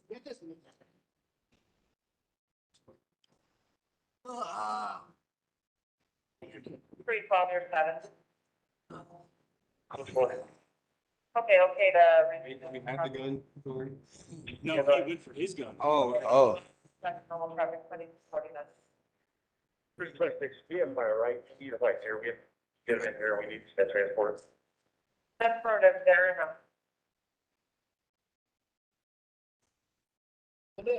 Tell them to come in off. Coming off. Thanks.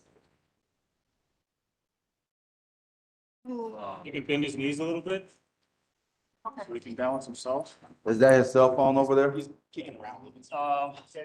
So, with a red case? Y'all missing your cell phone or I'm anything? not missing mine. You missing yours, missing the car, right? What's that? Your cell phone is in the car. I think so. Is it an iPhone? Is it with a red case? No. Okay.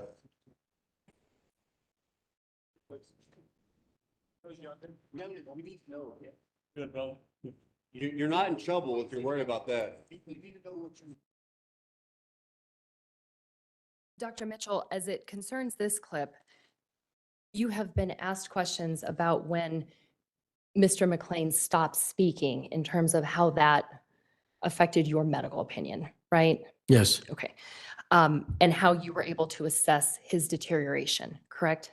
Yes, So as it concerns your medical opinion and Mr. McClain, in this particular clip, he is continuing to be verbal, correct? there's a point in the clip that he's verbal and there's a point where he stops being verbal. At the beginning of the clip, he's still verbal. That is correct. And he's responding to pain, which is relevant to your medical opinion. Yes, We hear him saying, ow, right? yes, And you've been asked questions about his positioning, right? I have. And how when someone, has someone on top of them, that can impede one's ability to breathe, right? That is correct. And in this clip, we see that there are 2 police officers who remain with him, on him. Sustain, This goes to the ability. sustain. As it goes to the ability to breathe, the breathing may have been affected by officers putting their weight on him. Yes,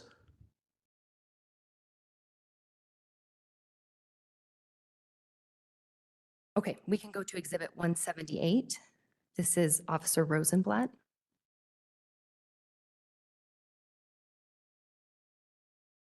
Not missing.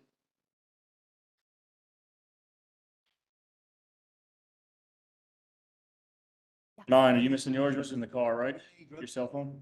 What's up? Your cell phone is in the car? I think so. Is it an iPhone? The red case? No. What kind of drugs did you take tonight? What kind of drugs did you take tonight? Yeah, I'm good, bro. We need to know, bro. Good, brother. Can you find sandy wipes for me somewhere, please? Know what you're taking. From anybody? Yeah, anything, please. Are you listening to me, man? I'm asking you what drugs you're taking.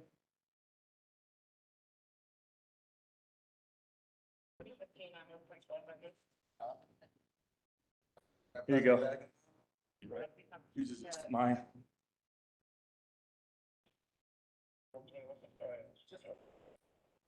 It was recording. I just shut it off because it's split in half. So something fell out right here on the grass, but I don't know what it was.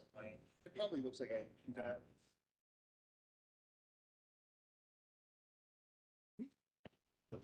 Gotta throw up, dude? Yeah. Throw up right there, okay? Don't throw up on me, though. We got fire coming, right? Yeah. I call him probably when he first went out. And I don't think he went out, dude. He like halfway, I think, but hey, dude, relax. I think he's trying to puke. Oh, okay. Get it out, dude. Thanks, bro. Get it out. You need to swab up, you can take care of that? Nah, I'm good. Let's see, like, anything? No, we got called to a suspo. He was out here walking around with a ski mask on. So y'all need the cell phone picked up? Probably just yeah. bring it over by him, dude. And then, we contacted him. He's wearing a ski mask. And we got that covered. He started to kind of like walk away from us, so these 2 wrap him up. And then in the mix of them wrapping him up, pushing him against the wall right here, he reached for Rosie's gun, dude, so.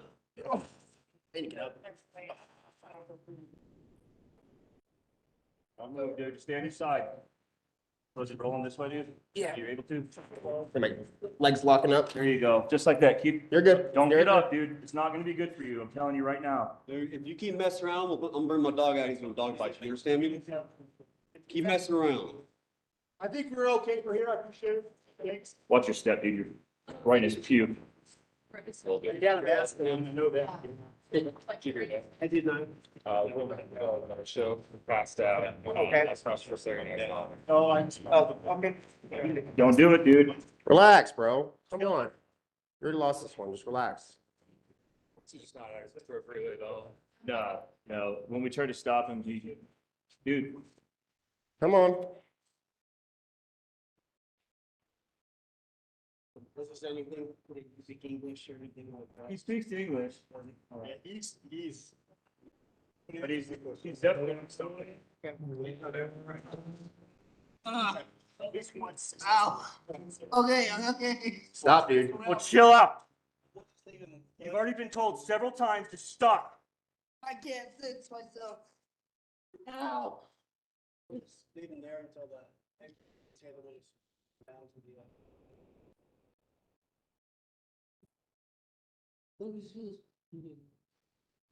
Hey, I know you're busy, but I just to let you know that, we had a suspicious call over here on Building Hill. I was kind of mask, it's kind of weird, nothing really criminal. My officers go to make contact with him.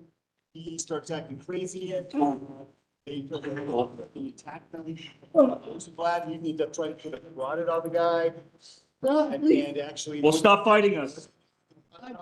Put him out, they were able to handcuffs, we're still struggling with them, fire on scene, and that's where we're at. I just want to let you know, yeah, we did actually want to try it tonight, so.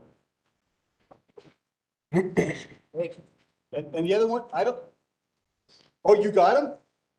Oh, I didn't know that. Okay, I knew you were busy. And just one other thing, we did have an officer get, Yeah, that's all his, dude. That's what he was wearing. used, okay. It was very minor. So when the ambulance gets here, we're gonna go ahead and give him. All the cops are okay. Yeah, sounds good. Perfect, dude. Perfect. Give that a couple of minutes and then we'll put him on. Whatever he's on, he has incredible strength. Yeah, crazy strength. I had him in a bar hammer behind his back, Yeah. and his arm was above his head, and he was still fighting. Is there anybody that can relieve me for a second? Spitz! Oh, we need somebody just to. You want to just get on for a sec so I can get up? I'm like cramping up. Okay.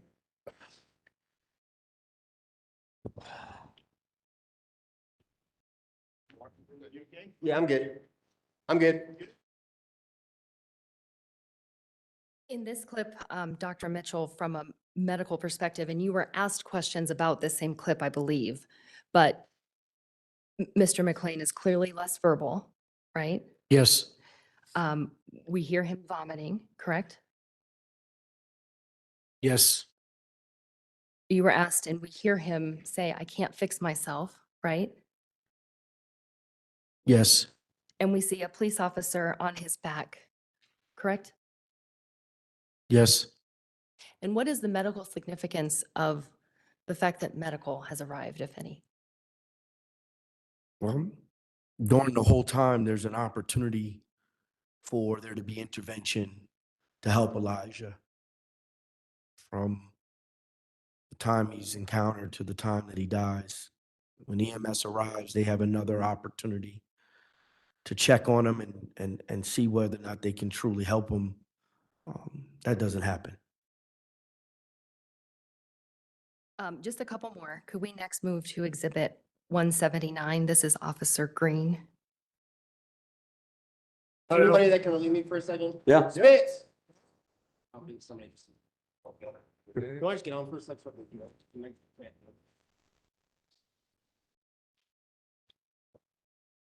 Want to kick his legs up? and just- Yeah, well, yeah, if he keeps on, we'll do that. Say 2 minutes out. All right?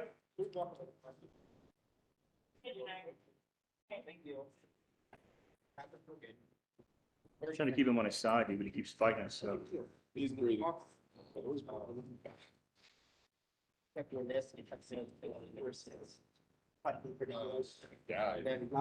Stop, dude, don't do it. We haven't even got that far yet, man. Don't worry about what. He's like saying stuff, he's holding his arms in, he's like, I don't know exactly what that is. My knee's on his elbow, dude. He ain't going anywhere. Frank, do you need relief? No, I'm good. I'm just gonna pat him down, make sure he doesn't have anything. 'Cause we haven't got to that far yet. Pull it down, while he's, yes, he pulls his arms, he comes out, and I don't remember feeling that. Okay, so he's come down there. Here? I don't know.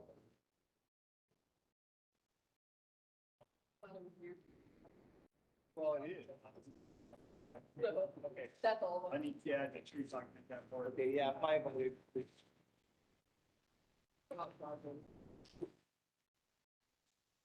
Don't do it. You're good.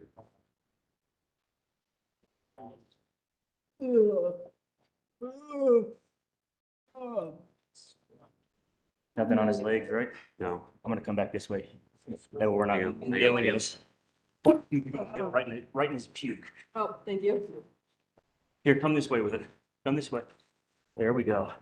What are you trying to get? Just put his arm down here. And I could drop my knee right in his tricep. And he can't move. Sure he can breathe. Yeah. He can breathe. He can breathe. I just have his arm pinned behind his back. That's it. Don't move your feet. No, don't do that. And Dr. Mitchell, you were asked questions about the worsening condition of Mr. McClain here. Do you recall? Yes, Here, he continues to be less verbal, right? yes, We hear this sort of groaning sound at the end, right? yes, He's not talking, correct? that's correct. And you were asked about his positioning in terms of how that would have been contributing to his potential inability to breathe or get out that carbon dioxide, right? Yes, And in this particular moment where he needs air, we talked about that earlier. We see that an officer has pinned him down by his tricep with his knee. yes, That officer is literally kind of on his back. there's a portion of his knee that's a body that's on his lower back. His upper torso is able to move a bit, but he's securing him by a knee on the back of the left tricep. Not a good recovery position, It's not the recovery position. a dangerous position. For Elijah McClain, yes. We see another officer you had described for purposes of assessing his breathing, putting her knuckles sort of by his ear to keep his head toward the ground, kind of pinned. Yes, I've seen that.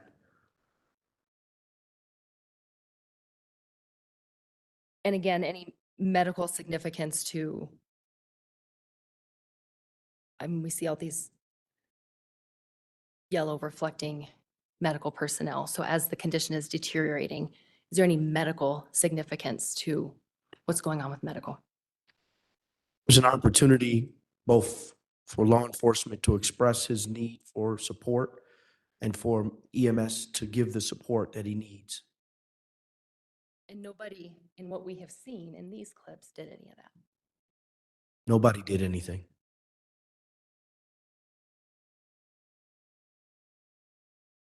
And then finally, could we play Exhibit 181, Sergeant Nunez's?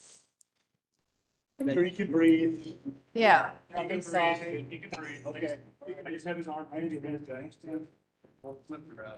Don't move your feet. No, don't do that.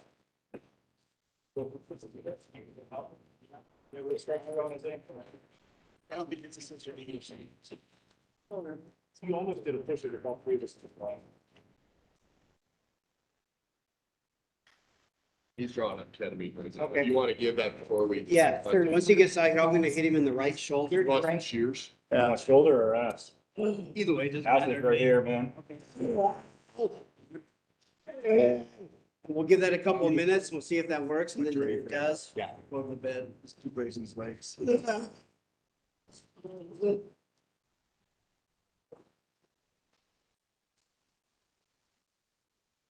Watch your feet.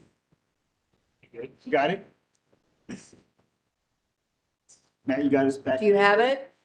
Because I don't want him kicking you, man. What is taking so long here?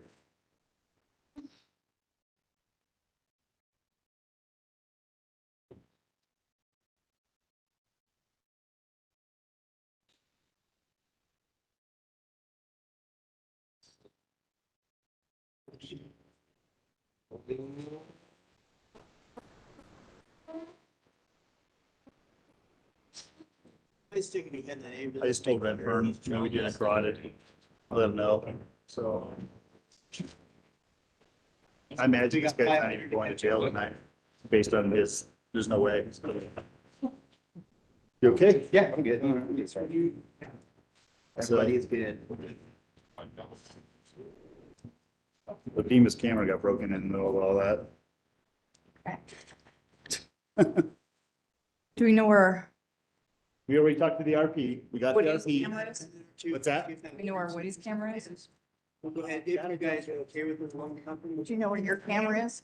No, My camera came off on Woody's. It's somewhere by Oh, you somewhere down here? Okay, Probably. okay. I just, Hey, Woodyard, I think it's on. Rosie, Yeah. here in a minute, once this medicine kicks in, We're gonna uncuff him, put him on the bed, Okay, and then we're gonna restrain him, soft point him to the bed. all right, let me grab some. No, you're okay, I got it.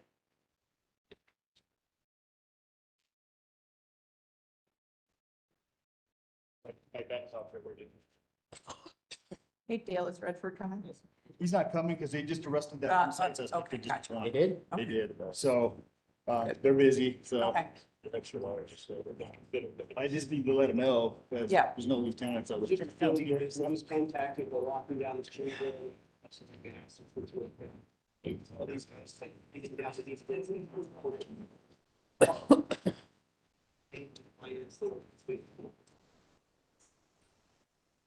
See if I can read it.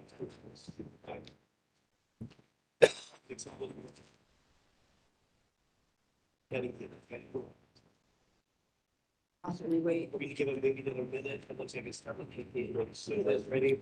But go ahead and uncut. It's you. Yeah. All right, brother? I'm sure. Are you okay? Yeah, that's fine. I was gonna snap you. Just, I'm physical. All right. I would see. Situation's a little frustrating. He's just breathing. So, Is what it is. okay. Let's go ahead and get him on his side. As well as uncuff him. Let's get him on the crate first. Okay, if we can. Watch his head. Head. Okay.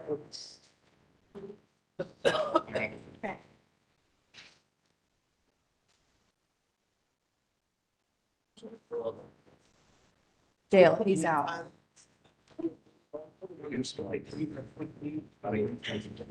Okay. Have that ready too. Good. Do the final first. Hey, Woodyard. Yeah. So you grab this. I got it. Good, good, good.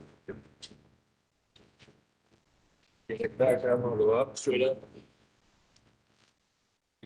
It's a fruit. Mhm. Got it. Good? Yep. Thanks, sir. Good. Yeah. Let's get it inside and let's talk to him.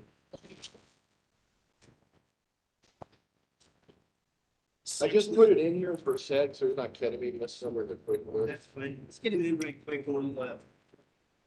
I'm right behind you. Sorry. No, that's okay. Well, Yeah. Thank you. Yeah.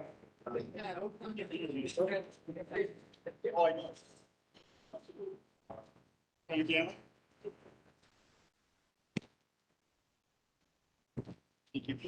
So I'm not gonna have, are you good? We made contact with PRB.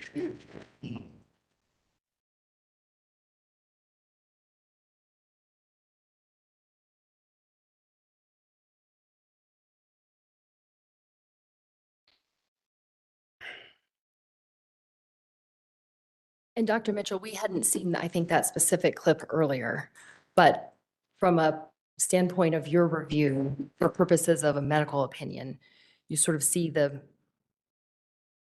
I think sort of the whole duration through the end of, near the end of this incident. Just, is there anything that we failed to identify on this slide? No, I think we've talked most about it. And Your Honor, I just have about 10 more minutes. If I'm happy to wrap up, but I just looked at the time in case the court would like me to pause. If you have 10 minutes, that's fine. Okay. So in conclusion, I just want to wrap up with identifying this sort of continuum of deterioration, because your review doesn't include who did what. We've talked about that, right? That's correct. If we start at the end of the continuation, this is when Mr. McClain was in the most distress. Would you agree with that?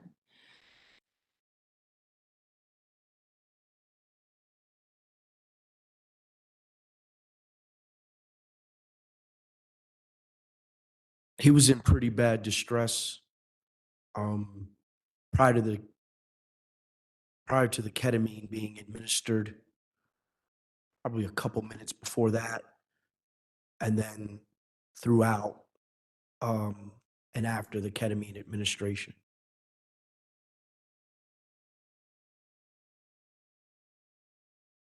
In terms of the cause of death, it ends essentially with the injection of ketamine. Do you agree with me characterizing it like that? His cause of death is a combination of all of the above. It's the altercation, the subdual, the hypoxia and acidosis that comes along with that, along with the ketamine. It's complications of all of it, as I stated in my cause of death. Well, and that's a way to kind of put everything together, right? But what I'm endeavoring to do is I want to break it out moment by moment if we can. When the ketamine was administered, we know that the ketamine was almost twice as much as what should have been given based on Mr. McClain's weight. That is correct. This, you have always said, was an overdose, right? I don't know if I've always said it was an overdose, but it was an overdose. Okay. An overdose of ketamine alone, you have recognized, can kill someone. That is correct. It can stop them from breathing, correct? Yes. And it can cause cardiac arrest, right? Yes. And that is essentially what happened to Mr. McClain pretty immediately after that injection. Is that right? That is what happened to Mr. McClain.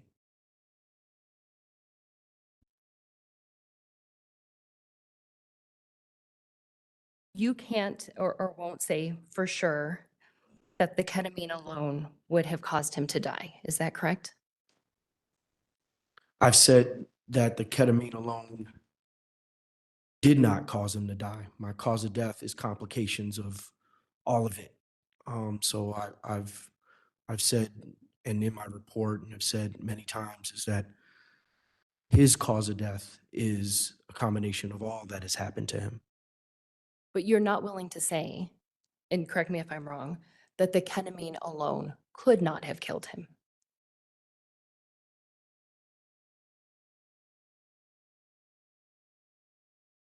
No, I'm not going to say the ketamine alone would not have killed him. Appreciate that. Working backwards on the continuum, in the moments preceding the ketamine administration, you had just referenced that that is when he was clearly in need of medical attention, correct? That is correct.